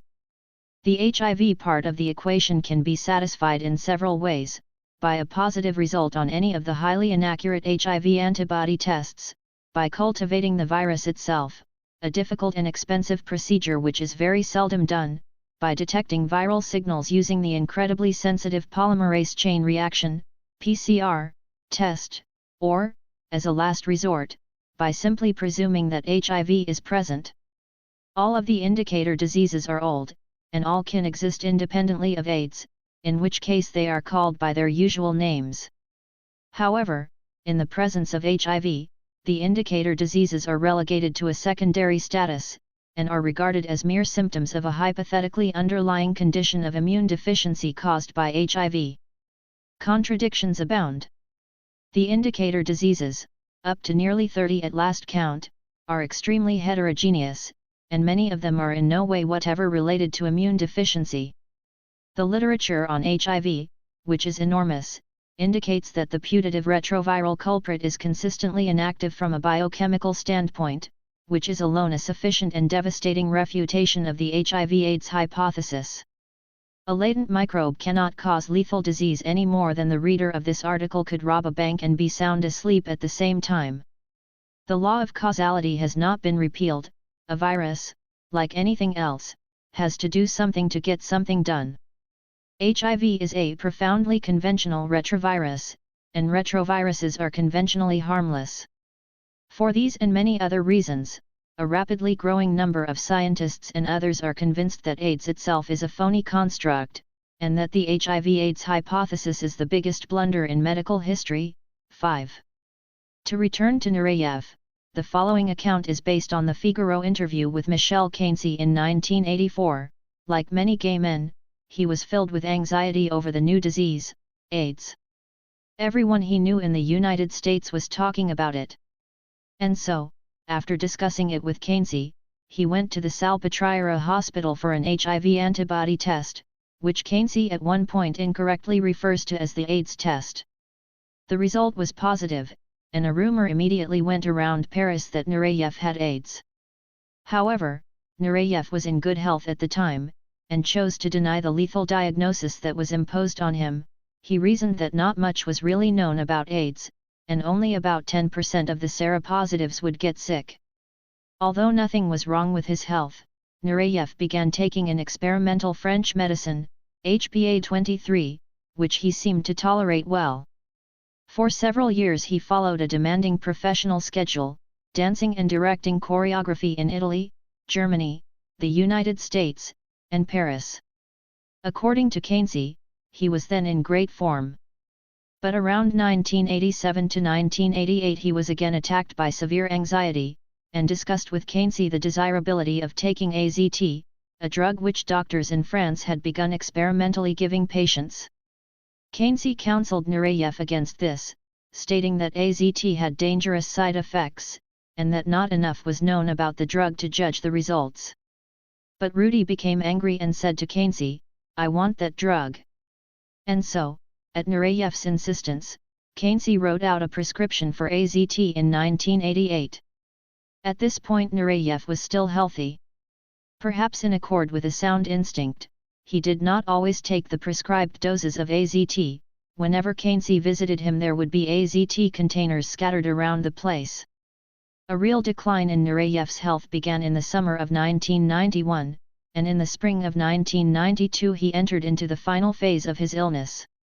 He was diagnosed as having pericarditis caused by cytomegalovirus, an extremely rare case, and began treatment with ganciclovir. Despite being very ill, Nureyev miraculously continued to work, and achieved a personal triumph conducting Romeo and Juliet at the Metropolitan Opera. Keynes suggested various treatments to Nureyev, which he rejected as being too expensive. The two of them had a tiff, and Nureyev said, in English, "No, I don't need you anymore." 3 days later he called back to apologize. Nureyev stayed in the United States for a while, returning to Paris in July 1992. He resisted Keynes' entreaties to resume treatment, and told him, "Dear Michel, now I'm going to follow the right medicine for me, sunshine and the sea. I'm leaving for my island." It is too bad that Nureyev did not follow his instincts from the beginning. If sunshine and the sea had been his only medicine, and love and work and music, he would be alive now, well and strong and beautiful. His last public appearance was at the gala premiere on October 8, 1992 of his new production of La Bayadere at the Palais Garni, where he received a 10-minute standing ovation from the audience. He had to be helped onto the stage by 2 dancers, and remained seated as he was decorated as a Commander of Arts and Letters by the French Minister of Culture and Education. Though weak, tired, and emaciated, he was very happy, and said, in English, "It's good to be alive." Why did Nureyev die? The orthodox explanation, that HIV caused immune deficiency, which caused CMV disease, which caused pericarditis, cannot be taken seriously, for reasons I've discussed earlier. On the other hand, the case is compelling that the decline in Nureyev's health was caused by AZT, a chemical which is cytotoxic, meaning that it harms healthy cells, a chemical that can do only one thing, kill. The most important AZT research, on the basis of which the drug was approved for marketing, was fraudulent. 6. There is no scientifically credible evidence that AZT has benefits of any kind, aside from the ability to make profits for Burroughs Wellcome. The toxicities of AZT are extremely severe, and include anemia, myopathy, or muscle disease, which manifests itself as muscular pain, muscular inflammation and muscular atrophy, cachexia, wasting, nausea, headache, and damage to the kidneys, liver, and nerves. AZT is a known carcinogen. It is highly positive in a standard screening test for carcinogenicity, the cell transformation assay. It causes cancer in rodents, and there is a strong correlation between long-term AZT therapy and cancer of the lymph system. AZT is a random terminator of DNA synthesis, the very life process itself, without which body cells can neither be formed nor develop. Molecular biologist Peter Duesberg has argued that AZT is now a leading cause of AIDS. When administered to healthy, HIV-positive individuals, like Nureyev, AZT undermines the health. Sooner or later one or more of the indicator diseases manifests itself, thus qualifying the patient for an official diagnosis of AIDS. Like many tens of thousands of others, Nureyev was poisoned with AZT. He was only the most illustrious of the victims. In this affair I do not put the blame on Michel Keynesy. He and Nureyev appear to have had an intimate and loving relationship. They made mistakes, as do we all. The real villains are the AZT pushers, whether motivated by stupidity or venality, in the public health service, academia, the medical profession, and AIDS organizations. Nureyev's illness and death were iatrogenic, the consequences of medical practice. His health was fine until he began taking a toxic drug he didn't need. It shouldn't have happened. In terms of artistic productivity, he was only beginning to come into his own, and ought to have lived for many more years. Most tragic of all, he loved life. His disastrous decision to take AZT was prompted by the very intensity of his desire to live. Keynesy stated in his interview, his disposition became milder with illness, and he became more and more touching. He was Petrushka, the disjointed puppet, broken and miserable. Ah yes, Petrushka. Petrushka, the mournfully dreamy clown. Gentle, childlike Petrushka, who is brutally murdered. Gay men shouldn't have to play Petrushka. Surveying Asher and Schechter. By John Lauritsen. Rethinking AIDS, May 1993. Two reports have recently appeared that claim to refute Peter Duesberg's risk-odds hypothesis on the basis of cohort studies. 1. By M.S. Asher et al., rebukes Duesberg in the final paragraph. The energies of Duesberg and his followers could better be applied to unraveling the enigmatic mechanism of the HIV pathogenesis of AIDS. M.S. Asher et al., Does Drug Use Cause AIDS? Nature, March 11, 1993. The other, by Martin T. Schechter et al., also rebukes Duesberg in the final paragraph. It is a disservice to the many people infected with HIV-1 and a hindrance to public health initiatives for scientists to claim that HIV-1 is harmless and not etiologically related to AIDS. Martin T. Schechter et al., HIV-1 and the Etiology of AIDS, Lancet, March 13, 1993. Both studies are forms of survey research, my profession since 1966. In a letter to me, April 14, 1993, Martin Schechter denies this, which merely indicates his ignorance of basic concepts. In survey research, data from a selected sample are projected to represent a greater universe or population. As explained in one of the classic texts of my field. Sampling, as probably everyone knows, arises from the impossibility or impracticability of studying an entire population. It is not very feasible, if at all possible, to study the entire population of the United States at a given time, nor is it necessary to test the entire contents of a well-sifted grain barrel to determine its quality content. Even where it is advisable to study an entire population, time and cost elements are usually prohibitive. Essentially, sampling is a problem in inference, the aim being to secure sufficient information from a representative segment of the population to enable one to infer the true state of affairs with respect to the characteristics under observation for the entire population within a certain range of error. Robert Ferb, Statistical Techniques in Market Research, New York, 1949. Both studies claim to support the HIV/AIDS hypothesis. Both studies are highly implausible, if for no other reason, because they show that drugs don't do anything. But drugs are not sugar pills, and there are physical consequences to putting them in human bodies. After reading the two brief reports, I had grave doubts that the researchers understood how to design, conduct, or analyze survey research. I wrote to Asher and Schechter, asking permission to look at raw data, questionnaires, and other study materials.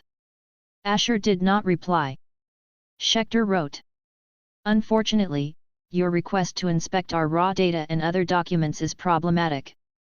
As you are no doubt aware, there are tremendous concerns surrounding confidentiality in studies of this type. In our informed consent, we have specifically promised not only all the participants but their practitioners that the data we collect will not be seen by any individuals or agencies outside the investigators involved in the study. To allow anyone else to inspect the raw data would constitute a breach of this fundamental promise. Schechter ignored the most specific request I made in my letter, a copy of the self-administered questionnaire he mentioned in his article. I fail to see how the release of a blank questionnaire or of data, consisting of grouped numbers, could violate promises of confidentiality. Apparently Schechter expects us to accept his research on faith. One of the cardinal principles of science is openness, which means sharing data and describing methodology in sufficient detail that a study could be replicated or in some other way verified. Although replication might not be possible or practical, there is another way the worth of the data could be evaluated through validation. In professional survey research, it is the practice to validate all studies, using sophisticated techniques. Let's suppose that an in-person survey was conducted by local interviewers in a dozen cities around the country. After the questionnaires have come back from the field, interviewers from the home office, using Watt's lines, validate a percentage of each interviewer's work. This means calling respondents and asking a few questions designed to ascertain that the rules of the study were followed. If even a single questionnaire fails the validation test, then validation is performed upon 100% of that interviewer's work. In the extremely rare event that cheating is discovered, the culprits are severely punished. An unvalidated survey has little or no credibility. Since neither the Asher nor the Schechter study is even open to validation, they deserve to be rejected on this basis alone. In addition, neither author describes the characteristics of the samples, so one has no idea how representative they might be of the populations from which they were allegedly drawn. It has been my experience as an analyst, without exception, that when data don't make sense it is because there is something wrong with them. It doesn't make sense that a single, biochemically inactive microbe could be the cause of the 29, at last count, AIDS indicator diseases. And it doesn't make sense that drugs don't do anything *. The Poppers-Kaposi's Sarcoma Connection. By John Lauritsen. New York Native, June 13, 1994. Gaithersburg, Maryland, May 24, 1994. The National Institute on Drug Abuse, NIDA, sponsored a high-level meeting, technical review, nitrite inhalants, held outside Washington, D.C. on the 23rd and 24th of May, 1994. The toxicologists, AIDS researchers, and others present reached a consensus urging research into the connection between the nitrite inhalants, or poppers, and Kaposi's sarcoma, KS. The meeting was organized by Harry Haverkas of NIDA, who has been writing since 1985 about the health hazards of the nitrite inhalants. 1. Robert Gallo, as unofficial voice of the AIDS establishment, disclosed important revisions in the AIDS paradigm. It is now necessary to consider CO factors. No longer is HIV believed to cause KS by itself, at most it may aggravate KS after it has been caused by something else. No longer is HIV believed to kill T cells, whatever damage it allegedly does, it does indirectly. Speaking informally, Gallo discussed the latest thinking on the nature and causes of KS. The meeting had implications that went beyond the issue of the nitrites, important as that may be. It indicated a willingness, on the part of the Public Health Service, to rethink the basic premises of the AIDS model that has prevailed since 1984. It is high time, for the HIV/AIDS hypothesis has been a total failure, both in terms of public health benefits and in terms of making accurate predictions. Molecular biologist Peter Duesberg, the foremost critic of the HIV/AIDS hypothesis, attended the meeting as an invited observer. He has designed experiments, and is waiting for funding, to examine the effects of long-term nitrites exposure in animals. From attacks on Duesberg in the popular and quasi-scientific press, one might have expected him to be treated as a pariah. This was not at all the case. The other scientists were friendly, and listened to him with respect when he discussed points of retrovirology, on which he is one of the world's leading experts. A reconciliation took place between Robert Gallo and Peter Duesberg, the two are on friendly terms again, for the first time since 1987, when the first interview with Duisberg appeared in the New York Native, 2. For the rest of this article, I'll give some background information on poppers, followed by a chronological account of the NIDA meeting and my own conclusions. Background: poppers and their toxicities. As a prescription drug, amyl nitrite was used by elderly people for emergency relief of attacks of angina pectoris, heart pain. Historically, the use of the nitrite inhalants, amyl nitrite, butyl nitrite, isobutyl nitrite, etc., for recreational purposes has been limited almost entirely to gay men. The first reports of recreational use date from the early 1960s, after the amyl nitrite prescription requirement was eliminated by the FDA. The drug appeared to intensify and prolong the sensation of orgasm. It facilitated anal intercourse, by relaxing the smooth sphincter muscles and deadening the sense of pain. 3. The FDA reinstated the prescription requirement in 1969. In 1970 a new industry stepped into the breach, marketing little bottles containing mixtures of butyl and isobutyl nitrite. By 1974 the poppers craze was in full swing. Ads for them appeared in all gay publications. At gay discotheques men could be seen, shuffling around in a daze, holding poppers bottles under their nose. The miasma of nitrite fumes was taken for granted at gay gathering places, bars, baths, leather clubs. Some gay men were never without their little bottle, from which they snorted fumes around the clock. Two separate studies in the 70s found gay men who were no longer able to perform sexually without the use of poppers. 4. The toxicities of the volatile nitrites were well known before the advent of AIDS. In 1980 Thomas Haley, one of America's leading toxicologists, published a 2-page summary of nitrite toxicities, with 115 references listed. Here are a few of the highlights. The toxic effects of amyl nitrite inhalation include rapid flushing of the face, pulsation in the head, cyanosis, confusion, vertigo, motor unrest, weakness, yellow vision, hypotension, soft thready pulse, and fainting. Accidental prolonged inhalation of amyl nitrite has resulted in death from respiratory failure. Fatalities have occurred in workers exposed to organic nitrates after strenuous exercise 1 to 2 days after cessation of exposure. Nitrite causes a loss of tone of the vascular bed and pooling and trapping of blood in the veins of the lower extremities, resulting in marked arteriolar constriction and the induction of anoxemia in vital tissues, causing death. The formation of methemoglobin by aliphatic nitrite interferes with oxyhemoglobin, causing anoxia of vital organs. The use of volatile nitrites to enhance sexual performance and pleasure can result in syncope and death by cardiovascular collapse. 5. Also in 1980 appeared the first of several studies to demonstrate that the volatile nitrites are powerfully mutagenic. 6. That is, they cause cells to mutate, they cause damage to the chromosomes. This is cause for concern, as almost all known carcinogens are also mutagens.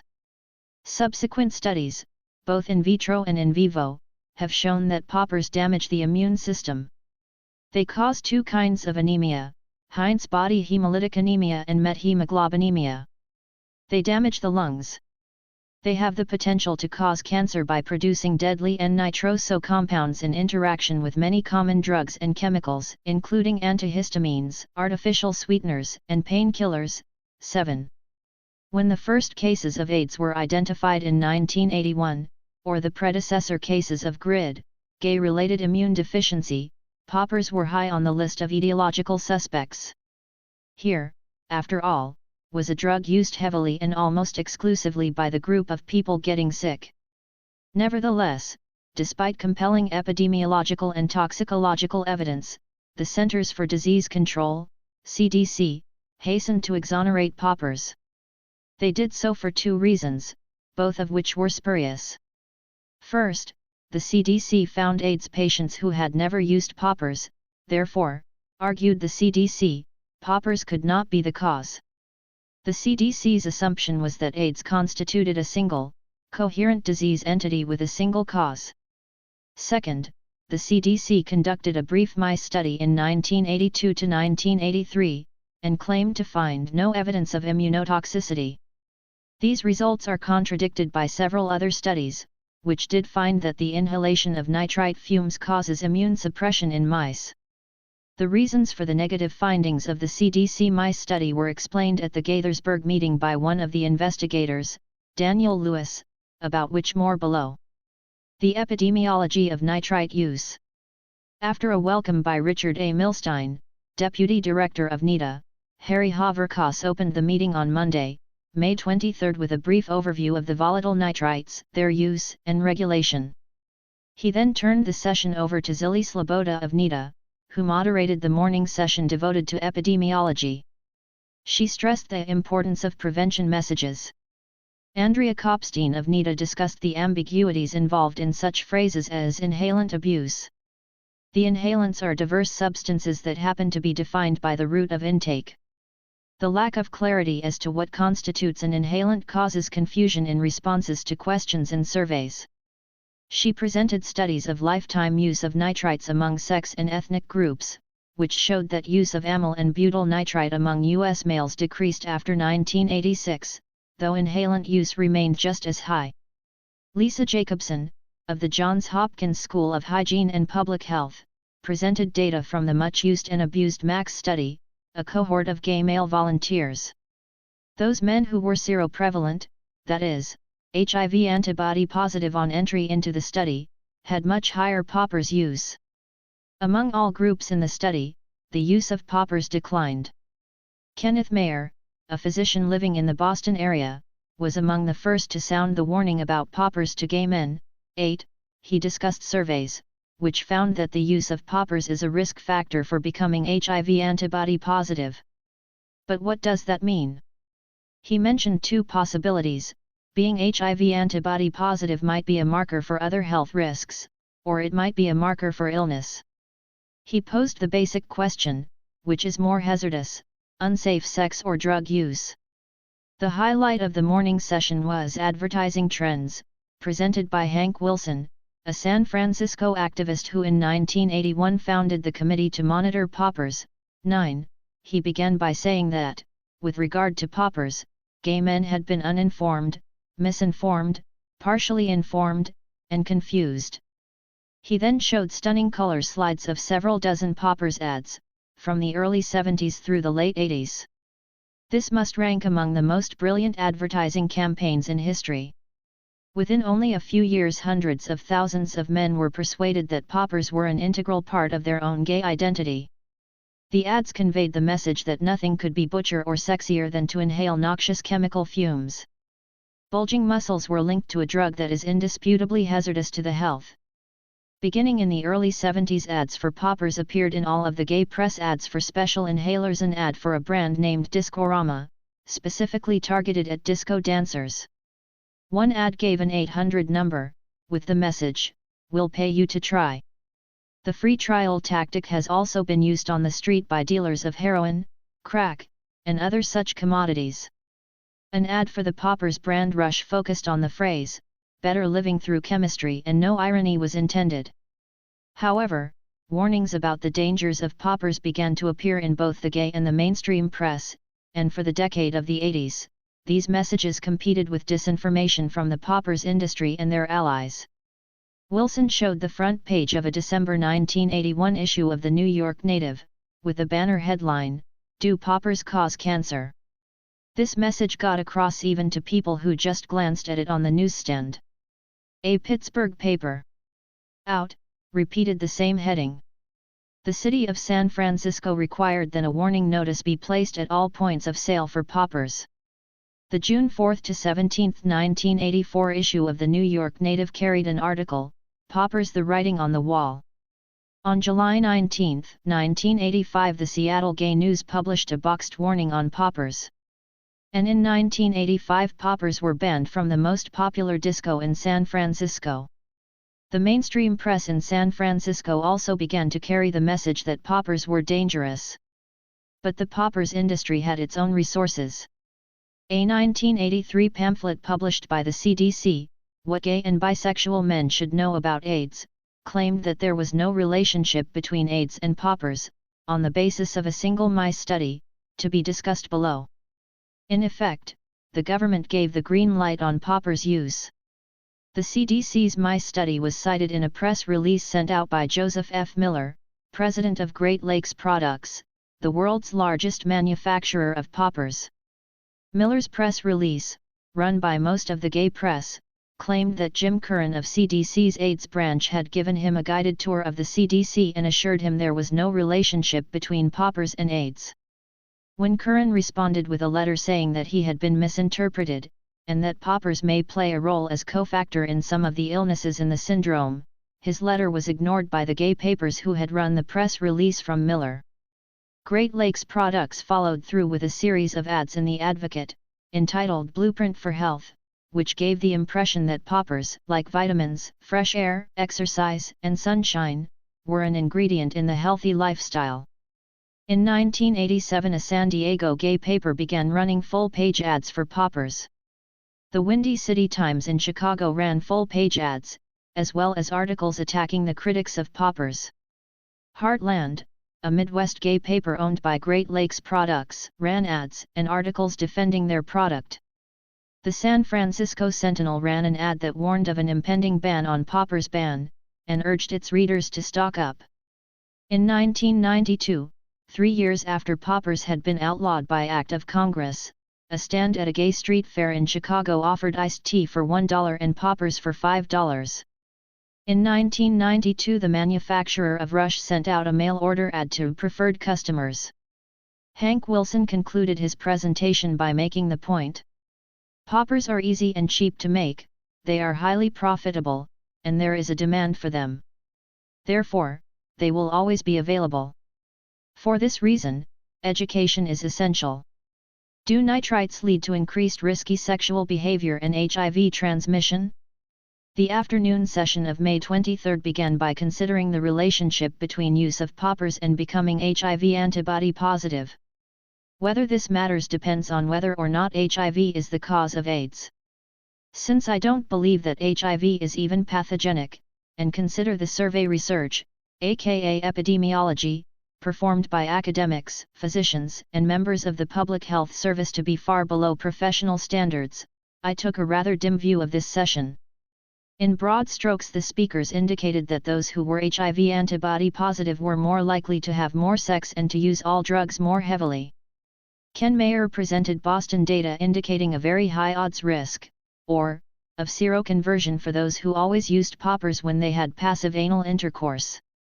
He pointed out that this was biologically plausible, inasmuch as poppers relaxed the smooth sphincter muscle, dilated the blood vessels, and deadened the sense of pain, thus increasing the risk of anal trauma.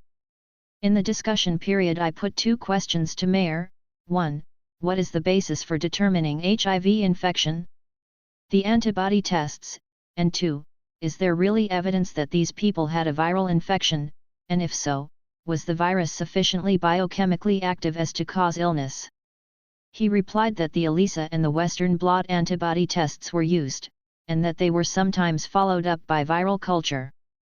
This question is important, as an article in Bio/Technology last year demonstrated that the antibody tests are unvalidated and extremely unreliable, that many HIV antibody-positive people have never been infected by the virus itself, which in any event is virtually never biochemically active to a degree that would enable it to cause illness. 10. J. Philip Paul, an AIDS prevention specialist in San Francisco, discussed the complexities of classifying events as risky or safe. There are many confounding effects among sexual behavior, drug use, and other likely health risks. He emphasized that one could never conduct a controlled study, survey, to answer the question of causality. Do nitrites suppress the immune system?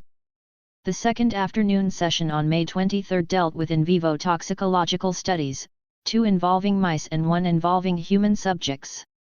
First was Daniel Lewis of the National Institute for Occupational Safety and Health. He was one of those who conducted the 1982-93 CDC mice study that was the basis of the MMWR news item, September 9, 1983, which claimed to find no evidence of immunotoxic reactions. In that study the doses were extremely low, approximating levels to be encountered as background exposure, used as room odorizer, workers in a poppers factory, rather than those encountered when using poppers as a drug, i.e., inhaling directly from the bottle. Lewis explained that, in determining the dose, they had to adjust it below the level where they were losing the mice. However, the supplier of the mice later disclosed that the mice were suffering from a low-grade infection. This means that the deaths of the exposed mice may well have been due to immunotoxicity, exactly what the study conclusions claimed not to find, rather than to the acute toxicity of the nitrite fumes. The end result was that the dose was far too low to be meaningful. The study was not blinded, as the mice inhaling IBN vapors developed a yellowish tinge. Although there were no significant changes in body weight, there were reduced liver and thymus weights, and an increase in spleen weights. 100% of the exposed mice developed methemoglobinemia. The white cell count went down sharply. In the question period I stated that other mice studies had found that nitrite inhalation caused immune suppression in mice. How did Lewis explain the discrepancy between his findings and the others? His answer was short and sweet: dosage and length of exposure. The second mice study was presented by Lee Soderberg, of the University of Arkansas. His mice inhaled 900 ppm nitrite fumes for 45 minutes daily for 14 days, then were allowed to rest for 1 to 3 days. Then tests were performed. They found that there were decreases in both body and spleen weight, the cells in the spleen and in the blood were reduced, the response to CONA was reduced, -28%, the T-dependent cells were very sharply reduced, accessory cell function was affected, there was reduced ability to support proliferation of normal T cells, the macrophage functions were greatly reduced, especially tumoricidal activity. The recovery of immune functions generally took about a week, however it took longer for macrophage cytotoxicity to recover, about 2 weeks. Soderberg and his colleagues reached the conclusion that exposure of mice to nitrites via inhalation impaired T-dependent antibody responses, T-mediated cytotoxicity, macrophage tumoricidal activity. In the question period Peter Duesberg raised the issue of reversibility: what about something that goes on for years? Analogies here would be the length of exposure required to achieve a causal relationship between cigarettes and lung cancer, or between alcohol and cirrhosis. Soderberg replied that his team had no data on more chronic exposure. The third speaker was William Adler of the National Institutes of Health. His study was of 8 human volunteers, HIV antibody-negative males, who inhaled poppers 3 times per day for 1 week, and then intermittently for another week and a half. Baseline immunological test batteries were run before, during, and after exposure. The investigators found that the main change was in natural killer, NK, cell activity, which dropped very sharply. They reached the conclusion: the results showed that exposure to amyl nitrite can induce changes in immune function even after short exposure to moderate doses. Do nitrites act as a cofactor in Kaposi's sarcoma? The second day of the meeting, May 24, 1994, addressed the key question: do poppers play a role in causing KS? The first speaker was Harry Haverkas, who began by showing a slide indicating that there appear to be 4 kinds of KS. One classic KS, occurring among older men, indolent. 2 African KS, 25 to 40 age group, first indolent then fatal in 5 to 8 years. 3 Iatrogenic KS, e.g., renal transplant indolent or fulminant.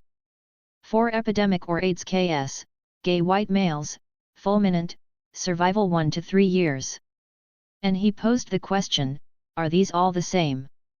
Haverkas cited the cases of HIV-negative cases of gay men with KS, 16 in the practice of 1 physician alone. He reviewed the epidemiological data, which were inconsistent. 4 studies found a strong and dose-related relationship between the use of nitrites and the development of KS. However, other studies did not. He cited a recent study which found that the volatile nitrites are even more powerfully mutagenic than had previously been thought. Isobutyl nitrite vapors were 11 times as mutagenic as isobutyl nitrite in solution, 11.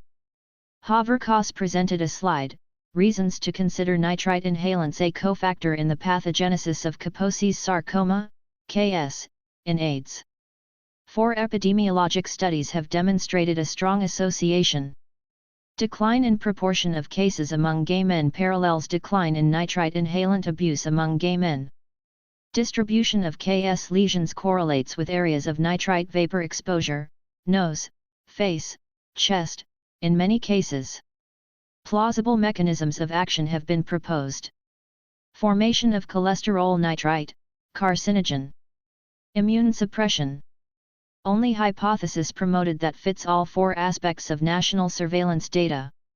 He followed this with another slide, why AIDS-related Kaposi's sarcoma, KS, is not explained by a sexually transmitted agent.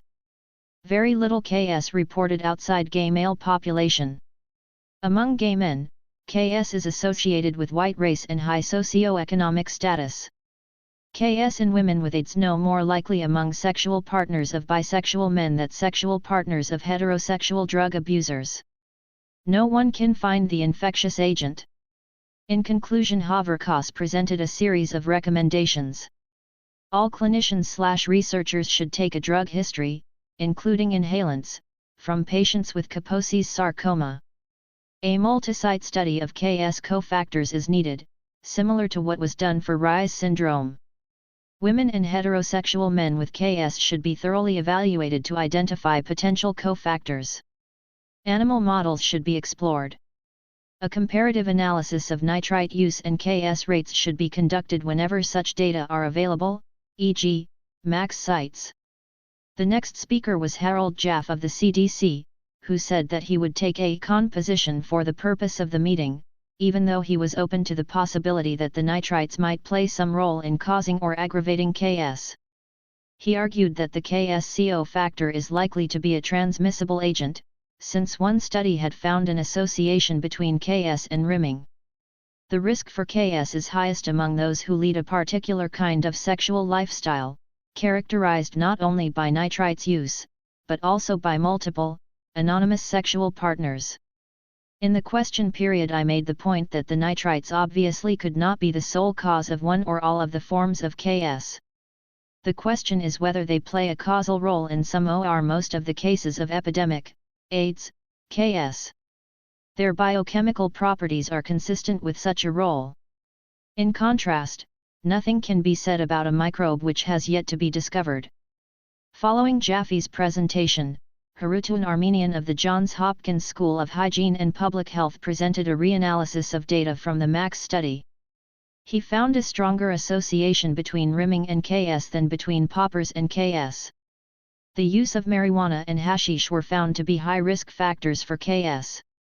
Not only did he not find a dose-related correlation between poppers use and KS, they found exactly the opposite, a strong, statistically significant negative correlation. In other words, the more poppers you use, the less likely you are to develop KS. Obviously this violates common sense, and contradicts other studies, which found a strong positive correlation. The most likely explanation is that Armenian's data are wrong.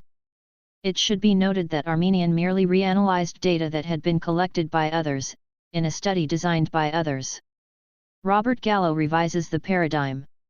The final speaker on the question of whether poppers play a role in causing KS was Robert Gallo of the National Cancer Institute, who is still regarded by many as America's foremost AIDS expert.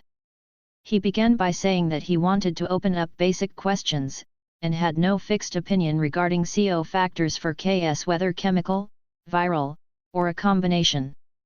Though not in agreement with all that Harry Haverkos had said, for example the donor-recipient or localization arguments, he was willing to be persuaded. To my knowledge, this was the first time for Gallo or any other top AIDS expert to admit publicly that HIV was not the primary cause of KS. He said, "We believe that HIV in KS is an enormous catalytic factor, but there must be something else involved." He continued, "Do you believe that all Kaposi's is one and the same disease? I don't. Why should we say they are, any more than all leukemias are the same? Leukemias don't all have the same pathogenesis. Even T-cell leukemias don't all have the same pathogenesis. So why should we say a benign disease of old men in East Europe of Mediterranean or Jewish stock have the same disease as a sudden disease in younger people that is far more aggressive? And do we believe that the iatrogenic renal transplant Kaposi's associated with therapies and immune suppression is the same disease? I'd at least leave open the possibility that these are quite distinct, even pathogenetically. I know there's a great desire to link the African with the modern or epidemic form of KS, and I can understand that, because they're both aggressive. But they may not be. Therefore, what one tells you may not be good for the other. And when you go to the iatrogenic renal transplant KS, you have to argue that it's a ubiquitous transmitted agent, because all of the people that have it in their kidneys weren't involved in rimming.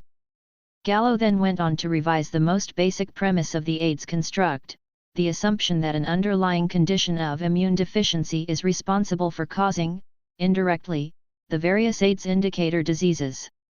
He said, "There's a common belief that it's immune suppression that is involved. Our data would argue the opposite, that it's immune stimulation.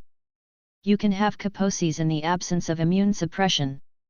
I don't think there's any evidence that in the older classic Kaposi's sarcoma among older men that there's immune suppression. There's not good evidence that there's immune suppression in the African form. And when you speak of the immune suppression of the iatrogenic Kaposi's, you have to keep in mind that there's also immune stimulation." And he posed a few additional questions. Ask yourselves, who here has evidence that Kaposi's is a true malignancy? Is it only polyclonal hyperplasia that can harm and even kill? Or does it really evolve into a true cancer? And if so, how often? There's an enormous increase of Kaposi's in HIV-infected gay men. What's the role of HIV? Gallo then proceeded to present a summary of findings from his laboratory regarding KS.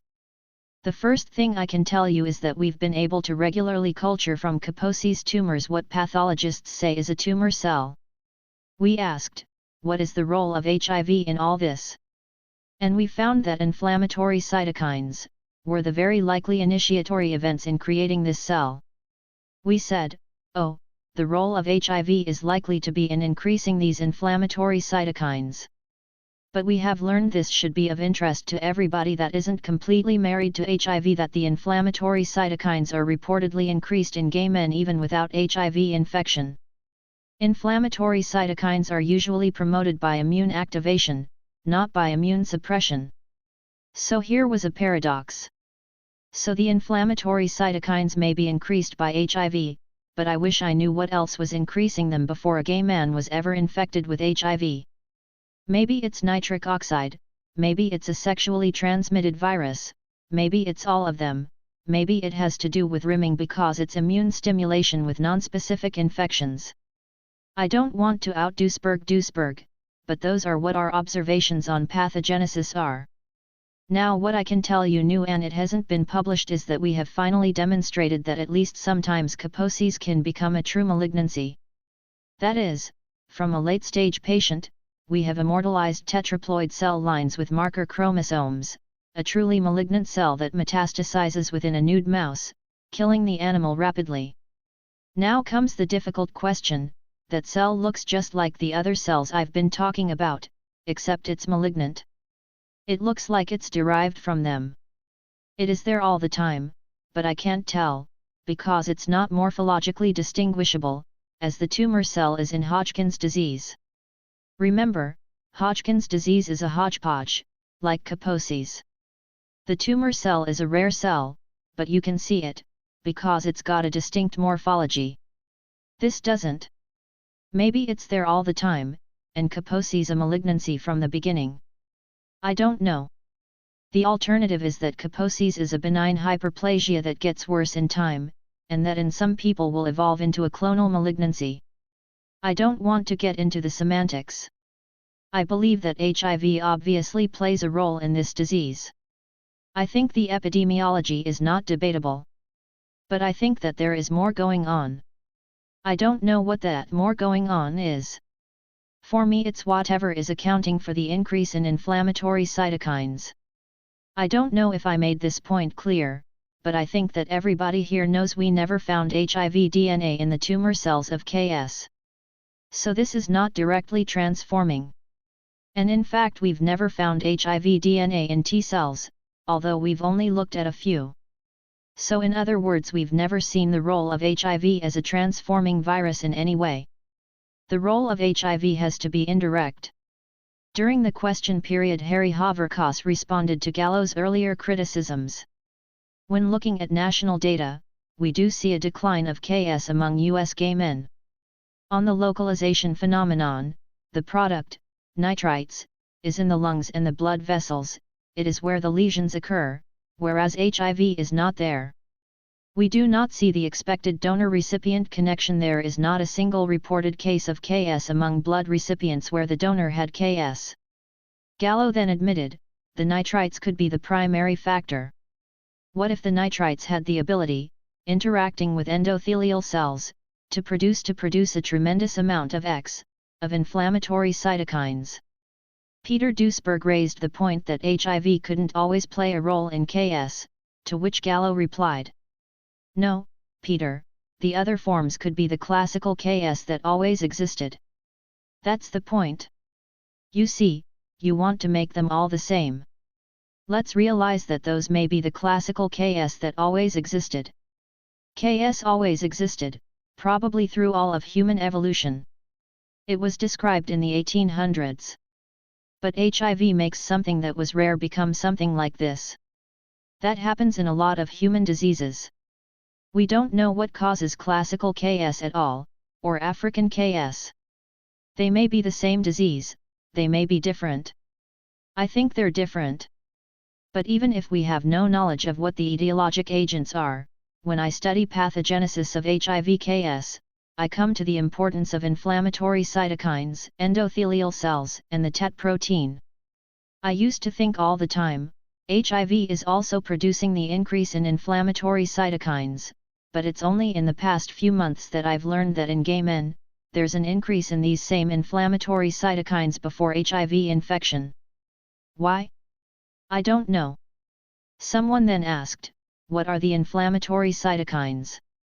Gallo replied, the inflammatory cytokines are IL-1 interleukin-1, TNF tumor necrosis factor, and gamma interferon. In gay men, the inflammatory cytokines are increased before HIV infection. In response to a question about AIDS-related dementia he replied, the mechanism of dementia in HIV-infected people is totally unknown. Glenn Hopkins, an activist from Los Angeles, raised the question of high-dose, long-term exposure. Poppers, after all, do promote mutagenesis. To this Gallo replied, that's the most important thing, mutagenesis. Also perhaps nitric oxide. General discussion. The final, general discussion, was moderated by Paul Stolley of the University of Maryland School of Medicine. Robert Gallo started to leave, got to the door, hesitated, then came back and sat next to Peter Duesberg. Within a few minutes he had his arm around him, and stayed there for the duration of the final session. When discussion focused on what research ought to be done, Gallo spoke strongly in favor of an animal model, and said that Duesberg's research ought to be funded. There was general agreement that the toxicology and epidemiology of nitrites use ought to be rigorously investigated. My own conclusions, which I expressed inadequately at the meeting, are as follows. 1. The nitrites KS hypothesis has to be framed carefully. Obviously the nitrites cannot be the cause of all cases of KS, or even of all cases of epidemic or AIDS KS, as not all such cases have used them. The hypothesis would have to be something like this: the volatile nitrites play a role, as either primary cause or CO factor, in the etiology of epidemic or AIDS KS. 2. Animal research should be conducted, using high-dose and long-term exposure. Ideally, the animals should be those closest to humans, though cost factors may rule this out. 3. New survey, or epidemiological, research should be conducted to obtain in-depth information on drug usage and other health risks of those who have been diagnosed as having AIDS. The research should be up to professional survey research standards in terms of study design, sampling, questionnaire design, analysis, etc. The toxicities of the nitrites are well established, and have been since at least 1980. As Hank Wilson argued on Monday, poppers will always be available, therefore it is important to educate gay men and the youth of America as to the physical consequences of using them. Conclusion. In light of the statements made by Gallo, it is hard not to think of the tens of thousands of gay men with KS who have died, and of the treatments they received. If HIV is not the cause of KS, then how appropriate were the nucleoside analog drugs like AZT and DDI, whose theoretical basis is the HIV/AIDS hypothesis? Similarly, if KS is really not a malignancy, how appropriate were chemotherapy drugs based on the assumption that KS is a malignancy? Did these men die from KS, or from the treatments they were given? It may be hoped that this meeting is a signal of greater willingness on the part of the AIDS establishment to reconsider the basic AIDS paradigm.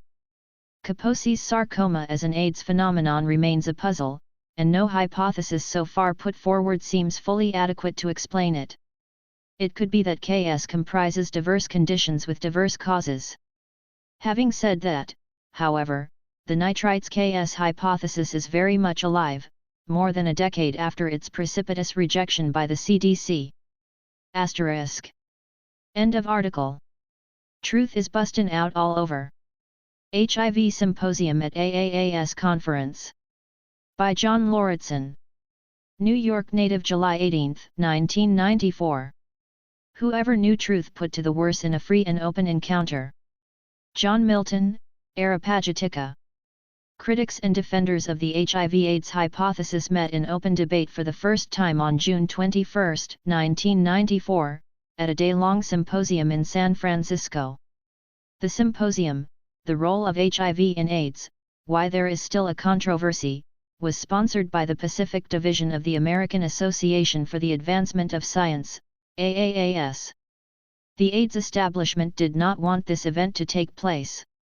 Beginning in mid-May, a campaign was whipped up in the pages of California newspapers and the British popular science magazine, Nature, to have the program cancelled or at least altered beyond recognition. Up to the last moment it was not known whether the symposium would happen at all, or exactly what form it would take. But it did take place, and was a triumph for the side questioning the HIV/AIDS hypothesis and other AIDS orthodoxies. The AIDS skeptics achieved a critical mass, and spoke with confidence and authority. Those who attempted to defend the official dogmas were apologetic and defensive, they failed to rebut or even acknowledge the points made by the skeptics, and in short, they put on a very poor show. It is now clearer than ever that the official AIDS experts cannot compete in a free and open debate, which is undoubtedly the reason for the intense censorship that has impeded AIDS discourse for the past decade. It would be an imposture and an affectation for me to pretend that I am neutral in this controversy, as I have criticized the AIDS virus etiology in print for over 10 years. I do not intend artificially to balance out the debate that took place. I will, however, try to be fair and accurate in my reporting. First, I'll describe the controversies and contentions that occurred prior to the event. The struggle to hold the symposium. The symposium, The Role of HIV in AIDS, Why There Is Still a Controversy, was organized by Charles Geschecter, professor of history at California State University, Chico, who had for some time been aware of the suppressed AIDS controversies.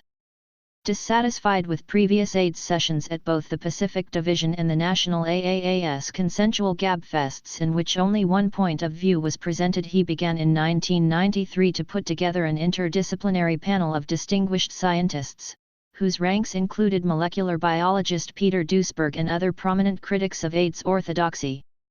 The Executive Committee of the Pacific Division AAAS approved the symposium, including the list of speakers, at its January 1994 meeting. An announcement of the symposium appeared in the January 25, 1994 issue of the Pacific Division newsletter. In early April, Geschecter met with Alan Levitin, executive director of the division, to review the final program, including speakers, and work out speaking order. Despite there being 11 speakers, ample time was reserved for intrapanel discussion and questions from the audience. The panel included Carrie Mullis, the 1993 Nobel laureate in chemistry, as well as 2 members of the National Academy of Sciences, Peter Duesberg and Harry Rubin, and a member of the American Society of Actuaries, Peter Plumley. No problems up to this point. Everything seemed set. Then, in mid-May, an intense flak campaign erupted. 2 AIDS researchers, Warren Winkelstein and William Asher in Berkeley, put pressure on the AAAS to cancel the program. Winkelstein was quoted by David Perlman of the San Francisco Chronicle as saying, "The views to be expressed on this program have potentially serious adverse public health consequences." It is perhaps not coincidental that one scheduled talk on the symposium was to be a critique of research conducted by Winkelstein and Asher. The May 26, 1994 issue of the San Francisco Chronicle ran an article by science editor David Perlman, with the headline, "AIDS Rebels Try to Steal Show, but Scientists Stymie Plan by Mavericks Who Deny HIV Link." The first paragraph read, "Blindsided by a small band of AIDS gadflies, America's largest scientific organization moved yesterday to avoid sponsoring a one-sided spate of oratory over the causes of the global AIDS epidemic. This is the kind of disinformation we have come to expect from the HIV establishment. It is preposterous to imply that the AIDS rebels were attempting some kind of stealth campaign, when in fact organizer Charles Geschechter had gone through all of the proper channels, and had publicized the program well in advance. It is abusive to characterize the scheduled panelists as rebels and their would-be censors as scientists, when in fact the scientific reputations of the former are far more distinguished than those of the latter. And the panel was not really one-sided, as it included Harry Rubin and Peter Plumley, both of whom are agnostic as to whether or not HIV plays at least some role in AIDS pathogenesis, as well as Raphael Stricker, who does believe that HIV causes AIDS. Control over the symposium was taken away from Geschechter, without his consent or knowledge, by other AAAS officials. In the May 26, 1994 issue of Nature, the executive director of the AAAS, Richard Nicholson, was quoted as saying, "All options are open, including cancellation." Geschechter first learned from a journalist, on June 3, that the symposium remained part of the program. Following is Geschechter's account of what happened. Between May 18 and June 4, without ever contacting me to solicit my input or gain my support, Bob Bowman, counselor, San Francisco State University, Michelle Aldrich, AAAS liaison to the Pacific Division, and Alan Levitin, executive director, Pacific Division, reconfigured the symposium.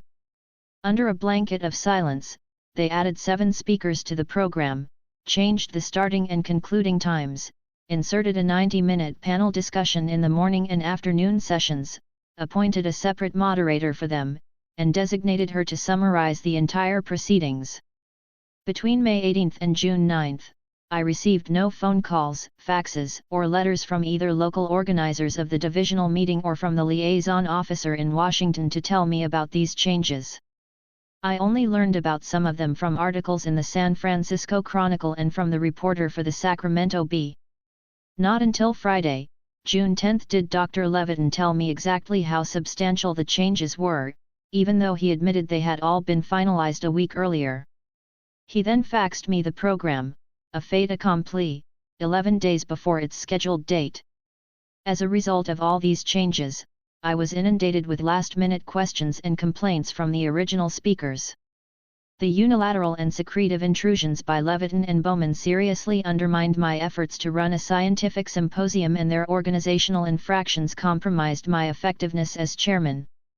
While responsibility for presiding as symposium chairman remained mine, Dr. Levitin emphatically and unambiguously reminded me on June 10 that final authority and ultimate power to interfere in my session rested with him.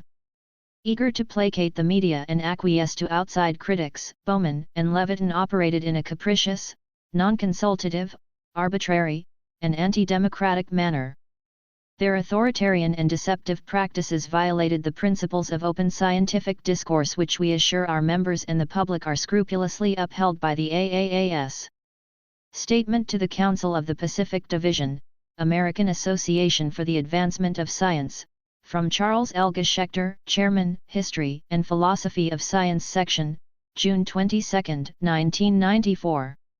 The planned intrusion of the two 90-minute panels amounted to sabotage, as 100% of these panelists were defenders of the HIV/AIDS hypothesis. The symposium would have ended with a 90-minute panel attacking the ideas of the AIDS rebels, followed without discussion by a summation from Ann Aleb of San Francisco State University, a woman known to be bitterly opposed to AIDS critics. Fortunately for free speech, it did not happen this way. The night before the symposium, a band of AIDS rebels had dinner at a very fine Chinese seafood restaurant at the tip of the Emeryville Marina in Oakland, guests of Philip Johnson, professor of law at Berkeley. A powerful esprit de corps developed, and all agreed that the final panel, as planned, would be intolerable. The inclusion of the pro-HIV speakers elsewhere in the program had both advantages and drawbacks. On the one hand, this would force the AIDS experts into debate, something they had been running away from for years. On the other hand, the extra speakers meant that speeches would have to be shortened, and there would be much less time for discussion and audience participation. With support from his comrades, many of us newly introduced to each other, Charles Geschecter resolved to assume his right, as organizer of the symposium, to moderate everything except the panel at the end of the morning session. He would insist that the final panel include all of the speakers, not just the pro-HIV people listed in the program, and that the panel would take questions from the audience. Geschecter did prevail the next day. He was in charge of the symposium, from beginning to end. The final panel did include all of the speakers, with devastating consequences for the defenders of AIDS orthodoxy. The presentations. The symposium included 12 main speakers, plus another half dozen or so in the panels. For various reasons, including length, I'll not attempt fully to cover all of the speakers. Defenders of the HIV/AIDS hypothesis were in a difficult spot. With facts and logic arrayed against them, they had a limited number of options. Say untrue things. Say irrelevant things. Make unfounded assertions. Speculate. Engage in ad hominem attacks. Ignore points made by opposition. And by and large, this is what they did. I see no reason for me to report extensively on comments made by these people, when they were merely reiterations of the AIDS myths that we have already encountered thousands of times in the mainstream media. What I will do is highlight comments that were egregiously untrue, unsupported, or unresponsive to points made by the opposition. Following, in chronological order, is a description of the speakers and events of the symposium. Philip Johnson. Berkeley law professor Philip Johnson set the tone for the entire day with his talk, The Role of HIV in AIDS, Why There Is Still a Controversy. His magisterial overview, of the official AIDS paradigm and its defects, solidly established that the HIV skeptics would occupy the high ground, intellectually and in terms of civility.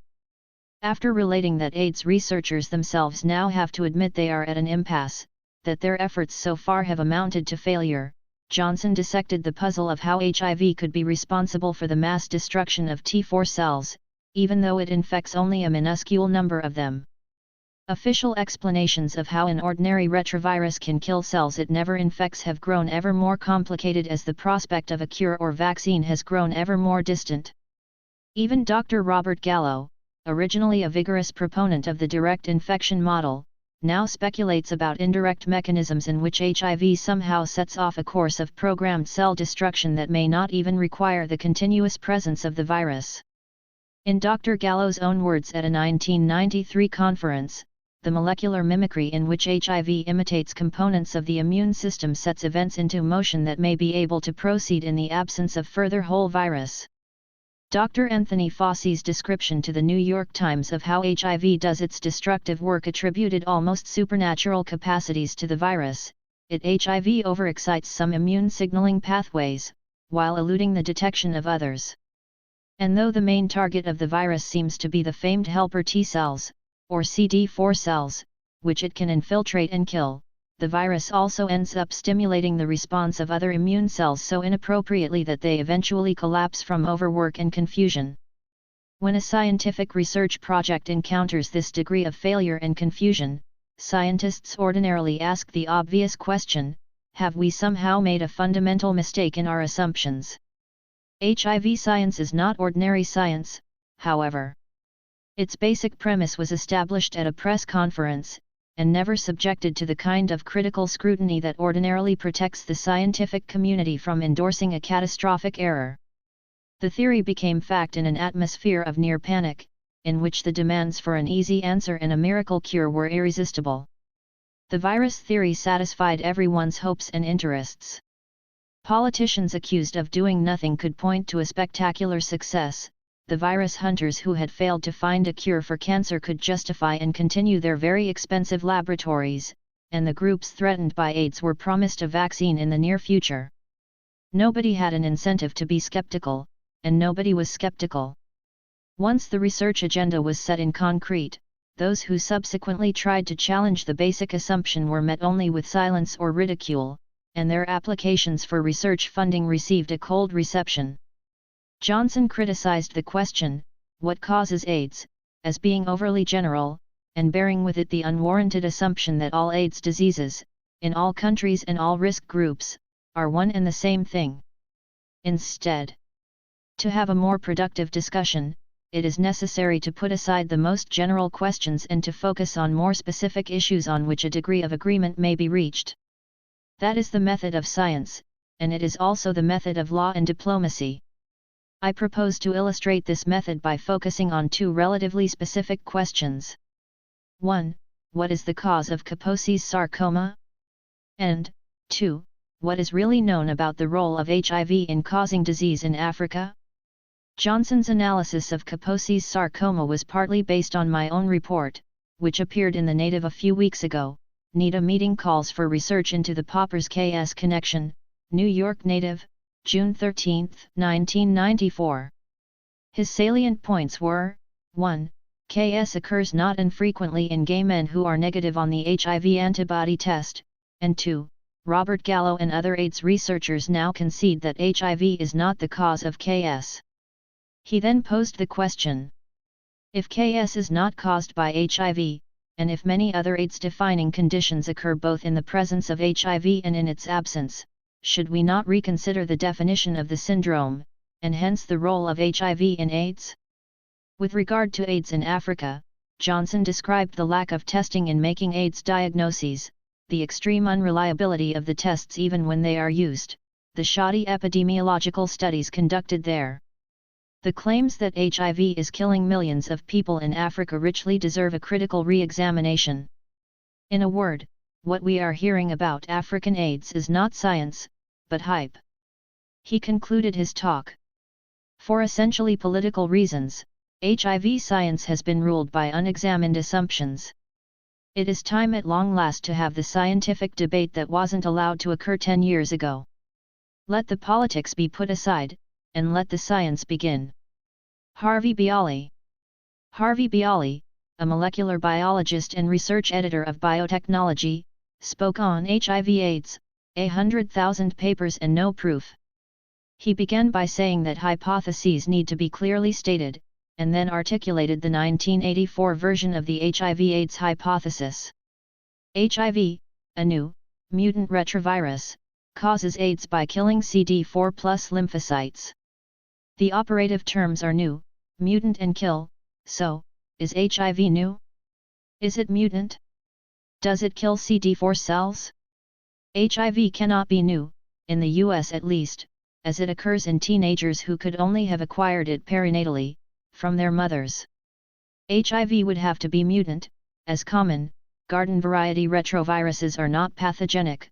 However, there is no evidence that HIV is mutant. Bialy showed a genetic map of HIV, and said, for all intents and purposes this could be the map of 50 other retroviruses. HIV has no extra gene, there is nothing whatever unusual about it. Does HIV kill CD4 cells? It certainly doesn't kill the T cell lines that are used to produce kilograms of the virus for the AIDS industries. And in fact, the leading AIDS researchers now admit that HIV does not directly kill CD4 cells. Therefore, the 1984 version of the HIV/AIDS hypothesis is not tenable. If HIV were the cause of AIDS, then a high viral load ought to coincide with illness. Bialy showed a slide, which he had labeled, "We wish it were so virus load disease proportionality slide." This slide consists of a y-axis, an x-axis, and 3 lines which represent levels of antibodies, virus, and CD4 cells. As the virus goes up and the antibodies go down, the CD4 cells go down. This slide, frequently employed by advocates of the HIV/AIDS hypothesis, shows things as they ought to be, if HIV were the cause of AIDS. Bialy stated that it is a fantasy graph, backed up by no evidence of any kind. In fact, experimental research found just the opposite, that at all stages of AIDS, and at all levels of CD4 counts, the HIV viral load ranged from the minuscule to the non-existent. In other words, HIV behaves like a typical opportunistic infective agent, not like a pathogen. Pediatric ETAL Science 259:1749-53, 1993. Since the 1984 version is clearly untenable, Bialy suggested a reformulation of the HIV/AIDS hypothesis, which he called the virus-AIDS hypothesis, as empirically tested between 1984 to 1994. HIV, an established, conventional retrovirus, causes AIDS by killing CD4+ lymphocytes by mechanisms previously and presently unknown to virology. Even so, the modified virus-AIDS hypothesis is unable to explain such things as why HIV, unlike any other pathogenic virus, only causes disease in the presence of neutralizing antibodies. The long, and unpredictable incubation period between infection and disease. How such a biochemically quiescent virus, that infects only a small fraction of the cells it is said to kill, can be so virulent as to kill its only natural host with efficiencies approaching 100%, and yet be so difficult to transmit horizontally through sex?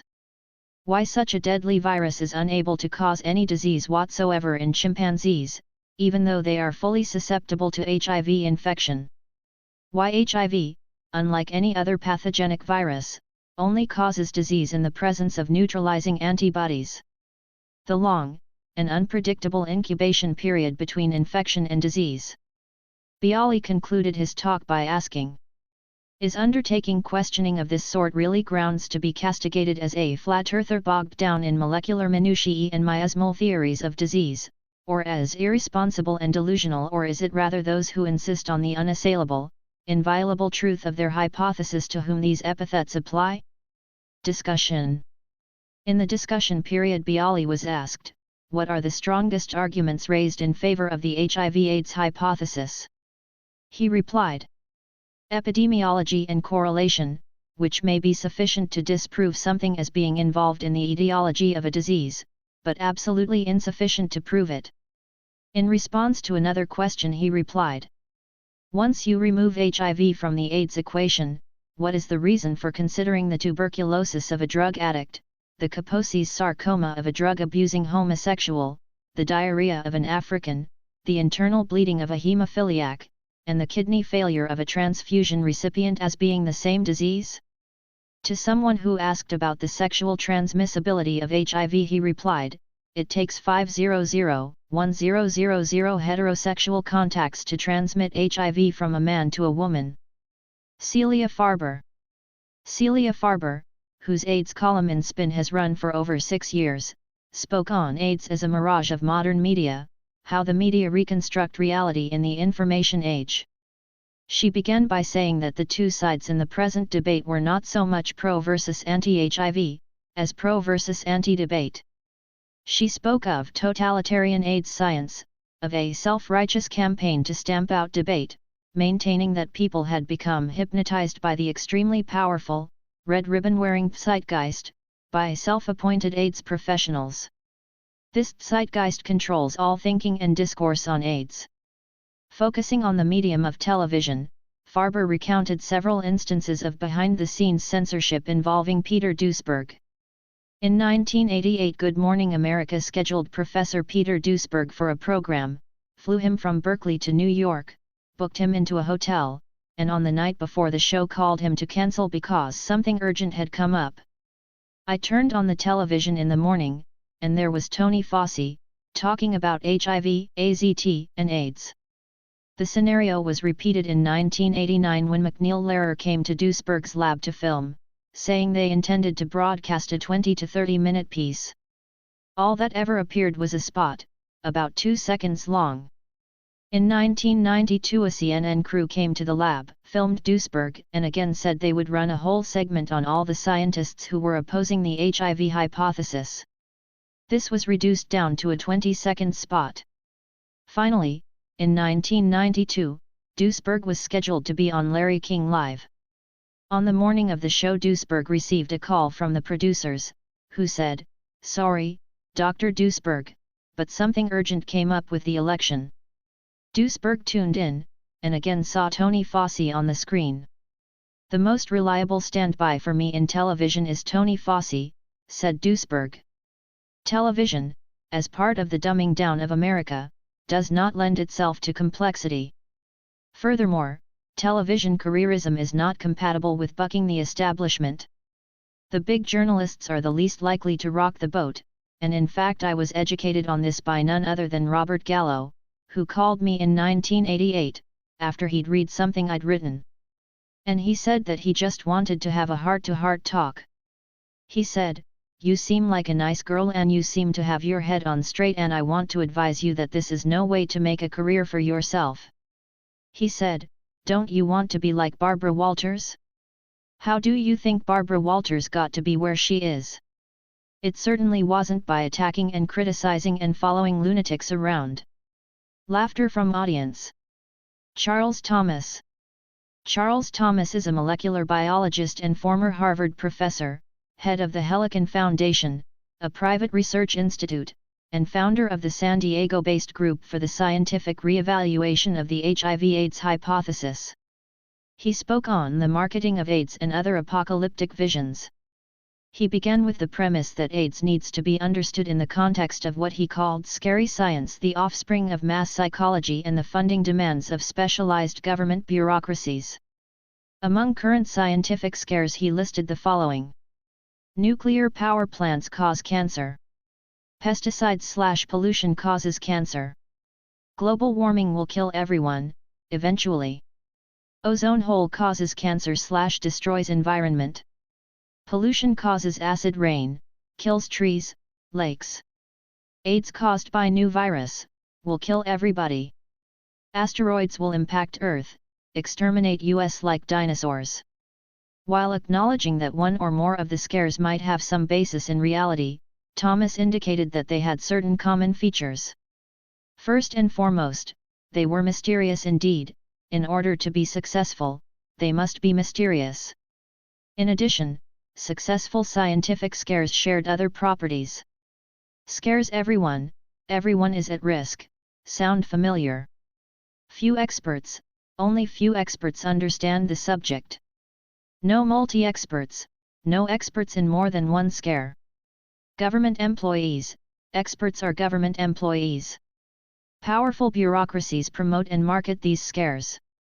National, government, response is required. Private responsibility won't work. Funding creates constituency, careers can be made on the basis of the resulting flow of tax dollars. All of these can be understood as requirements for getting funding. If, for example, everyone were not at risk for AIDS or death from ozone depletion, there would be no public support for the bureaucracies feeding off these scares. Similarly, the requirement that there be few and highly specialized experts is essential to retain a monopoly on the scare, as well as to sustain its air of mystery. Even knowledgeable scientists are forced to take the word of experts, an enormous advantage for the scaremongers, as the experts are paid by the government. Virtually all of the basic scientists in the US are government employees. That is, they are paid directly by government or indirectly through easily revocable contracts called grants. These monies are usually dispensed on the basis of peer review, that is, on the basis of the opinion of other scientists working the same field.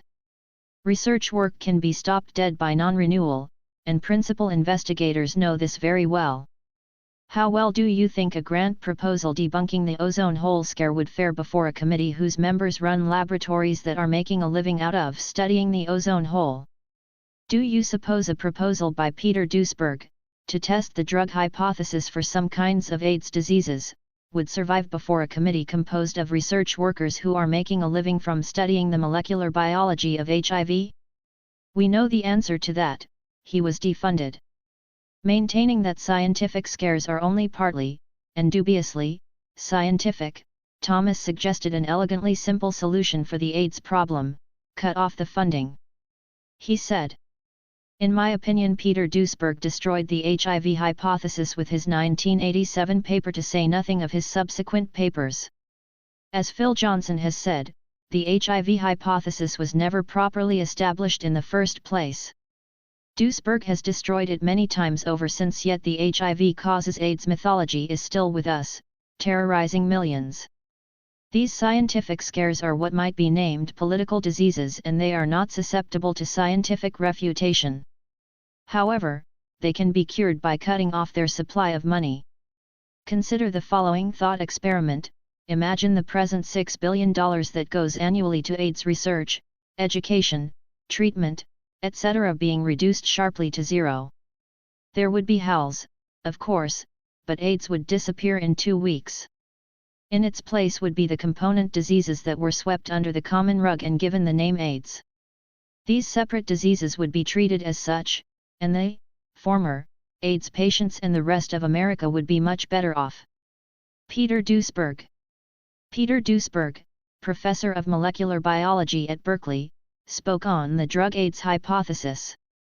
Since his ideas are laid out in detail in the many monographs he's written refuting the HIV/AIDS hypothesis, particularly in his 1992 paper, see reading list at the end of this article, I'll give just the highlights of his talk here. He began with some remarks about the formation of belief systems, citing the work of Konrad Lorenz on imprinting. We tend to believe what we are first exposed to, whether a mother, a language, a religion, or a hypothesis. Thereafter, love, or belief or loyalty, requires one to stop questioning. However, scientists are supposed to behave differently, for according to Albert Einstein, the most important thing for a scientist is not to stop questioning. He then proceeded to pose a series of rhetorical questions. I ask you now, would you have accepted this hypothesis 10 years ago, if you had known then that AIDS as a STD would not explode into the general, sexually active population, as it was predicted to, by Margaret Heckler, Robert Gallo, Anthony Fauci, the Surgeon General, and others? Would you have believed it was a STD if not even prostitutes would get AIDS from their clients, or clients from the prostitutes?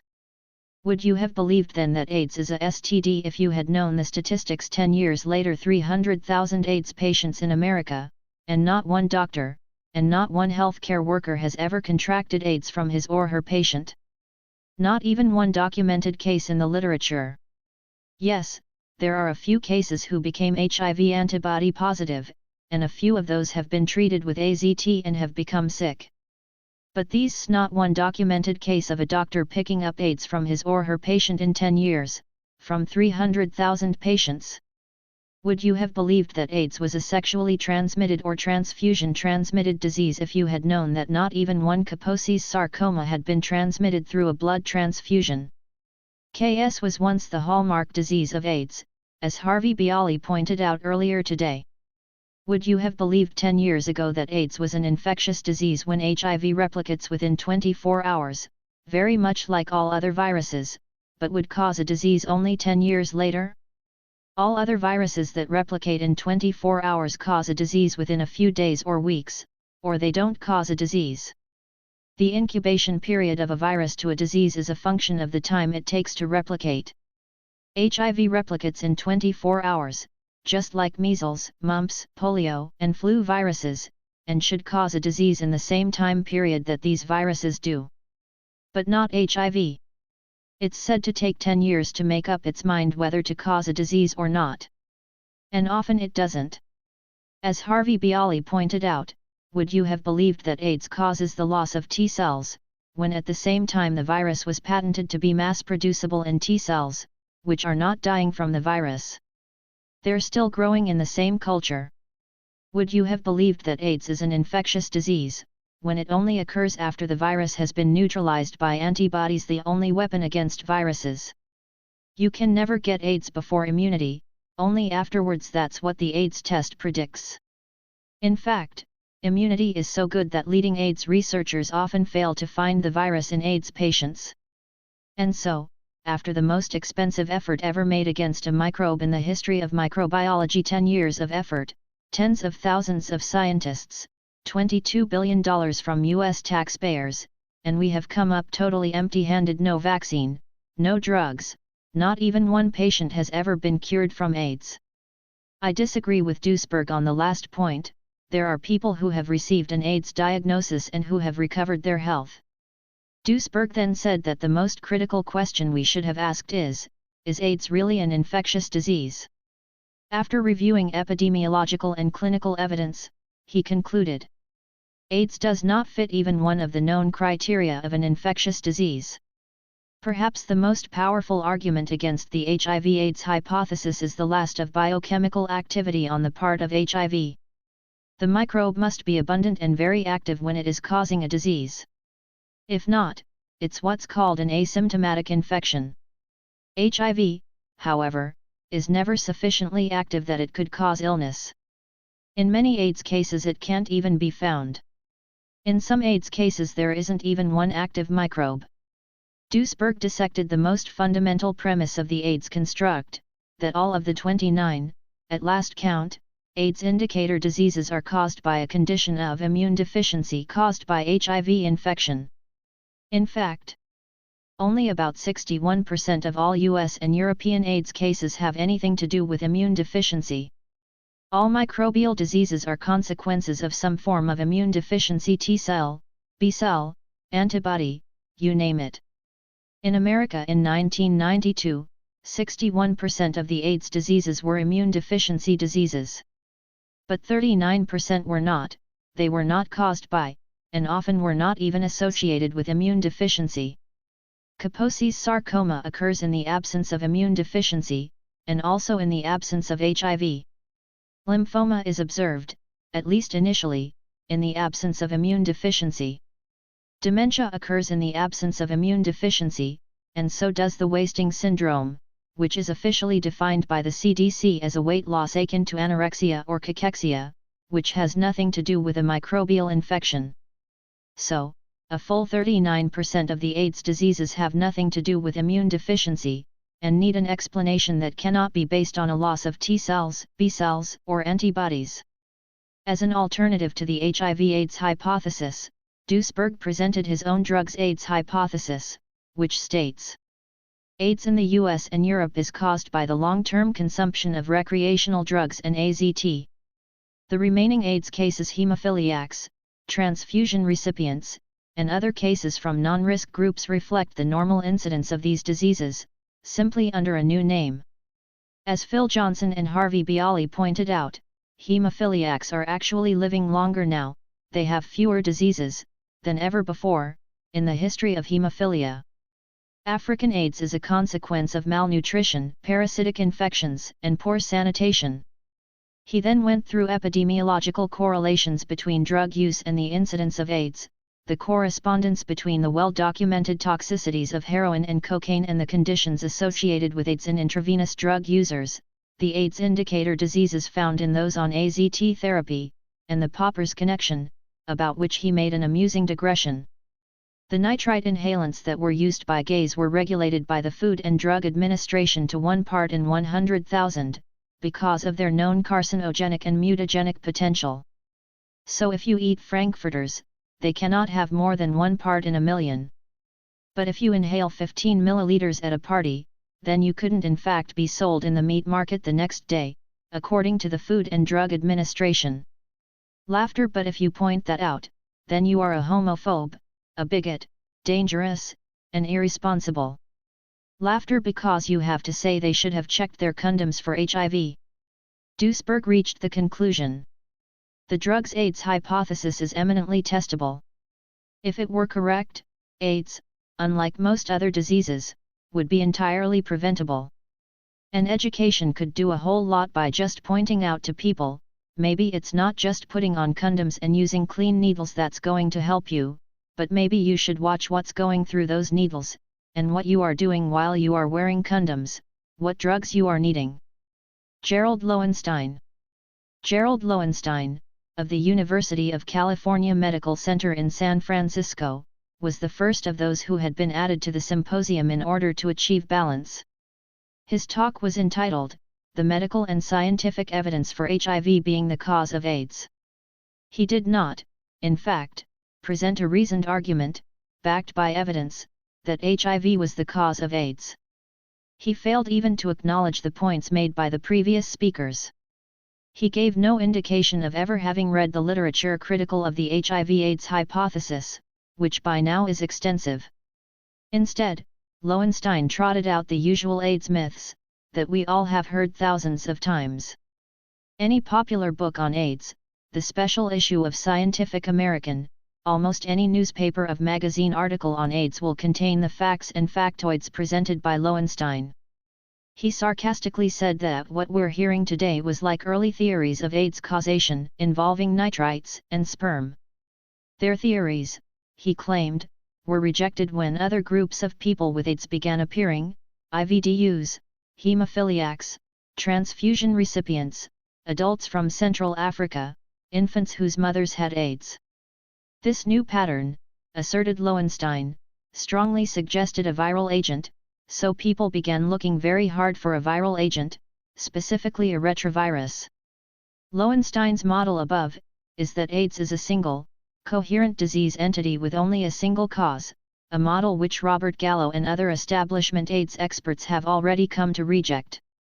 Why the new pattern should suggest a viral agent, specifically a retrovirus, as opposed to a bacterium, fungus, toxin, DNA virus, or something else, is left to the imagination. Lowenstein talked about Gallo and Montagnier, without a hint of the strife between them, and after several very forgettable minutes, made the following statement, which I wish to examine. At the present time it appears that all AIDS patients throughout the world are infected with HIV, and nearly all HIV-positive individuals will eventually get AIDS, although there does seem to be a small subset who escape that fate. Verbatim. Yes, that, word for word, is exactly what he said. The statement is outstandingly untrue, and it is difficult to believe that Lowenstein didn't know better.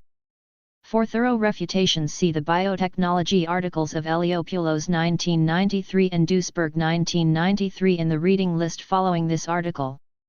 Even Gallo and Montagnier, who are each committed to the HIV/AIDS hypothesis to the tune of $100,000 per year, now admit that most HIV antibody-positive individuals will not get sick. And he showed a slide of an artist's rendition of HIV, with colored knobs and so on, and he asserted that the knobs did something or other. And he showed an electromicrogram of HIV. And he talked about how CD4 cells decline. When it gets down to about 200, virtually 100% of all AIDS patients develop AIDS, they get opportunistic infections, they get very, very sick, they waste away, they get tumors.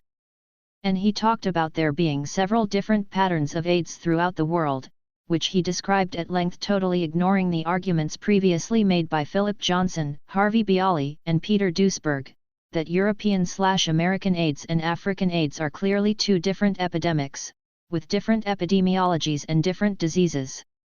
And he talked about SIV, simian immunodeficiency virus, which causes illness in monkeys in captivity, though not in the wild. He did not, however, talk about HIV in monkeys, which would have been more relevant, but would have weakened his case. In fact, chimpanzees were injected with HIV over 10 years ago, they became infected, as evidenced by the formation of antibodies, and nevertheless they remain perfectly healthy. And he informed the audience that HIV belongs to the lentivirus family of viruses. Lentivirus means slow virus. It is meaningless nomenclature devised to rationalize the alleged 10-year latency period between initial HIV infection and the appearance of the first AIDS symptoms. Peter Duisberg once remarked, "There are no slow viruses, only slow virologists." And he asserted, "There's a very rapid rise these days in AIDS cases acquired heterosexually, in the US. Lowenstein's conclusion consisted of a series of assertions, none of which was true. In conclusion, the reason why I and 99% of my colleagues are convinced that HIV is the cause of AIDS is that all AIDS patients are infected with HIV, virtually all HIV-positive individuals will get AIDS. Elimination of HIV from blood products has stopped this route of AIDS transmission. The anti-HIV drug AZT greatly reduces mother-fetus transmission of AIDS. The use of condoms has curbed the AIDS epidemic in homosexuals in San Francisco. AIDS did not occur in countries like Thailand until HIV was introduced. And finally, healthcare workers with no other risk factors get AIDS from accidental needle sticks. There are several dozen such cases. Discussion. In the discussion period following his talk, Lowenstein received his comeuppance for making unfounded assertions. Someone in the audience asked him how he would reconcile the differences between his statistics and those presented by Duisberg, regarding the numbers infected. Lowenstein replied, "They come from all the leading scientific journals: Science, Nature, New England Journal of Medicine, the Epidemiology Journal, Scientific American. All my data comes from standard sources, CDC, but according to some of our earlier speakers, all these organizations are engaged in a huge conspiracy to delude us. So if that's so, then I'm deluded too." Peter Duisberg then interjected, "Who said they were in a conspiracy? I haven't heard that. I was here since 8 o'clock. Someone in audience, those were your words." Duisberg, "My words." Someone in audience, "No, those were his words. That's what he said." Lowenstein, "Well, that was the impression I got." Duisberg, "Oh, it was an impression. I see." Molecular biologist Harry Rubin then commented, "I was confused by some of Dr. Lowenstein's slides, because in some cases the slides referred to the spread of HIV and in other cases to the incidence of AIDS. But they seem to be conflated. He talked about HIV spreading as though it were AIDS spreading. That's something that one has to be very careful about. I think it's become somewhat of a habit to confuse the one with the other." The second point is that Dr. Lowenstein said that 99% of his colleagues accepted the HIV/AIDS hypothesis. I don't know whether he's polled his colleagues, and I don't know who his colleagues are. I suspect they are people who are closely associated with the HIV/AIDS hypothesis. I haven't polled my colleagues either, but in my discussions with them I'd say that most of them are pretty confused. And they're also scientists, virologists and molecular biologists. And they're very uncertain at this point. They're certainly not willing to make a definitive conclusion. I'd like to know what this figure comes from, that the predominance of, or the great majority of, or almost 100% of scientists agree that HIV causes AIDS. Finally, I'd like to ask a question about the heterosexual rise. Now, in this past year AIDS has been redefined again, as it was in 1987, to include such conditions as cervical cancer and tuberculosis, and as a result there's been a 50% increase in the number of AIDS cases. I wonder to what extent the rapid rise in heterosexual AIDS is due to redefining AIDS in order to maintain the public scare that Dr. Thomas was talking about, that AIDS is a threat to the heterosexual community. That's for Dr. Lowenstein. Lowenstein, that was quite a question. Laughter. There's not much I can say. Rubin, well, why don't you say what you can say? Lowenstein, well, among my colleagues who see and treat AIDS, I don't know of anyone who doubts the HIV/AIDS association. Duisberg, but aren't we talking about cause, not association? That's very different. Someone in the audience then asked for a clarification of obvious disagreement between what Duisberg and Lowenstein said on healthcare workers. Are they really at risk for either HIV or AIDS? Lowenstein, according to the literature, as I read it, and from my own experience, a number of healthcare workers who had no other apparent risk factors have acquired AIDS as a result of accidental needle sticks. AIDS, I'm talking about AIDS. Duisberg, AIDS, Dr. Lowenstein? Could you give me the reference for that? Pause if you know the literature. Pause. Oh, you don't know the literature? Then you don't know those numbers. I think it's very impressionistic here. Anyway, I did check the literature, and I couldn't find one such reference, except for Fossey reporting on Nightline that city healthcare workers got AIDS disease, but he also added that they were treated with AZT, which is a sufficient cause for AIDS. That's the only literature I could find on healthcare workers getting AIDS. Lowenstein, 2 individuals in Holland got AIDS as a result of accidentally being injected with blood from AIDS patients. Harvey Bialy then put a series of questions to Lowenstein. You made the statement that HIV replicates in and destroys T cells. This is the crux of the entire debate. What is your evidence?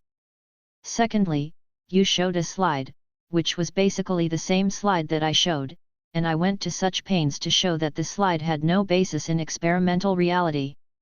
You seemed to ignore that completely, and went on to show the slide as though it were true. So how do you reconcile the data from Pediatric ETAL with that slide you showed about the course of HIV replication and the loss of T cells? And finally, why are hemophiliacs not dying of AIDS? They were all infected 10 years ago or more, way long enough to have exceeded the latency period. Half the hemophiliacs in the United States should be dead or dying of AIDS now, and yet it's less than 12%. You need to explain that. Please. Lowenstein, I don't see why I need to explain that. Hemophiliacs are dying of AIDS. Bialy, the HIV/AIDS hypothesis postulates a 10-year latent period between infection and disease. That means that if you have 16,000 people with the infection, after a 10-year period, approximately half of them should have the disease. But only 10 to 12% have the disease. This is a discrepancy. How do you explain it? Lowenstein, how do you explain the 10 to 12% who do die? Groans from audience. Bialy, what are they dying of? They're dying of the same diseases that hemophiliacs always die of, but now they're called AIDS because they've been diagnosed as having HIV antibodies. Duisberg, those hemophiliacs are not immortal. Laughter. Bialy, what is your evidence that HIV is destroying T cells by infection? I would love to see it. I've been waiting 10 years for it. No response from Lowenstein. The morning panel. At the end of the morning session came the panel, moderated by Ann Aleb of San Francisco State University, which was supposed to comment on what had been said so far. The panel did not include any critics of the HIV/AIDS hypothesis. First was Jan Kuby, an immunologist at San Francisco State University. Virtually her entire whole talk consisted of speculation, which was irrelevant to evaluating the HIV/AIDS hypothesis. She talked about autoimmunity, T-cell activation, antigens, apoptosis, programmed cell death, etc. Kuby talked about highly inbred mice known as SCID mice, which are severely immune deficient. Researchers injected bits and pieces of human cells and HIV into the SCID mice, with ill effects.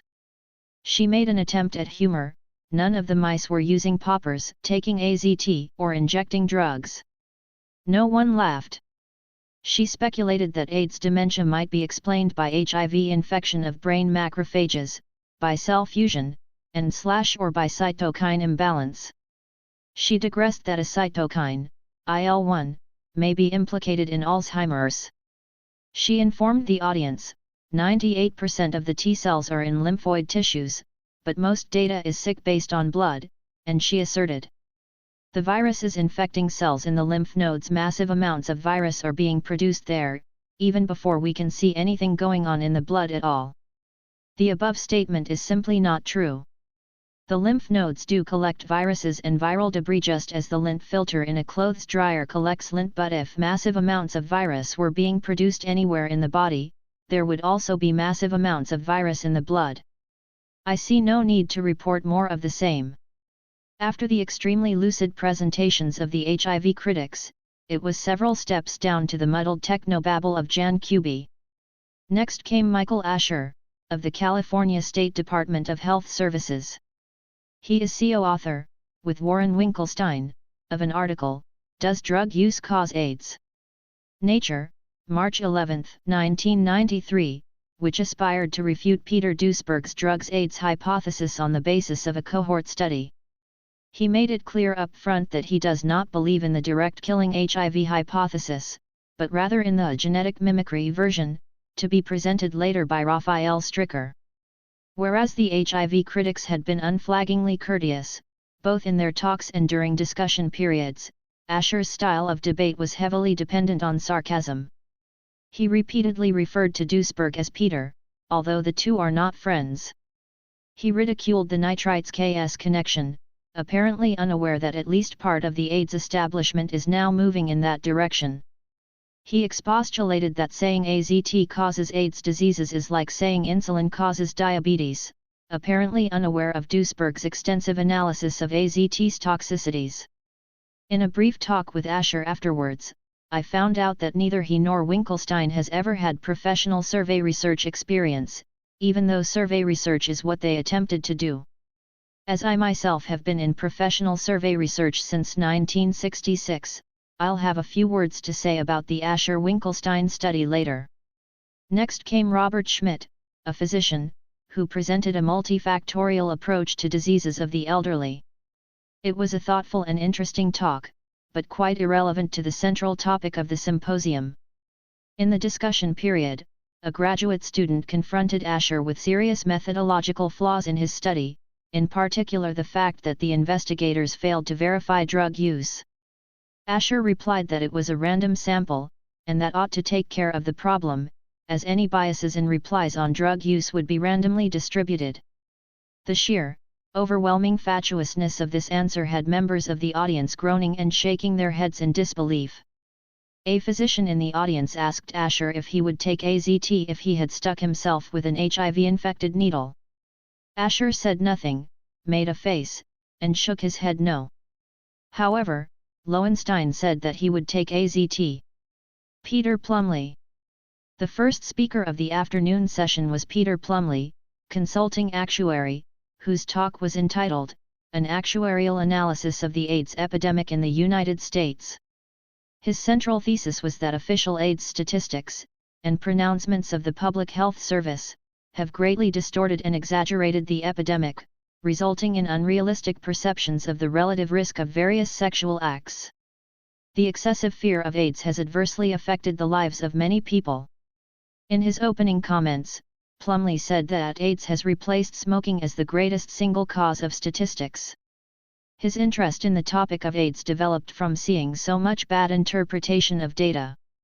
While agnostic as to whether or not HIV causes AIDS, Plumley clearly leaned to a multifactorial approach, and suggested emphasizing the message, good health prevents AIDS.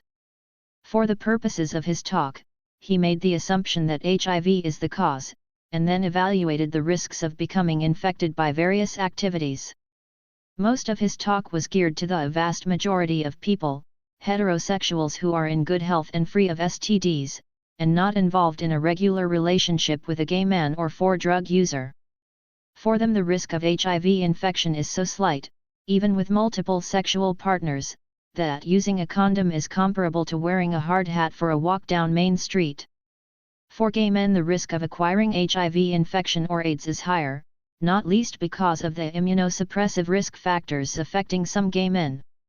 Eliminating these risk factors is as important as taking precautions to avoid HIV. Kary Mullis.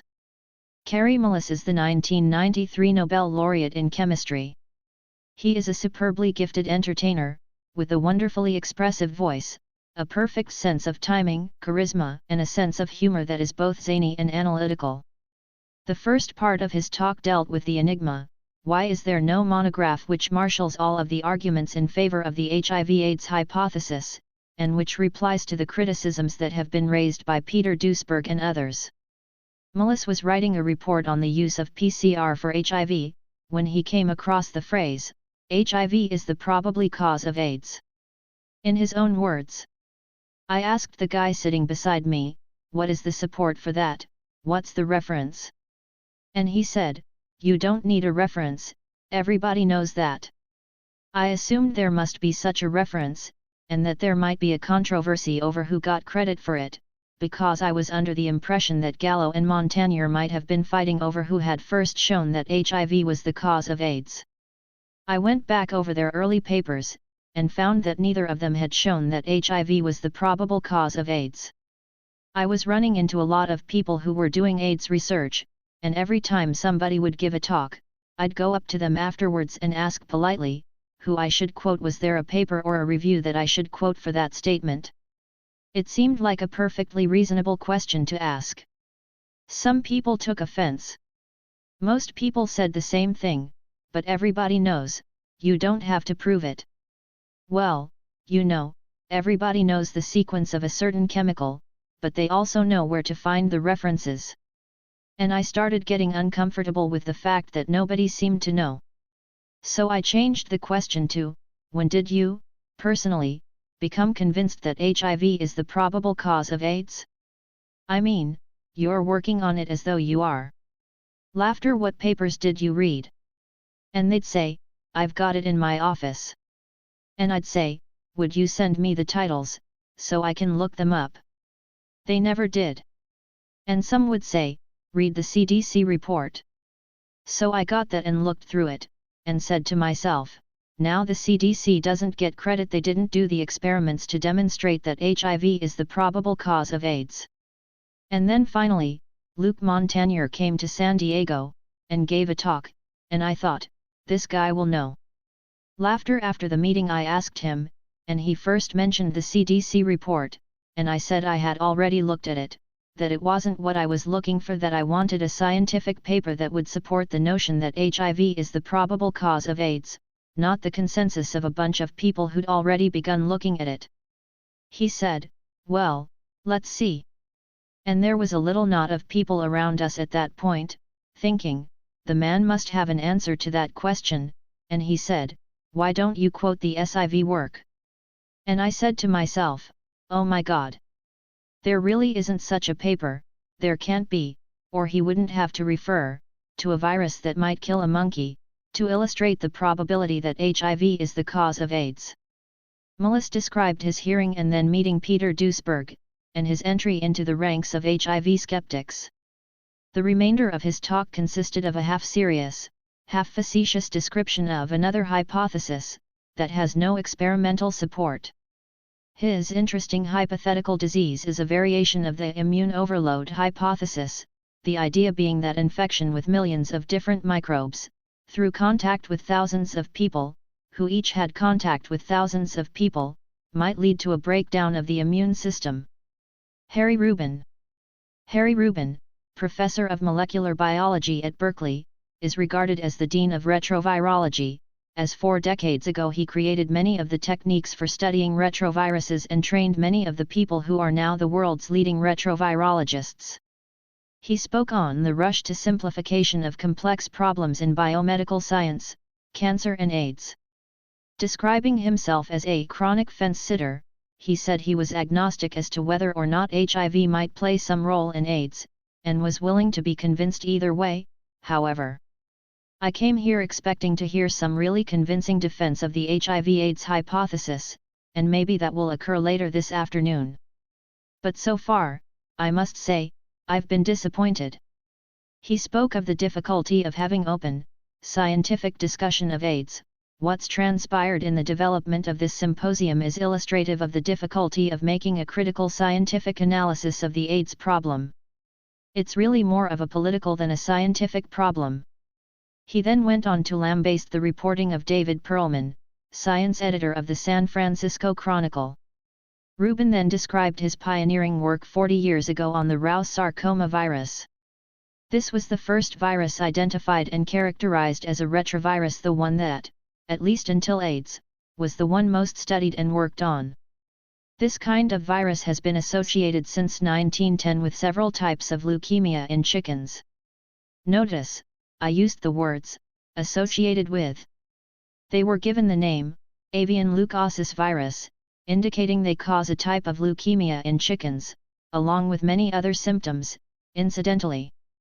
Now what I learned from my own work, I developed the way of assaying these viruses in cultures so they could be worked with, in a fairly expedient manner, is that these leukemias could and would occur in the absence of the retroviruses. Every cell in the chicken is infected, and every cell is constantly producing virus, but even then, only 15% of those chickens, who were congenitally infected, developed the leukosis. In spite of these findings, these viruses are still called leukemia or leukosis viruses, as they have been for 85 years. The assumption is made that they are the sole, or at least the prime, cause of the disease in chickens. One of the things I want to point out is the tricky business of naming a virus. Naming something HIV, human immunodeficiency virus, avian leukosis virus, avian myelocytosis virus, all of those names fix in the minds of those who use them, or work with them, that this is the proof. It's like Noah naming the animals, a way of controlling them. Rubin then described meeting held by MFAR in Washington, D.C. in 1988, which I also attended. My report, Kangaroo Court Etiology, MFAR holds a forum to discredit Duisberg, but winds up confirming shabbiness of proof of HIV as sole cause of AIDS, appeared in the New York Native of May 9, 1988. Now I've come to my point about the politicization of this issue. In 1988 the American Foundation for AIDS Research, MFAR, convened a meeting in Washington, D.C., which had the obvious purpose of silencing Peter Duisberg. As I had discussed the matter with Peter on many occasions, he asked me to join the meeting, even though he knew I was an agnostic about the role of HIV, more like Erasmus than Martin Luther. I reluctantly agreed, feeling I could play the role of an intermediary. How naive I was! I did some extensive reading before the meeting, and a lot of questions occurred in my mind, that I thought needed discussion. When I raised those questions at the meeting, I got the response you might expect from a bunch of fundamentalists confronted with someone who questioned the virgin birth. Laughter, for example. Anthony Fauci interrupted me at one point, in a rage, saying how could anyone doubt the compelling role of HIV, when there was this HIV-infected baby, who had never been exposed to other viruses, bacteria, or drugs, and developed AIDS. Well, I had no answer. If I did, I couldn't get up, he was so mad. Well, I later learned that the mother of that baby was an intravenous drug user who had all sorts of health and nutritional problems. Anyhow, the infant did not have a shortage of T cells, which was supposed to be the characteristic marker of HIV, but a shortage of B cells. So there's at least some question here. But that question wasn't allowed to be discussed. Then I questioned the role of immune deficiency in producing a tumor known as lymphoma. I had spent a fair amount of time working of a strain of mice that were genetically unable to produce T cells, that were severely immune deficient, more immune deficient than the worst AIDS cases. But in fact that strain of mouse, the so-called nude mouse or athymic mouse, had no higher incidence of any tumor than did a normal mouse, and that includes lymphoma. I was then treated to an angry lecture about the presence of killer cells in these mice. Well, killer cells they may have, but these were totally ineffective in rejecting tumors. So the question remains, how can we say that lymphomas develop from immune deficiency, when the best and strongest model, the nude mouse, for immune deficiency, produces no lymphomas? We didn't get a chance to discuss that either. Subsequently, after that meeting, at a little social gathering, I had a discussion with a medical corps major, I won't mention any names, who was the Army's leading AIDS specialist. He told me that he had seen AIDS cases with Kaposi's sarcoma in recruits, a condition then commonly associated with AIDS, at least in homosexuals. He told me that some of these cases were AIDS. And I asked him if they differed clinically from the other 6 cases which were not AIDS. He said, no, they didn't differ clinically at all, but they had antibodies to HIV. So I realized then I was dealing with a self-fulfilling prophecy. If there are HIV antibodies when you have Kaposi's, then it's AIDS, and if no antibodies when it's Kaposi's, then it's not AIDS, just Kaposi's. No wonder there's such a strong association between the virus and AIDS, if the diagnosis is based on the presence of the virus. He told me then that I didn't really understand medicine. Laughter, he's telling the truth. I'm kind of glad that I don't. Laughter and applause. He told me that the role of the virus had been proved, to the extent that AIDS was no longer a human immunodeficiency syndrome. The syndrome was the S part of AIDS but human immunodeficiency disease. Now, what's the difference? He told me, you are taught in medical school, that syndrome means you don't know the cause of a disease, and disease means that you do know the cause. And since now we're calling this a disease, therefore we know the cause, and it's HIV. So quite asking questions. And let's have another drink. Laughter. Rubin then went into a somewhat technical discussion of mutation, epigenetics, and cancer, which led him to conclude. Cancer can only be understood at the level of the complex dynamics of cellular interaction with the aging process and other such considerations as diet, smoking, lifestyle, etc. What in fact Dr. Schmidt presented us with this morning. The trouble with that is it doesn't make easy reading for the public, or for science writers who won't take the trouble to dig things out. That's not the kind of thing that the editor's going to print, that cancer is complex. We've got a gene that's been isolated and reported in Nature and Science this week that really gets some excitement. The same basic process is at work in AIDS. 10 years ago there was tremendous pressure, I don't think most people remember it, for NIH, for epidemiologists and virologists, to come up with a cause of AIDS that everyone would understand. It was very important that everyone understand it. And sure enough, Robert Gallo did so. The result was trumpeted in a big news conference put on by Margaret Heckler, the Secretary of Health, Education, and Welfare. Here was this vast complex of 25 diseases, and more have been added since, and it was all due to this one retrovirus.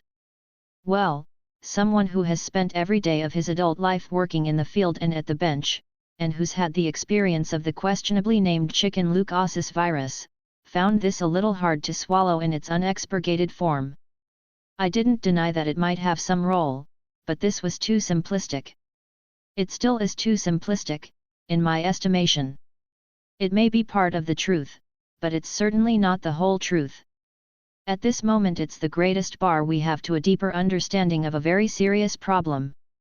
If there ever was a case of multifactorial disease occurrence, in my estimation, AIDS is the case. In closing, let me say a word about Peter Duesberg, who has been pilloried from post to post in the press, as you have seen. I made it clear that I do not go along with his total rejection of a role for the virus.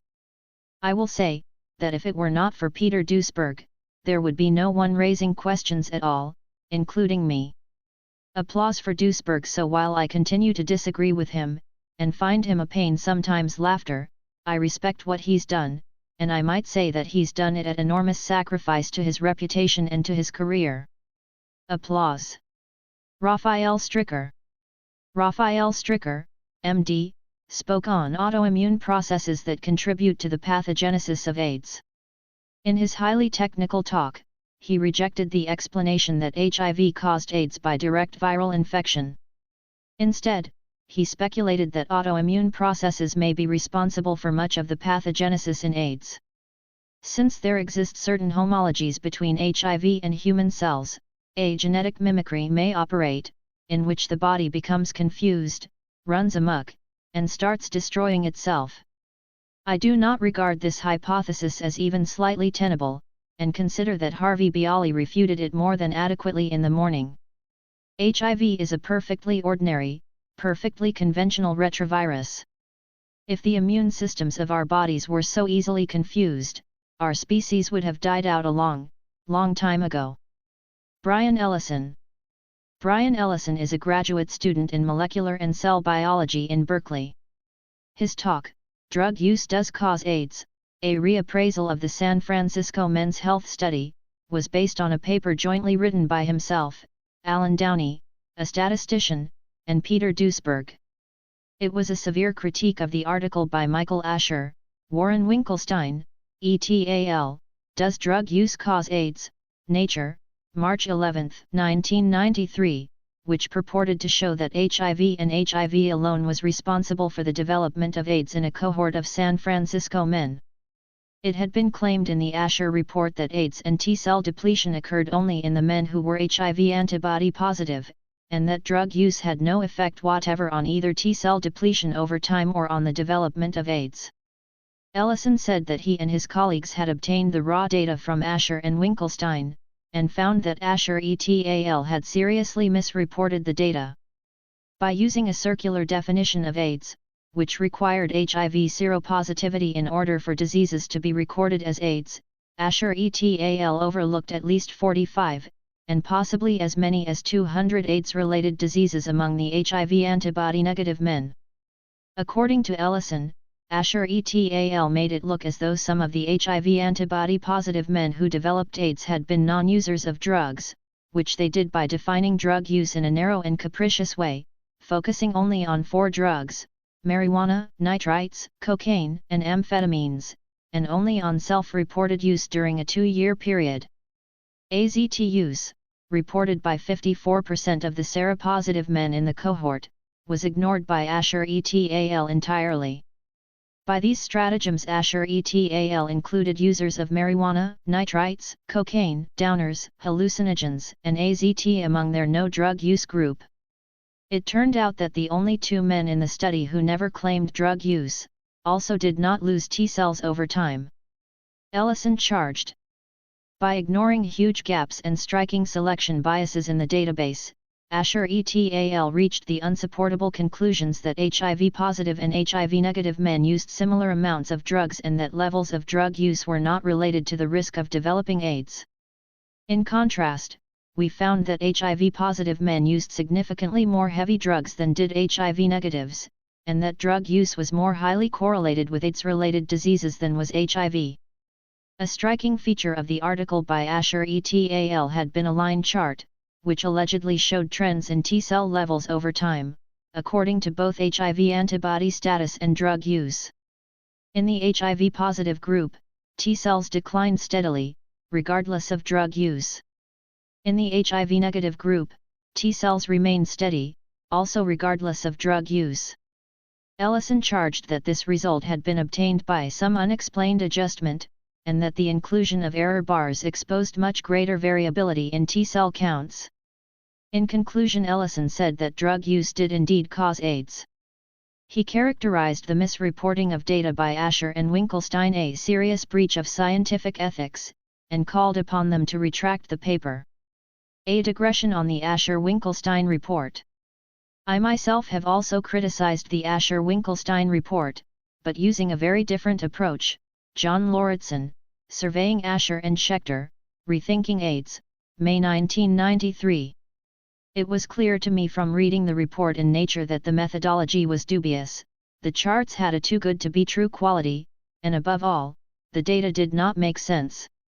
As a professional analyst, I will not comment on data until I am sure they are valid.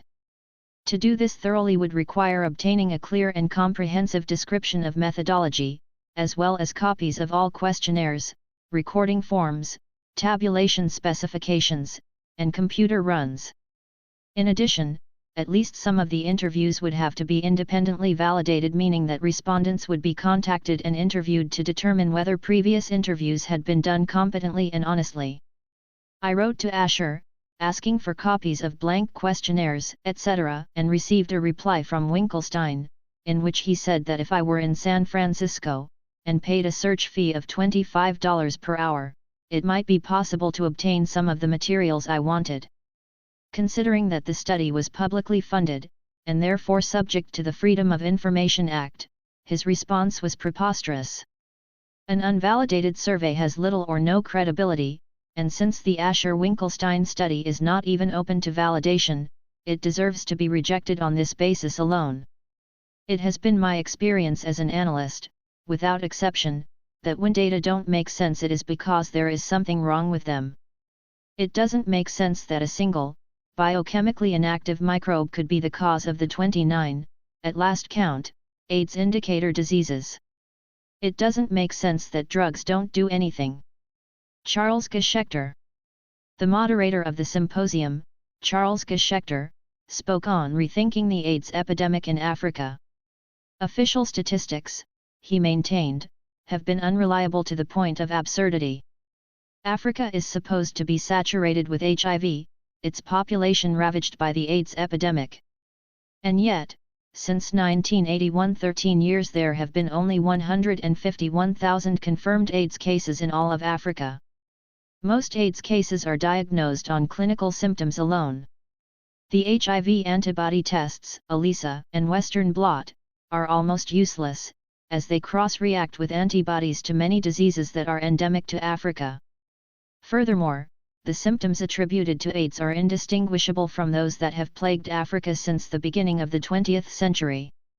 Geschlechter debunked the media myth that the African AIDS catastrophe can only be averted through the intervention of Western science. After describing some of the shoddy AIDS science that has been foisted on Africa, he defined an expert as a person who can tell by the wrinkles on a bed whether the screwing was for love or for money. Particularly dangerous, in Geschlechter's opinion, is the pressure to use the toxic, DNA chain terminator drug, AZT, on HIV-positive Africans. Warren Winkelstein. Warren Winkelstein, professor of public health at Berkeley, spoke on inferences from epidemiological data. His brief talk mostly presented points from the report he had co-authored with Michael Asher, Nature, March 11, 1993. He showed a slide, in which none of the HIV-negative men developed AIDS, whereas those who were either HIV-positive upon entry into the study, or became so later, did develop AIDS. Winkelstein then addressed Brian Ellison's claim, that at least 45 HIV-negative men had developed AIDS diseases. This was ridiculous, said Winkelstein, because if these 45 HIV-negative men had really had AIDS, then 36 of them ought to have died, according to the latest AIDS projections. However, only 7 of them had died. Presumably this meant that Ellison was wrong, and they couldn't really have had AIDS illnesses. Let's examine Winkelstein's logic here. First of all, no matter how sick the 45 HIV-negative men were, they would not officially have been diagnosed as having AIDS, since a positive result on the HIV antibody test is necessary for the diagnosis. In consequence, they would not have received a prognosis of death, they would not have been programmed to die. Above all, they would not have been prescribed AZT. If these data were reliable, one could argue that an AIDS diagnosis is deadlier than AIDS itself. Winkelstein made no further attempt to refute the criticisms made by Ellison, and the rest of his talk was not of general interest. Warner Green. Warner Green, virologist at the University of California Medical Center, San Francisco, was still another of those added for balance. His brief talk consisted mostly of unsupported assertions, which he asserted were facts. HIV infections from accidental needle sticks, in healthcare workers, who had no concomitant drug use or other risk factors, have led to death. No such case has ever been reported. We now know that HIV can be recovered from 100% of AIDS cases. This statement is flatly untrue. HIV does kill T cells. I don't see what the problem is here. Not only all of the HIV skeptics, but most proponents of the HIV/AIDS hypothesis now accept that HIV does not kill T cells. And so on. Nothing that Green said addressed the points made by the critics of the HIV/AIDS hypothesis. The final panel. For the final panel, Charles Geschlechter had all of the speakers come on stage. He said that, since there were 12.5 of them and many people from the audience wanted to speak, both questions and answers would have to be brief. He displayed a cowbell, which he would ring if someone ran on for too long. Asked to define epidemic, Warren Winkelstein began by saying, "An epidemic is an unusual occurrence of disease." He went on from there, and several minutes later Geschlechter had to ring the bell on him. Peter Plumley commented that the teenaged AIDS cases have gone down for the past 2 years. Harvey Bialy pointed out that the perfect, 100% correlations that were shown in Warren Winkelstein's slides, fell apart when the data were examined independently. Brian Ellison followed up by saying that in the Asher-Winkelstein study, there were enormous gaps in the data, and that the questions had been poorly set up. No one has ever done a rigorous survey of the surveys themselves. Michael Asher then attacked Brian Ellison, something to the effect that candidiasis of the mouth wasn't an AIDS-defining illness, whereas candidiasis of the esophagus was. Peter Duesberg then jumped into the fray, saying that the Asher-Winkelstein study, which allegedly refuted the drug's AIDS hypothesis, was incredibly irresponsible and dangerous, for it appeared to recommend the use of drugs. A student of epidemiology asked Winkelstein why he had not verified drug use with widely accepted serological tests, to which Winkelstein replied that survey research technology is widely accepted, an unresponsive answer, to say the least. A woman in the audience asked Asher and Winkelstein how they determined if someone were HIV positive or negative, citing the Eliopulos study, see reading list, which indicated that both antibody tests were unvalidated and highly unreliable. Asher replied that all of the tests were reliable. Harvey Bialy, in response to a question from a man in the audience, said there were 15 to 18 ways HIV could cause AIDS, but no proof. All of the hypothesized indirect mechanisms were admissions of failure. Michael Asher ridiculed the direct killing mechanism, saying it was dead, that Fauci would be the first to tell you. Warner Green replied that he still held to direct mechanisms. Asked why he did not consider HIV/AIDS to be a falsifiable hypothesis, Kary Mullis cited 2 points, 1, the increase in the postulated latency period, and 2, the switch from direct to indirect mechanisms. Harvey Bialy indicated the absurdity of the claim that HIV causes AIDS in 100% of those it infected, whereas the polio virus, for example, causes polio in only 3 to 4%. Warner Green responded, "This is a most unique retrovirus," and said that HIV had extra genes. At this point Kary Mullis exploded, "If you spend $22 billion, you can fucking find some extra genes." Peter Duesberg informed Green that all retroviruses have the same number of nucleotides, all have 9 kilobases of genetic material. Warren Winkelstein, who had seemed in a deep funk, ever since the bell was rung on him, rebuked the panelists and the audience for a lack of seriousness. "People are dying," he said without missing a beat. Kary Mullis turned to him and said, "We're not laughing at AIDS, we're laughing at you." After a few desultory comments, that was the end of the symposium. Comment: if the HIV skeptics were in high spirits at the end of the symposium, it came from the awareness that they had carried the day. The other side utterly failed to rebut any of their major points. In contrast, the HIV defenders wore tense, defensive, hangdog expressions, as though they were on trial for something. Although they could still parrot the old, and a few new, AIDS myths, none of them were able to put together a reasoned argument. The principle of balance really ought to be applied to future AIDS programs of the AAAS and all other groups. Never again should only the HIV/AIDS point of view be represented. The HIV/AIDS hypothesis is dead. Only in a genuine spirit of free inquiry can we discover exactly what AIDS is and what its causes are. **. End of article. Talk on Risk AIDS Hypothesis. By John Lauritsen. Alternative AIDS Symposium, Buenos Aires, April 8, 1995. For a decade and a half we have been subjected to AIDS propaganda. We have been indoctrinated into ever-changing and ever more elaborate AIDS mythologies. Over 100,000 papers have been written on AIDS. The jargon, the technobabble must run to hundreds of words by now. It all seems hopelessly complicated, far beyond the comprehension of a mere layman, a non-specialist. And yet, at bottom, AIDS is really rather simple. My goal in this talk is to cut through the trappings and mystifications of AIDS, to lay bare and articulate its fundamental assumptions and contradictions. I want to bring us back to the reality principle, to see things as they really are. My entire message can be expressed in 3 brief points. 1. There is no such thing as AIDS. 2. HIV is not harmful. 3. People with AIDS diagnoses became sick in the ways that they did because of health risks in their lives, especially drugs. 1. There is no such thing as AIDS. The so-called acquired immunodeficiency syndrome or AIDS is not a coherent, single disease entity.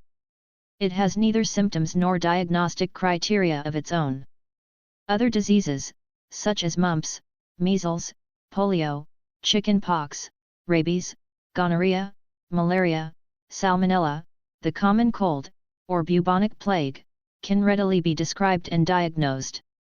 Not AIDS, which is defined entirely in terms of other, old diseases, in conjunction with dubious test results and even more dubious assumptions. Although people are undeniably sick, AIDS itself does not really exist, it is a phony construct. The AIDS surveillance definition of the Centers for Disease Control, CDC, has changed several times, and it contains its own contradiction. Nevertheless, the core definition of AIDS can be expressed by the following formula, for which I am indebted to Peter Duesberg. Indicator disease plus HIV equals AIDS. In conjunction with HIV, an AIDS indicator disease becomes AIDS. In the absence of HIV, the AIDS indicator disease is called by its old name. Indicator disease, HIV equals indicator disease. Let's try a couple of examples. TB plus HIV equals AIDS. TB, HIV equals TB. Dementia plus HIV equals AIDS. Dementia, HIV equals crazy. At last count there are 29 AIDS indicator diseases, not one of which is new. All of them have causes other than HIV. 1. Bacterial infections, multiple or recurrent, applies only to children. 2. Candidiasis of bronchi, trachea, or lungs. 3. Candidiasis of esophagus, either a definitive diagnosis or a presumptive diagnosis. 4. Coccidioidomycosis, disseminated or extrapulmonary. 5. Cryptococcosis, extrapulmonary. 6. Cryptococcosis, chronic intestinal. 7. Cytomegalovirus disease other than retinitis. 8. Cytomegalovirus retinitis, either a definitive diagnosis or a presumptive diagnosis. 9. HIV encephalopathy, dementia. 10. Herpes simplex, with esophagitis, pneumonia, or chronic mucocutaneous ulcers. 11. Histoplasmosis, disseminated or extrapulmonary. 12. Isosporiasis, chronic intestinal. 13. Kaposi's sarcoma, either a definitive diagnosis or a presumptive diagnosis.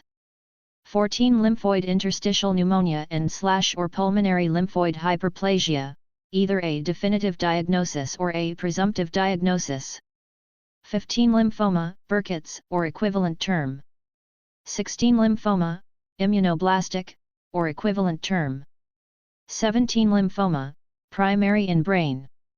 18. Mycobacterium avium or M. cancezii, disseminated or extrapulmonary, either a definitive diagnosis or a presumptive diagnosis.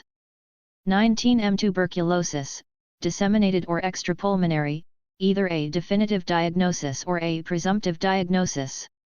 20. Mycobacterial diseases, other disseminated or extrapulmonary, either a definitive diagnosis or a presumptive diagnosis. 21. Pneumocystis carinii pneumonia, either a definitive diagnosis or a presumptive diagnosis. 22. Progressive multifocal leukoencephalopathy. 23. Salmonella septicemia, recurrent. 24. Toxoplasmosis of brain, either a definitive diagnosis or a presumptive diagnosis. 25. HIV wasting syndrome. On December 8, 1992, a letter was mailed by the CDC to state health officers, informing them, on January 1, 1993, an expanded surveillance definition for AIDS will be effective. The following AIDS indicator conditions were added to the list. 26. CD4 plus T lymphocyte count 200 cells/microliter, or a CD4 plus %14. 27. Pulmonary tuberculosis. 28. Recurrent pneumonia, within a 12-month period. 29. Invasive cervical cancer. The AIDS indicator diseases are extremely heterogeneous. Many of the diseases are caused by funguses, for example, candidiasis, coccidioidomycosis, cryptococcus, histoplasmosis, and pneumocystis carinii. Others are caused by bacteria, like salmonella. Others, by mycobacteria, like tuberculosis. Still others, by viruses, like cytomegalovirus, or herpes. And still others, like the various cancers and neoplasms, including lymphoma and Kaposi's sarcoma, have no established etiology. And still others, like dementia, or wasting, are poorly defined and can have many different causes. Both components of the AIDS defining formula are absurd. The AIDS indicator disease part is absurd because the diseases have nothing in common. Although the central idea of AIDS is immune deficiency, some of the AIDS indicator diseases like the cancers, wasting, and dementia have nothing whatever to do with immune deficiency. The HIV part of the formula is also absurd, because it is almost always based on invalidated and unreliable antibody tests, because it is sometimes based on presumptive diagnoses, in other words, on guesses, and above all, because HIV is not pathogenic. Since the very definition of AIDS is absurd, it necessarily follows, there is no such thing as AIDS. 2. HIV is not harmful. Molecular biologist Peter Duesberg has argued that it is not in the nature of retroviruses to cause serious illness, and HIV is a completely typical retrovirus. HIV's consistent lack of biochemical activity is a salient reason for rejecting the HIV/AIDS hypothesis. There are different ways of evaluating the activity of a microbe, just as there are different ways of evaluating the activity of a human being, such things as motion, heartbeat, breathing, body temperature, etc. Right now I'm giving a talk. If I were running the 100-meter race, I would be much more active, if I were asleep, I would be much less active, and so on. HIV is consistently inactive, even in patients who are dying from so-called AIDS. It therefore cannot cause disease, any more than a human being could rob a bank at the same time he was lying in a coma. 3 people with AIDS diagnoses became sick in the ways that they did because of health risks in their lives, especially drugs. The basic idea here is that different risk groups and different individuals are getting sick in different ways and for different reasons. We need to find out what factors have affected their health in ways that caused them to develop one or more of the 29 old illnesses that qualify for a diagnosis of AIDS. With regard to any specific risk group, the question is not, why have these people developed AIDS, but rather, why are these people sick? Let's take the risk groups one at a time. Why are intravenous drug users getting sick? Intravenous drug users, IVDUs, are the second largest risk group for AIDS in the US, and their illnesses are the easiest to explain. They have acquired AIDS illnesses as a toxicological consequence of the heroin, cocaine, and other drugs that they have put into their bodies. According to the prevailing AIDS paradigm, they got sick because they shared needles, thereby acquiring HIV infection, which caused their illnesses. There are 3 problems with this hypothesis. 1. No study has ever been done to determine if all, or even most, IVDUs with AIDS diagnoses ever did share needles. Most IVDUs, in fact, do not share needles. 2. The hypothesis ignores the harmful consequences of putting chemicals into the body. And 3. HIV is not pathogenic. The clinical profile of an IVDU with AIDS is emaciation, wasting, and 1 or more lung diseases. And yet, for 100 years, the classic profile of a chronic heroin user has been emaciation and lung disease. Heroin is bad for the health and bad for the immune system. On top of that, it suppresses the respiratory system. The consequences are tuberculosis or one or another form of pneumonia, emaciation and lung disease. More than a decade before the first cases of AIDS were reported, the distinguished British epidemiologist, Gordon Stewart, was studying drug addicts in the United States. His team made the following observations. They were often extremely emaciated, suffering from wasting diseases, various weird blood-borne infections with skin bacteria, candida, and cryptococci, which would not ordinarily be regarded as pathogenic in their own right. We didn't find Kaposi's sarcoma and we didn't find pneumocystis, Carinae pneumonia, but, then, we weren't looking for it. Quoted by Jad Adams in AIDS, The HIV Myth, New York, 1989. In his paper, AIDS acquired by drug consumption and other non-contagious risk factors, Peter Duesberg cites many medical references that indicate, psychoactive drugs leads to immune suppression and clinical abnormalities similar to AIDS. So then, IVDUs are getting sick in 1995 in the same ways and for the same reasons they were getting sick 86 years ago. The only difference is that now their illnesses are called AIDS. Why are gay men getting sick? Although gay men, homosexual men, comprise 63% of AIDS cases, as a whole they are not at risk for developing AIDS. All across America are tens of millions of males who have had sex with each other, and who remain healthy. It is only a very small, particular subset of gay men who are getting sick, and they are getting sick for reasons that are all too obvious once the right questions are asked. Before going into greater detail, let me simply list the major health risks impinging on those gay men who are getting sick. Recreational drugs, drugs used for intoxication, rather than for medical purposes. Venereal diseases and antibiotics. Psychological factors. AZT and other nucleoside analogues. On the surface it would seem that these particular health risks do not affect only gay men.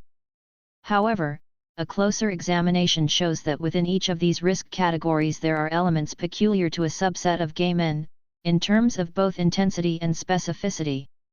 The following profile fits most gay men who developed AIDS. In the decade preceding their diagnosis they contracted venereal diseases, VD, many times, treated with ever stronger doses of antibiotics. They took antibiotics prophylactically, to avoid getting VD again. They drank too much, they used recreational drugs, they smoked heavily. They experienced terror, owing to a war waged against gay men by the Moral Majority, an American coalition of fundamentalist Christians. They experienced loneliness, alienation, and depression. They experienced shame and self-hatred, which, in a vicious circle, they acted out in ways that degraded themselves and, as the epidemic developed, they experienced grief. They were in perpetual mourning, their hearts broken by the loss of their closest friends. I have devoted 13 pages of my book, The AIDS War, to describing the health risks in the lives of those particular gay men who became sick with AIDS illnesses. Some of the drugs they used, like the nitrite inhalants, or poppers, were hardly used at all by anyone who was not a gay man. Certain designer drugs that were popular in the gay disco scene were virtually unknown outside the gay scene. It would appear that this subset of gay men became sick primarily because of drugs, both medical and recreational. At any rate, there were abundant health risks in their lives, and it would have been surprising if any of them had remained healthy. Iatrogenic AIDS*. We must also take note of iatrogenic AIDS, which is AIDS caused by medical practice. This mainly consists of treatment with AZT or other nucleoside analogues. Most of the victims are gay men, given these drugs on the basis of an HIV antibody-positive diagnosis. I'll discuss this later. Hemophiliacs, transfusion cases, other risk groups*. Because of time, I'll not go into the other risk groups, the hemophiliacs, the transfusion cases, and the others. I'll just say that all of these groups combined account for less than 10% of the total US AIDS cases, and that there are good reasons to explain why these people became sick with one or more of the AIDS indicator diseases. Recovery from AIDS. When it comes to treatment, the prevailing AIDS paradigm, including the HIV/AIDS hypothesis, has led nowhere. The mood among AIDS researchers is one of pessimism, gloom, and confusion. In contrast, we who advocate the risk AIDS hypothesis have a very optimistic outlook. We believe that there is no reason why individuals who are HIV antibody positive should not remain perfectly healthy, provided they take care of themselves. And we believe that most people with AIDS diagnoses ought to be able to recover fully, if they take the right steps. The one thing people with AIDS diagnoses must not do, if they want to get better, is to take toxic drugs that they don't need. At the top of the list is AZT, about which I have written a great deal since 1987. AZT is the greatest iatrogenic disaster in medical history. The theory behind AZT therapy is wrong. HIV is not the cause of AIDS. Even when HIV can be detected, it is not replicating. AZT's toxicities are severe, AZT is the most toxic drug ever prescribed for long-term use. AZT causes severe anemia, headaches, nausea, muscular pain, and cachexia. It damages the nerves and every organ in the body. It is a known carcinogen. AZT was approved by the FDA on the basis of fraudulent research. I have examined hundreds of pages of documents that the U.S. Food and Drug Administration, FDA, was forced to release under the Freedom of Information Act.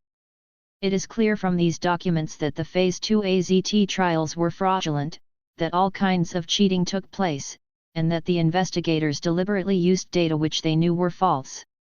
The Phase 2 AZT trials, conducted in 1986, formed the basis of AZT's approval in the US and 31 other countries. There is no scientifically credible evidence AZT has benefits of any kind. The studies that have been used to claim benefits for AZT were all paid for and controlled by Wellcome, the manufacturer of AZT. They are therefore unworthy of credence, in light of the fraud that was committed in the Phase 2 AZT trials. Peter Duesberg has claimed that AZT is now the single greatest cause of AIDS, and I agree. Since AZT can cause several of the AIDS indicator diseases, and since patients given AZT are already HIV positive, it's clear that AZT can cause AIDS. According to the formula, AIDS, indicator disease plus HIV equals AIDS. What people with AIDS should do is identify the health risks that made them sick in the first place, and then eliminate those health risks from their lives. It's as simple as that. In most cases these health risks are toxins, medical as well as recreational drugs. But psychological factors, infectious diseases, and the concomitant treatments with antibiotics, and genetic factors undoubtedly also play a role in causing particular AIDS indicator illnesses. In simple outline form, a program of recovery may look something like this. Take charge of your own recovery. Break away from the AIDS death messages. Adopt a holistic concept of health, mens sana in corpore sano, a sound mind in a sound body. Identify and eliminate all health risks. Detoxify both mind and body. No recreational drugs. No cigarettes. No toxic medical drugs, like AZT. Observe good nutrition.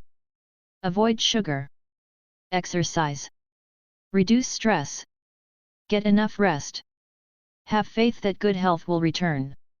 If this looks like a program for healthy living, that's what it is. Illness is usually multifactorial in origin, and good health is always multifactorial. Good health doesn't depend on any one panacea, but on a number of elements: freedom from toxins, nutritious food, in moderation, vigorous, balanced exercise, pure water, pure air, freedom from hostile stress, including noise, satisfying friendships, satisfying sex, satisfying work, an intellectual life, and enough sleep and rest. Recovery from drug abuse. In most cases recovery from AIDS will involve recovery from substance abuse, so I want to say a few words about this. Despite a lot of misinformation, the following points are solidly established. 1. The substance abuse itself is the primary problem. It is not merely a symptom of another, underlying problem, psychological, sociological, or whatever. 2. The substance abuser must want to stop. 3. Total abstinence from drugs and alcohol is necessary.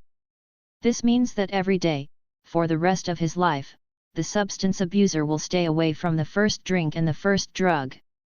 4. Although professional treatment may sometimes be useful, or even necessary, nothing has ever been so successful as the self-help programs of Alcoholics Anonymous, AA, and Narcotics Anonymous, NA, in which recovering alcoholics or drug addicts share experience, strength, and hope with each other, in order to stay clean and dry. AA and NA are entirely self-supporting, depending upon small, voluntary contributions from their members. If a recovering alcoholic or drug addict has no money, then he pays nothing. And, I might add, not a cent of our tax money is spent on either AA or NA. Constructive criticism of alternative healthcare providers. We critics of the orthodox AIDS model are grateful for the support we have received from people in alternative healthcare. However, the time has come for us to offer constructive criticism of some alternative health approaches to AIDS, just as we have already made strong criticisms of orthodox medical approaches. My main criticism is that many alternative health practitioners fail to deal with the real reasons people with AIDS became sick. Some of them have only a single commodity to promote, others have a whole line of goods. Either way, they perceive recovery from AIDS in terms of what they have to offer. Acupuncturists want to treat AIDS with acupuncture, hypnotherapists with hypnotism, aromatherapists with therapeutic aromas, homeopaths with homeopathic remedies, Chinese herbalists with Chinese herbs, food supplement advocates with food supplements, diet zealots with weird and unappealing diets, distributors of electromagnetic gadgets with electromagnetic radiation, and so on. Some of these treatments represent outright charlatanism. Most of them are, at best, inappropriate. To give just one example, a man was in the terminal stage of alcoholism. He had come close to death more than once. In desperation he consulted a homeopath, whose treatment consisted of nothing but a homeopathic remedy. The man continued to drink, and nearly died a couple of months later. Fortunately, his friends got him to a detoxification center, where he was introduced to Alcoholics Anonymous. He is now sober and much better, no thanks to homeopathy. Many alternative health practitioners simply accept the premises of the official AIDS paradigm. They claim that their remedies or protocols are active against viruses, or cause T cells to go up, or cause patients to go from HIV antibody positive to HIV antibody negative status. Since our task as AIDS critics is to deconstruct and demolish the prevailing AIDS paradigm, we cannot look kindly upon attempts to reinforce that paradigm from the alternative health camp. Our most severe criticism should go to those alternative health practitioners who accept and even promote therapy with AZT and the other nucleoside analogues. There are 3 alternative health books on AIDS, which advocate AZT therapy along with the usual vitamin pills. One of the authors idiotically advocates taking warm baths to offset the toxicities of AZT. He was too stupid and too cowardly to warn against taking AZT in the first place. We should condemn these quacks in the strongest possible terms. They are traitors to the ideal of holistic health. Conclusion. The AIDS organizations, including such pseudo-radical groups as ACT UP, are always demanding a cure for AIDS. By cure they mean a new, high-tech drug that will attack HIV. This is all wrong. What people living with an HIV or an AIDS diagnosis need, is not a new drug, but a counselor with a clear mind and a warm heart. They need someone who will treat them as a whole person, not as a patient labeled with particular diagnoses. They need a friend, who will help them put their lives in order, and who will guide them back to the path of good health. I hope that when the AIDS epidemic is behind us, and the lessons have been drawn, it will be seen as a vindication of the holistic view of health. Asterisk. Above all, do no harm. Saying attributed to Hippocrates. End of article. Has Provincetown become Protestown? By John Lauritsen. New York native, December 9, 1996. The magic of Provincetown has become a magnet for gay men with diagnoses of AIDS or HIV positive. For a decade now they have been arriving here, their medical records in hand, their various welfare benefits established, and their life insurance policy, if any, cashed in to spend their final days in Provincetown. All over the world are gay men whose happiest memories are of vacations in Provincetown, which for most of the 20th century has been the premier gay resort. During the summer, all of Commercial Street, from Town Hall West, is a promenade, drag queens mingling with grizzled old men in leather, even in August, bodybuilders strutting their stuff, local residents walking their mutts, and hundreds of all kinds of very nice guys who can relax and be themselves in the fellowship of their own kind. There are middle-aged and elderly couples who have been coming to Provincetown ever since they were young. But Provincetown is more than a gay resort. Located at the very tip of Cape Cod and surrounded by water on 3 sides, it is one of the oldest towns in the United States, founded in 1727. It is here that the Pilgrims first landed in 1620, and wrote and signed the Mayflower Compact. The population is diverse, and includes fishermen, craftsmen, and writers. For over a century Provincetown has been a colony for artists, who consider the light to be unique. Most of the land of the Outer Cape is taken up by the national seashore, which is off limits to development of any kind. Within the space of a few miles are Provincetown's primevally beautiful sand dunes, saltwater marshes, swamps, cranberry bogs, forests, sand beaches, the ocean and bay, and a large and beautiful natural harbor. The atmosphere seems to encourage healthful physical activities, and gay men go in for fishing, sailing, swimming, jogging, cycling, and walking. There are 11 self-guiding nature walks in the national seashore, and innumerable unofficial trails. And now Provincetown has its AIDS enclave, a full-fledged outpost of the AIDS industry. In addition to 2 AIDS support groups, the Unitarian Universalist Church has established an AIDS ministry with its own minister. One private clinic alone has 250 AIDS patients, and for those who need or prefer big city doctors, a van makes regular trips between Provincetown and Boston. Drug manufacturers come to town, offering free dinners along with treatment information to those who are HIV positive. On the average there is an AIDS obituary every week or two in the local papers. A recent article in the Wall Street Journal by Barbara Cardin, Life After Death, New AIDS Drug Brings Hope to Provincetown, describes the impact the new class of AIDS drugs, the protease inhibitors, are having on the diagnosed, their counselors, and their service providers. The operative word is hope, which is also the theme of well-orchestrated advertising campaigns being waged by several pharmaceutical companies. Although GlaxoSmithKline is still the biggest player in the AIDS market, it is no longer the only one. Its competitors have demanded, and are getting, a piece of the pie. Hope is portrayed visually in the recent Be Smart About HIV ads, sponsored jointly by the National Minority AIDS Council, the National Lesbian and Gay Health Association, and GlaxoSmithKline. The models in the ad seem radiantly happy, hugging each other. Gone are the hangdog expressions found on the models in Burroughs Wellcome's Living with HIV ads of 5 years ago. The caption on the ad says simply, "See your doctor about new treatment options." It is clear from the display of teeth and wide-open smiles, that the treatment options are good news. Hope is also the theme of a spate of news stories about AIDS patients near death, who started protease inhibitor therapy, after which they gained weight and energy and began looking forward to a full life expectancy. Cardin's article indicates that this new hope is not without its drawbacks. In one support group there is a joke, "Well, if we're not going to die, do we have to go back to work?" The problem is not trivial. People are missing the boat in not designing programs for the long-term survivor with HIV, says Alice Foley, the town's former nurse, who is now retired. You've got to mainstream them back into a working environment. A lot of these guys haven't worked in 8 or 10 years. Cardin 1996. However, many do not want to return to their previous jobs, which they found unfulfilling. They refer to themselves as retired.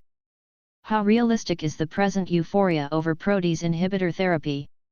Not at all. Even if one believes the anecdotal reports, it does not follow that a temporary return to health is a consequence of the treatment.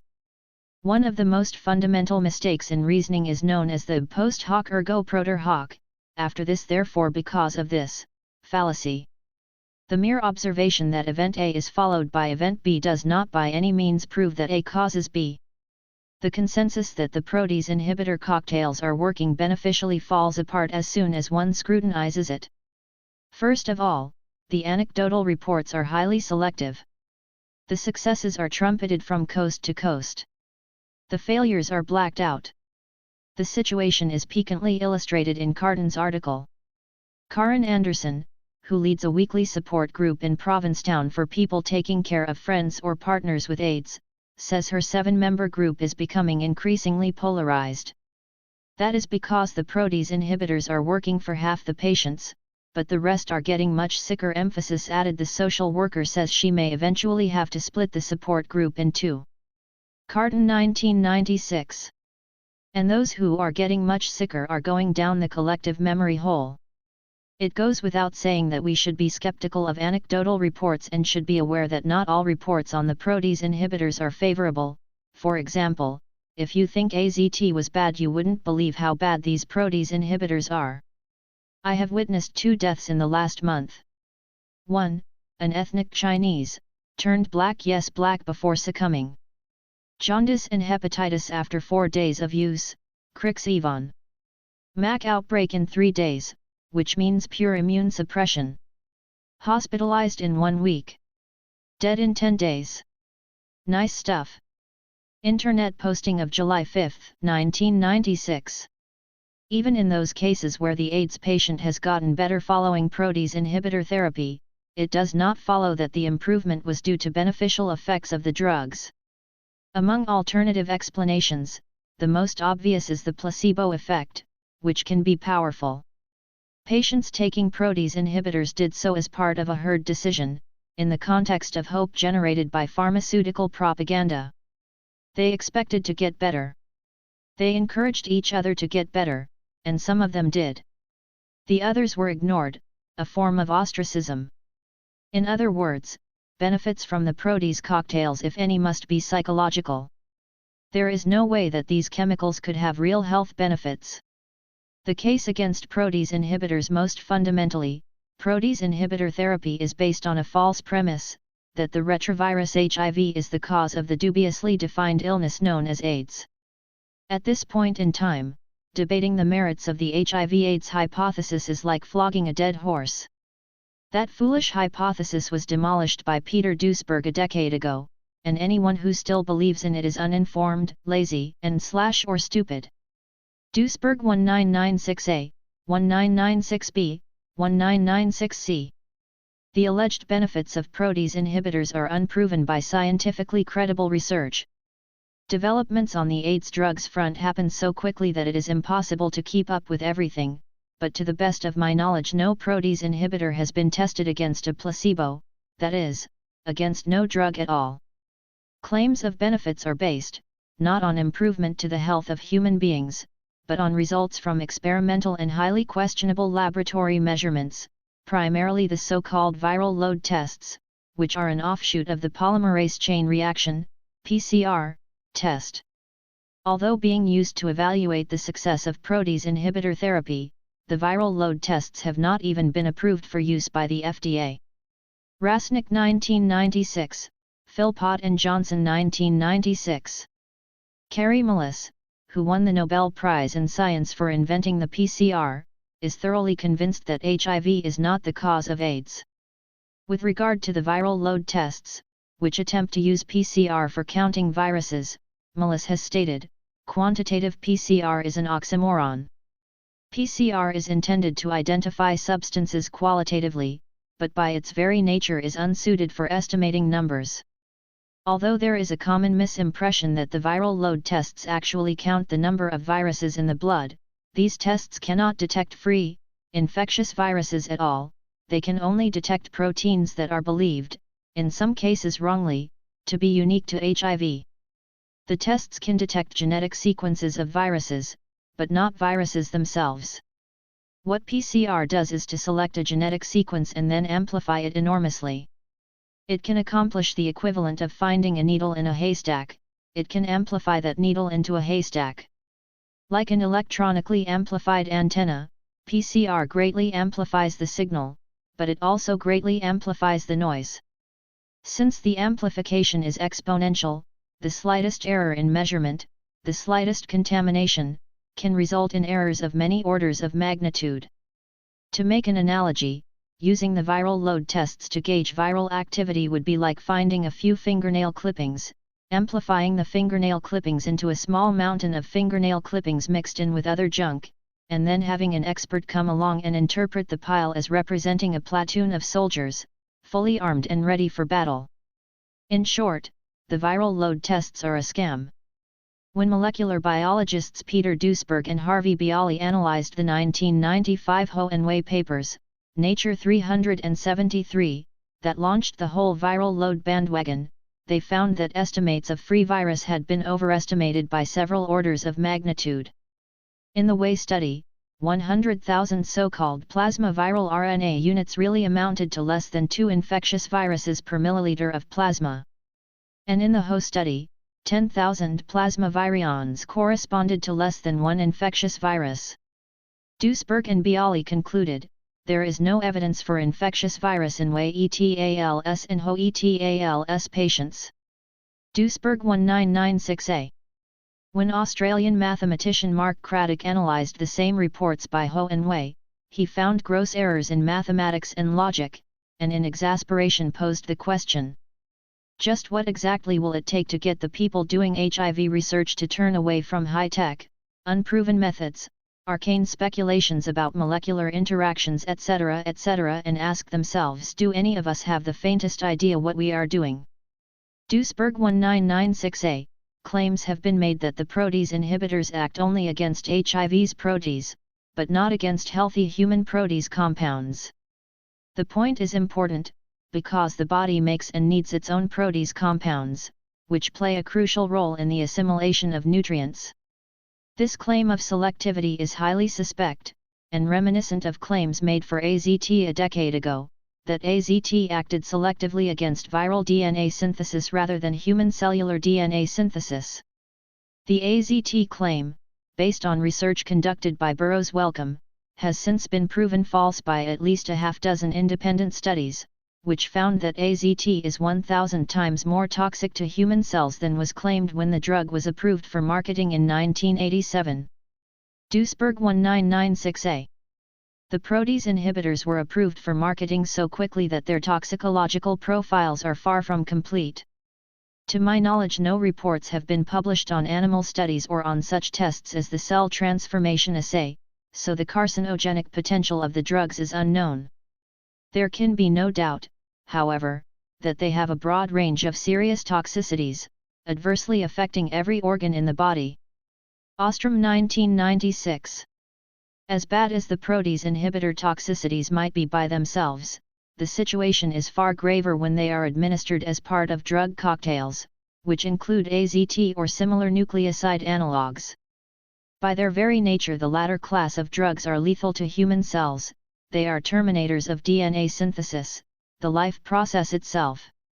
The toxicities of AZT and the other nucleoside analogues are extremely severe, and include anemia, myopathy, or muscle disease, which manifests itself as muscular pain, muscular inflammation, and muscular atrophy, cachexia, wasting, nausea, headache, and damage to the kidneys, liver, and nerves.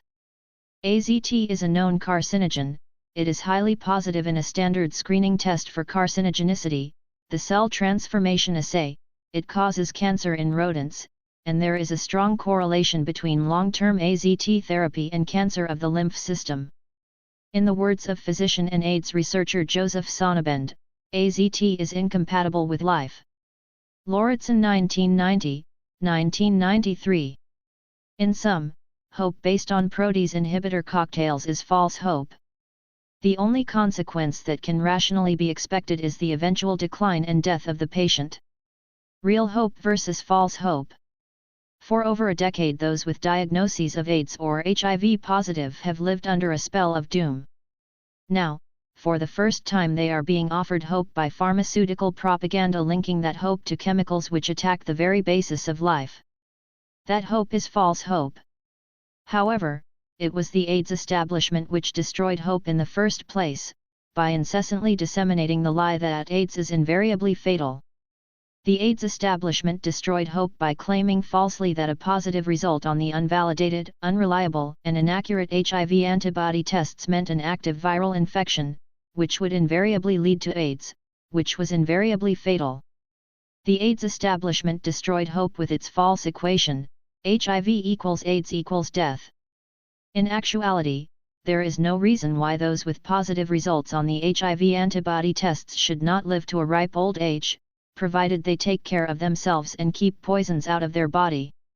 This is real hope.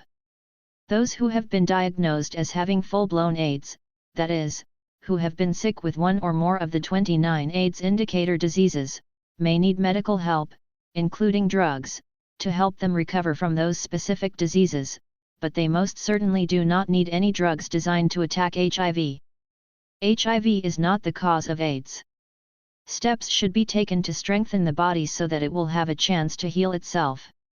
With the wisdom of millions of years of evolution, it probably can. This is real hope. End of article. Queer advertising. From poppers to protease inhibitors. By John Lauritsen. January 2000. This talk was delivered at the Queer Studies Symposium, McMaster University, Hamilton, Ontario, Canada, on Saturday, January 15, 2000. Click on images for bigger ones. When I use the word queer, as in queer advertising, it is intended to be negative. My leading thesis is that it is queer odd and deplorable that in the past 30 years much of the advertising in ostensibly gay publications has been for poppers, AZT, or the protease inhibitor cocktails. I shall argue that these drugs are harmful.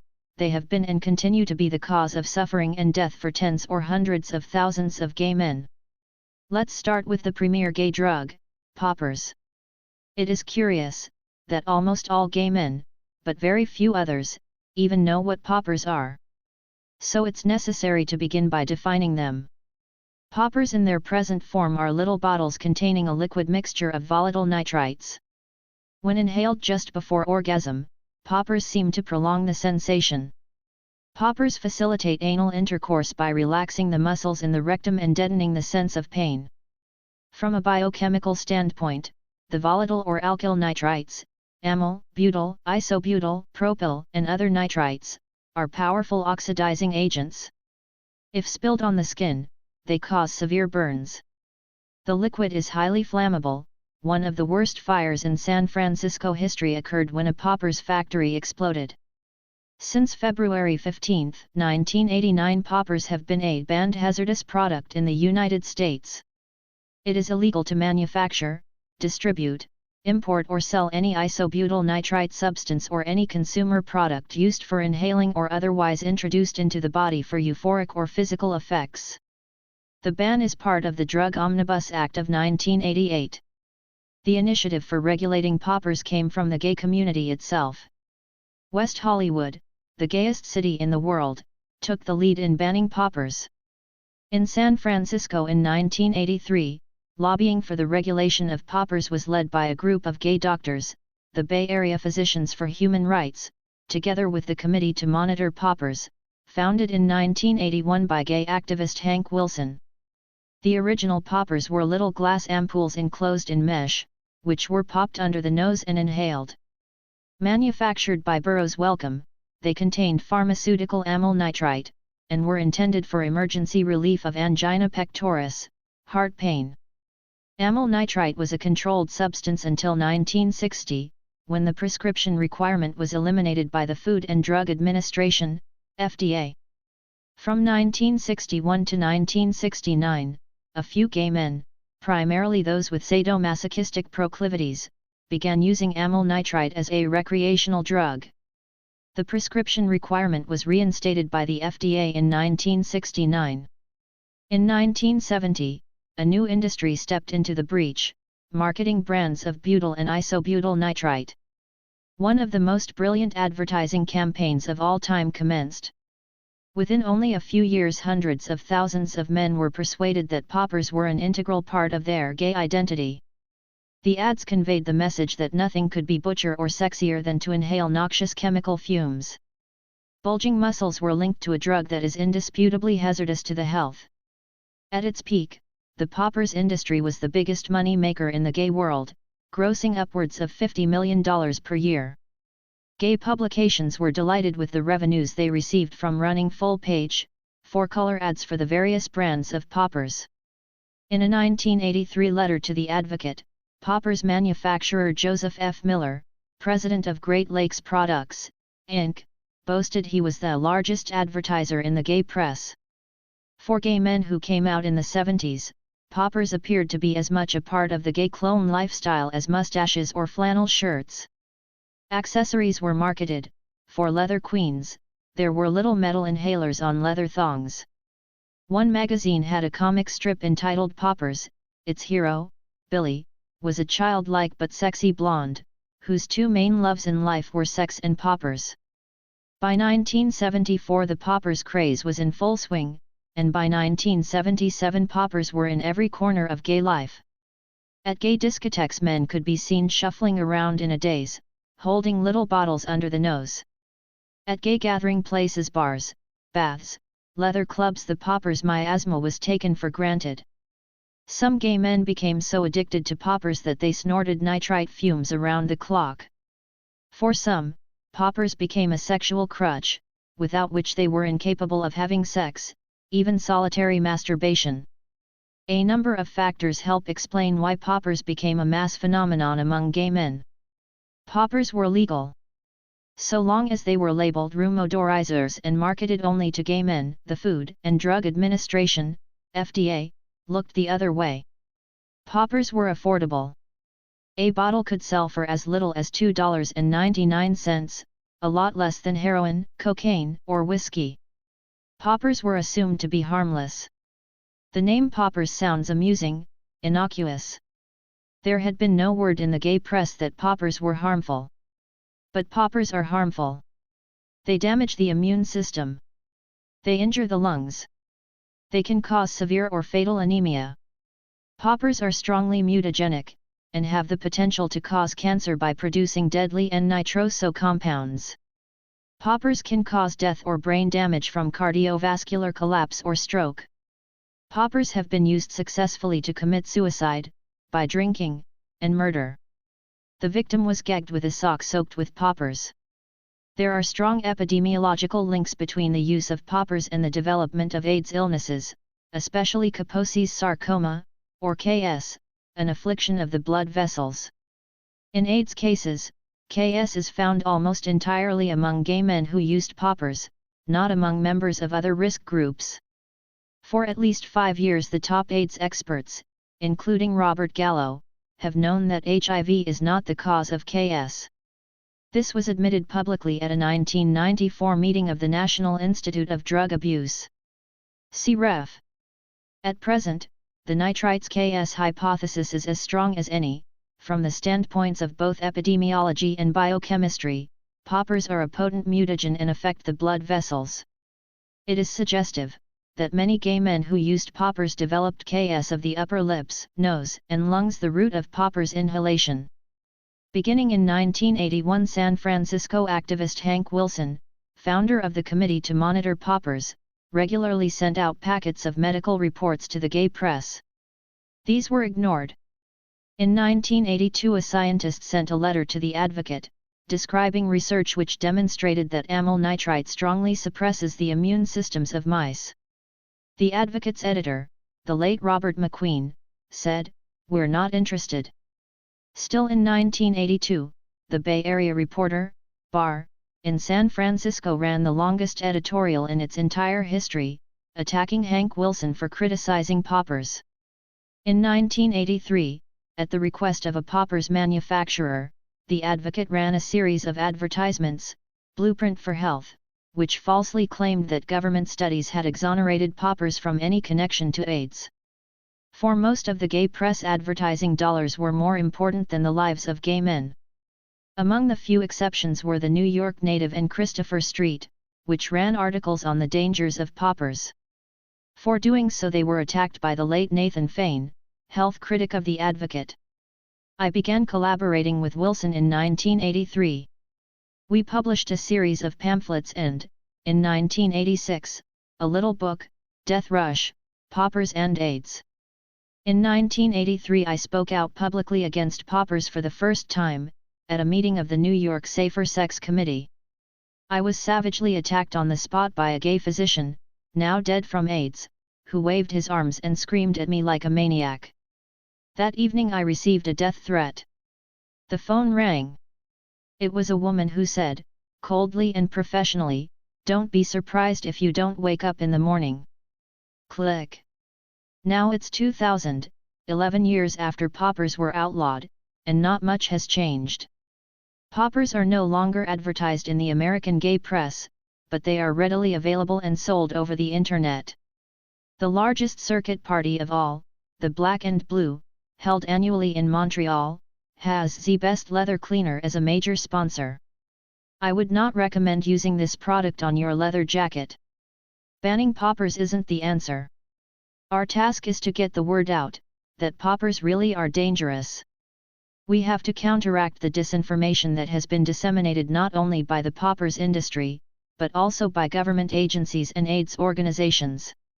I'll close the poppers portion of my talk with 3 words: don't use poppers. Gay publications in the US no longer carry ads for poppers.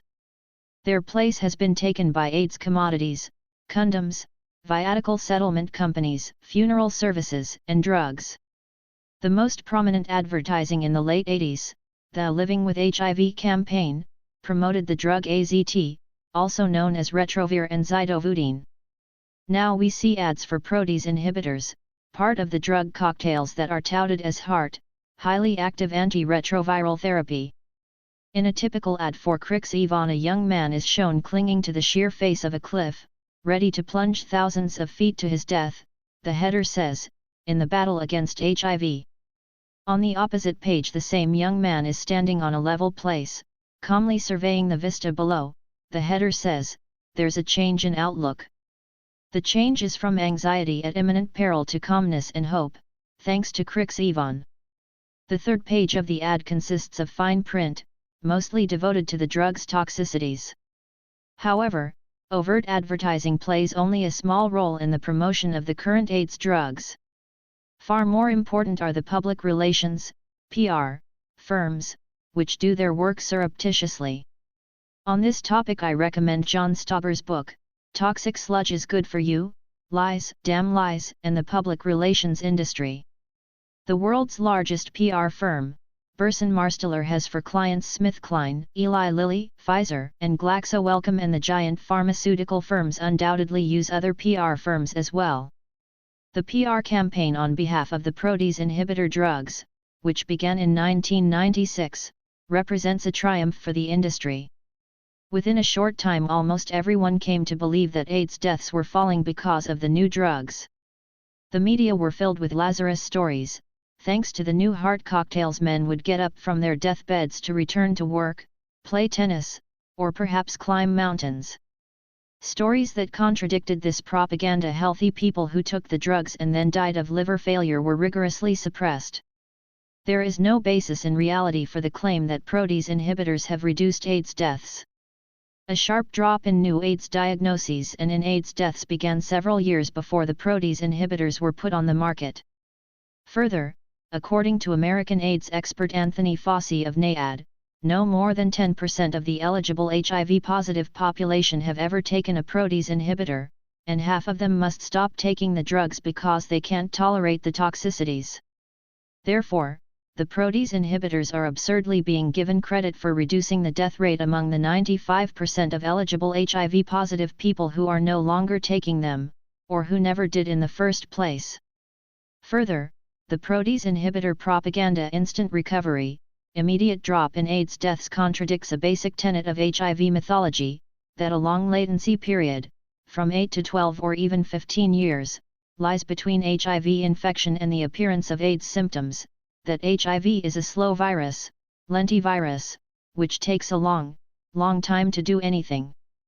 Finally, there are objectively healthy people who took the cocktails and then died before developing one of the 29 AIDS indicator diseases. These deaths before diagnosis are not counted as AIDS deaths. In a leading hospital in Massachusetts, deaths from liver failure caused by protease inhibitor drugs are the leading cause of death among those with an HIV-positive diagnosis. Many of the victims had no symptoms before taking the drugs. In fact, no clinical study has ever demonstrated that the protease inhibitor cocktails improve the health or survival rates of those taking them. The success of the drugs is gauged entirely through 2 surrogate markers, CD4 counts and the viral load test, both of which are worthless.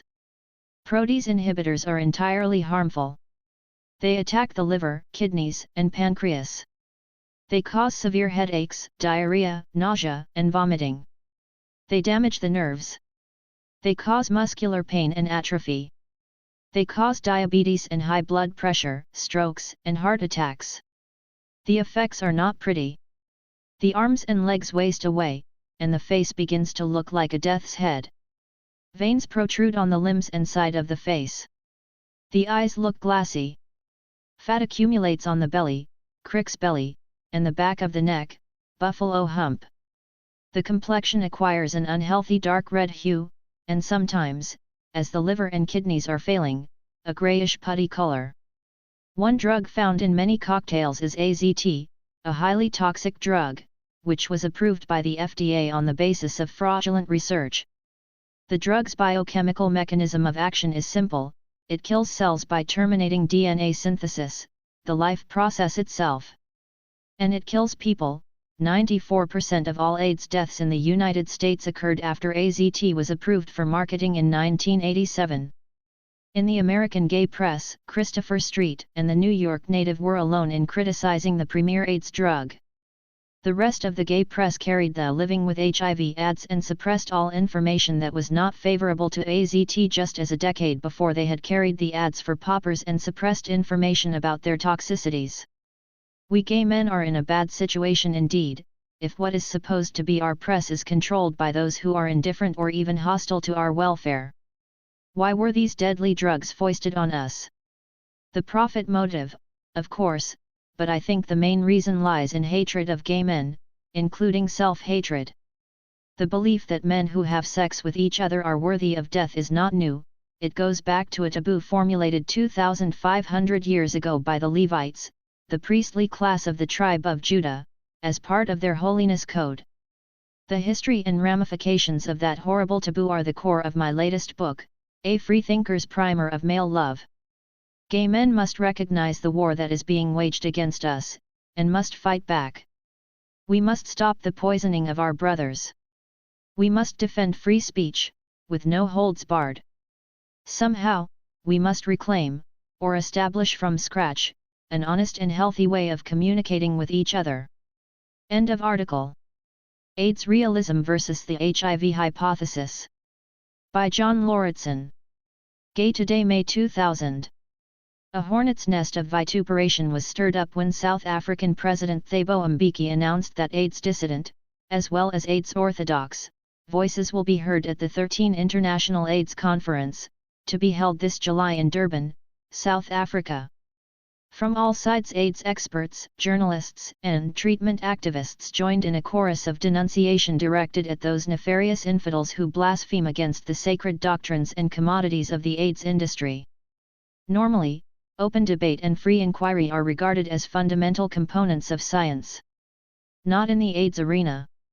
Dr. Mark Weinberg, president of the International AIDS Society, called for jailing AIDS dissidents, whom he called HIV deniers, his explicit analogy to Holocaust deniers. Said Weinberg, "If we could succeed and lock a couple of these guys up, I guarantee you the HIV denier movement would die pretty darn quickly." Weinberg's label was picked up by such flacks as John S. James and Bruce Merkin. To me, the HIV denier or HIV denialists terminology is not only absurd, but revealing as well. This is religious language. Those of us who are skeptical of the HIV/AIDS hypothesis, and it has never been more than a hypothesis, are apparently in the same camp as those who deny that the Jews are the chosen people of GD, or deny the divinity of Jesus, or deny the Trinity or the doctrine of the Immaculate Conception. It is time to defend the men and women who have challenged the prevailing AIDS mythologies. We have been around since the early 80s, critics of the various, frequently changing, and contradictory models and dogmas of the AIDS establishment. We call ourselves AIDS dissidents, and sometimes AIDS critics or AIDS realists. We have also been called heretics, rebels, and a lot of other things. Our ranks have been growing steadily, and include top scientists, including 3 Nobel Prize winners, journalists, and other professionals. The impression was given, in recent attacks on us, that AIDS dissidents are bad people, who in some unspecified but sinister way are profiting from the stands we have taken. This is the opposite of the truth. The AIDS dissidents I know have acted on principle, motivated by a concern for truth and a desire to save lives. All have taken hard knocks, all have suffered losses, socially, professionally, and financially. AIDS dissidents have been ostracized and slandered, fired or had grants cancelled, driven into bankruptcy, physically attacked. Profits of the AIDS industry run into billions of dollars every year. This is where the money is. People with meager qualifications have become rich as AIDS experts, heads of AIDS organizations, or treatment activists. But there are no financial rewards for attacking the sacred AIDS cash cow. Speaking for myself, I have lost hundreds of thousands of dollars in income, and my financial future is uncertain. I make a lot less now, as a full-time politically incorrect writer, than I did as a highly paid market research executive. Our ideas have been subjected to an intensity of censorship in the mainstream media, which would normally be found in a totalitarian country in the midst of war, especially in the United States, the epicenter of the AIDS epidemic. The censorship has taken many forms, from voluntary censorship to preserve advertising revenues to the surreptitious activities of public relations firms employed by pharmaceutical companies. The former kind of censorship, practiced by gay publications over the past 2 decades, is documented in a recent article of mine, Queer Advertising, From Poppers to Protease Inhibitors. This article also has many images of perniciously sexy poppers ads of the 70s and early 80s. Meditel Productions, based in London, made several television documentaries that were critical of the orthodox AIDS paradigm. The most important are The AIDS Catch, 1990, AZT, Cause for Concern, 1992, and AIDS in Africa, 1993. These were first broadcast to the UK over Channel 4 television, and were subsequently broadcast in Canada, Australia, New Zealand, and several European countries. Although the documentaries have been viewed by tens of millions of people around the world, not one has ever been allowed to air in the US. In England there have only been about 10,000 AIDS deaths in the entire course of the epidemic, as opposed to over 1/3 in the US. The main reason for this huge disparity may be that, thanks to the Meditel documentaries, far fewer gay men in England took AZT or other nucleoside analog drugs. Over 94% of all AIDS deaths in the US occurred after AZT was approved for marketing in 1987. Fortunately, the Internet has provided an end run around censorship. I strongly urge everyone to find out what our ideas are and in our own words, not the travesties put forward by our opponents. The best place to begin is the Rethinking AIDS website. On the home page click Front News, which has many recent articles on the controversy in South Africa. Or click Find for listings of subjects and authors. On the Find page click AZT for a lowdown on that drug, labeled as a poison by chemical supply houses, approved for marketing by the FDA on the basis of fraudulent research. Click on HIV tests for articles debunking the ELISA, Western blot, and viral load tests. Click on my name for my major AIDS articles. The Rethinking AIDS website has links to 51 other AIDS dissident websites, of which the Heal Toronto, Duisburg, Sumeria, and Reappraising AIDS are especially important. AIDS discourse has been unnecessarily technical and abstruse. This is a consequence of the untenable and bizarre hypothesis that a retrovirus is responsible for causing the 29, at last count, AIDS indicator diseases. If AIDS were seen for what it is, different groups of people, who are sick in different ways and for different reasons, then much simpler language could be used. The appropriate experts would no longer be molecular biologists, virologists, etc., but widely educated people with good common sense. For the remainder of this essay, I'll try to present AIDS criticism in a nutshell, as simply and directly as possible. For those of you who are enamored of AIDS molecular biologico-retrovirologico babble, I suggest you thoroughly explore the AIDS dissident websites. You'll find enough of it there. One AIDS dissident, Kary Mullis, who won the Nobel Prize in Science for inventing the polymerase chain reaction, was asked to state which argument most strongly convinced him that HIV was not the cause of AIDS. Mullis replied, "The fact that there's no evidence for it. When I was on a debate team, our coach told us that we must master the arguments of our opponents, be able to present them better than they could themselves. Over the years I have thought long and hard about what arguments could be used in favor of the HIV/AIDS hypothesis. I have been able to come up with only one: everyone says that it is. This is a variant of the classic argument, 80 million Frenchmen can't be wrong. Certainly, if everyone says that something is true, then there's a possibility that it might be. But sometimes almost everyone can be wrong. In the case of AIDS, the apparent unanimity is a facade. In 1984 only a very few experts asserted that HIV, then known as HTLV3 or LAV, was the cause, and all the other scientists followed their lead. Once the AIDS industry developed, and billions of dollars in profits were at stake, the public relations industry reinforced the consensus monolith. AIDS does not, and never did, behave like an infectious disease. As Kasper Schmidt expressed it in an interview, infectious epidemics do not follow fault lines that are cultural or sociological, which is what we find in this epidemic. Since the very beginning in the early 80s, AIDS has remained tightly compartmentalized, confined almost entirely in the US to gay men and intravenous drug users. Whatever is happening in Africa is an entirely different matter, different diseases and a different epidemiology. AIDS has never been defined rationally, and the definition has changed radically several times. Originally, those with an AIDS diagnosis were close to death. Now one can obtain the diagnosis without even being sick. To illustrate the flaws in the various definitions of AIDS, let's consider Kaposi's sarcoma, KS, which for years was the hallmark AIDS disease. It was believed that an infectious agent, later declared to be HIV, aka HTLV3/LAV, caused a condition of immune deficiency, gauged not by the traditional tests of immune function, but rather by newly developed tests which counted CD4 cells, and that the immune deficiency in turn caused KS. Unfortunately for this model, many gay men with KS tested negative on all the HIV tests, and did not have immune deficiency.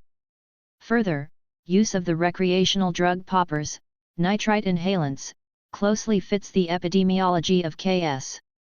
And so, in May 1994 the National Institute of Drug Abuse, NIDA, convened a meeting in Gaithersburg, Maryland to examine the connection between poppers and KS.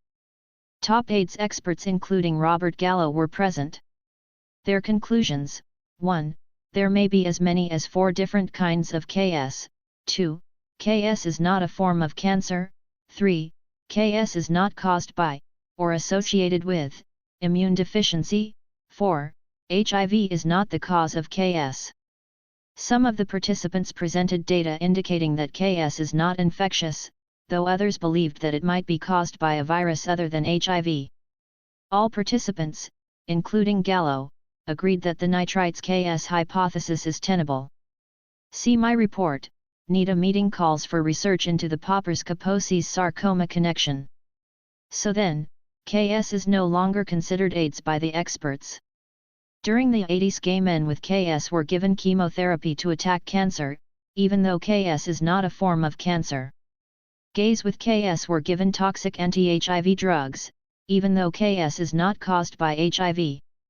They died, by the tens of thousands, not from HIV or KS, but from the drugs they were prescribed. If HIV were the cause of AIDS, or indeed, any other form of illness, then there would be HIV infection in every case of the disease. This is the logic of Koch's first postulate, a standard test of whether an infectious agent causes a disease.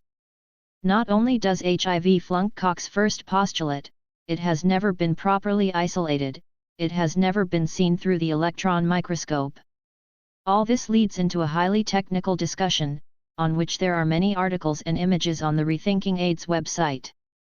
To me the most striking thing is that no one has ever demonstrated HIV infection, even in a single case, using infection in the ordinary sense of the word. Infection implies a large amount of virus or microbe, and a high level of biochemical activity. If there were HIV infection, there would be what's known as viremia, the blood would be teeming with whole, cell-free, infectious viruses, hundreds of thousands to millions of them in every milliliter of blood. In fact, attempts to purify HIV and then photograph it, using standard techniques, have been total failures. Many people believe that the so-called viral load tests actually count whole viruses in the blood. This is not true, and the tests have been denounced by Kary Mullis, who invented the technology on which they are based. According to Mullis, quantitative PCR is an oxymoron. Neither of the HIV antibody tests, the ELISA or the Western blot, has ever been properly validated, which means that no one knows exactly what their results mean. The tests are chemical reactions to antigens, which are substances that provoke an immune response.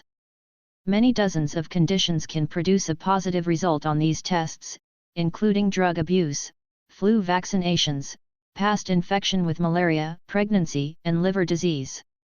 The various AIDS drugs are, without exception, toxic and worthless. It is not true that the protease inhibitor cocktails have caused AIDS deaths to drop. On the contrary, they are causing death and deformity in people who would otherwise be healthy. I'm afraid that I have barely scratched the surface of the AIDS dissident arguments, but this is not intended to be a long article. There are hundreds of articles and millions of words on the AIDS dissident websites. I hope I've motivated at least some of you to learn more. It's time to wake up, to put an end to the sacrificial ritual of AIDS, the sacrifice of gay men. We didn't deserve this, and we should no longer go along with it. End of article. Prickly poppers. An AIDS activist wonders how a flammable drug becomes so popular among gay men. By John Lauritsen. Extra. March 23, 2000. It is queer, odd and deplorable in the negative sense that in the past 30 years much of the advertising in ostensibly gay publications has been for poppers.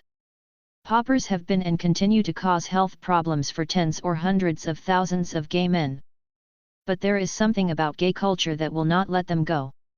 It is curious that almost all gay men, but very few others, even know what poppers are. Poppers in their present form are little bottles containing a liquid mixture of volatile nitrites. When inhaled just before orgasm, poppers seem to prolong the sensation. Poppers facilitate anal intercourse by relaxing the muscles in the rectum and deadening the sense of pain. From a biochemical standpoint, the volatile or alkyl nitrites, amyl, butyl, isobutyl, propyl, and other nitrites, are powerful oxidizing agents. If spilled on the skin, they cause severe burns. Since 1989, poppers have been a banned hazardous product in the US, see elsewhere on this page for their history in Canada, but have remained integrally tied to urban gay male culture in both countries. Gay men have learned to read highly coded advertising in order to buy the drug on the black market, a sign of a marvelous marketing campaign, by any standard. The original poppers were little glass capsules enclosed in mesh, which were popped under the nose and inhaled. Manufactured by Burroughs Wellcome, they contained pharmaceutical amyl nitrite, and were intended for emergency relief of angina pectoris, heart pain.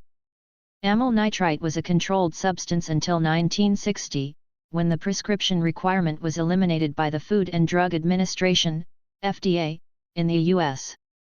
From 1961 to 1969, a few gay men, primarily those with sadomasochistic proclivities, began using amyl nitrite as a recreational drug.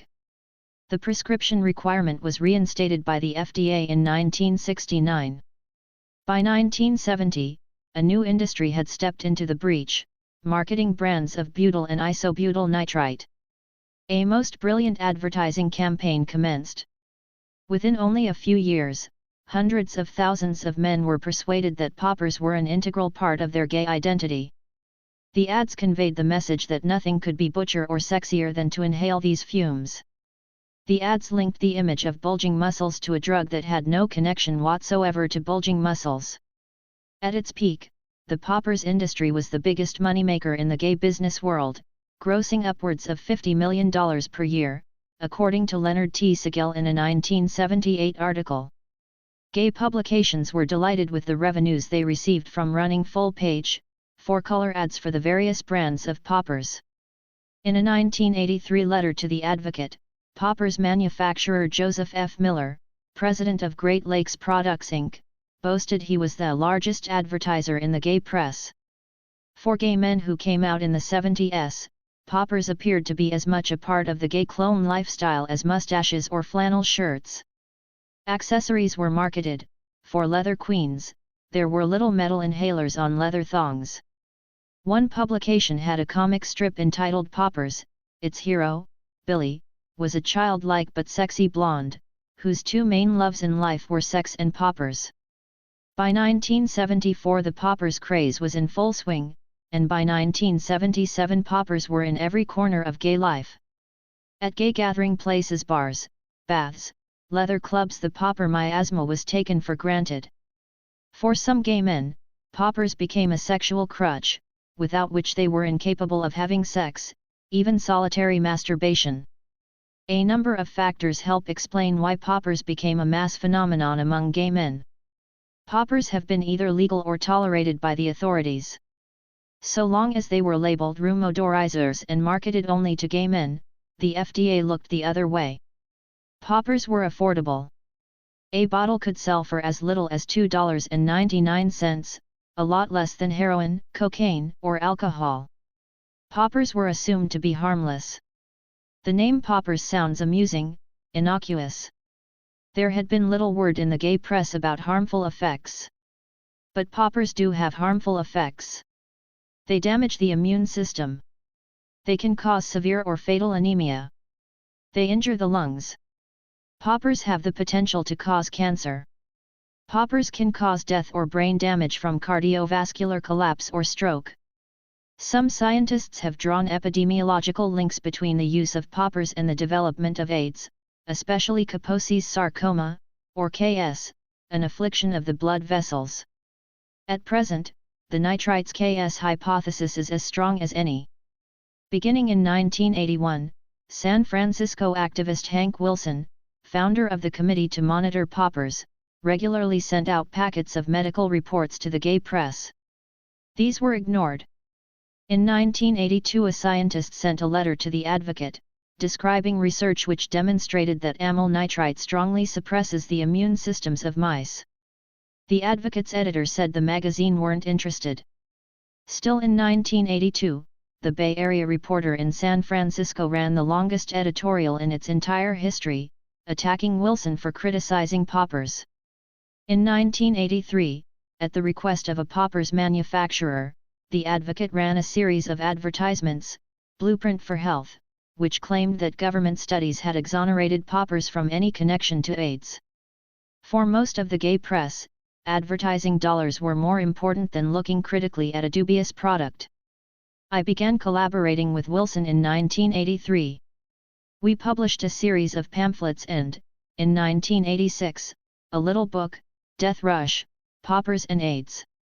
In 1983 I spoke out publicly against poppers for the first time at a meeting of the New York Safer Sex Committee. I was savagely attacked on the spot by a gay physician, the late Stephen K. Itsaw, who waved his arms and screamed at me like a maniac. Now it's 2000, more than 10 years after poppers were outlawed in the US, and not much has changed.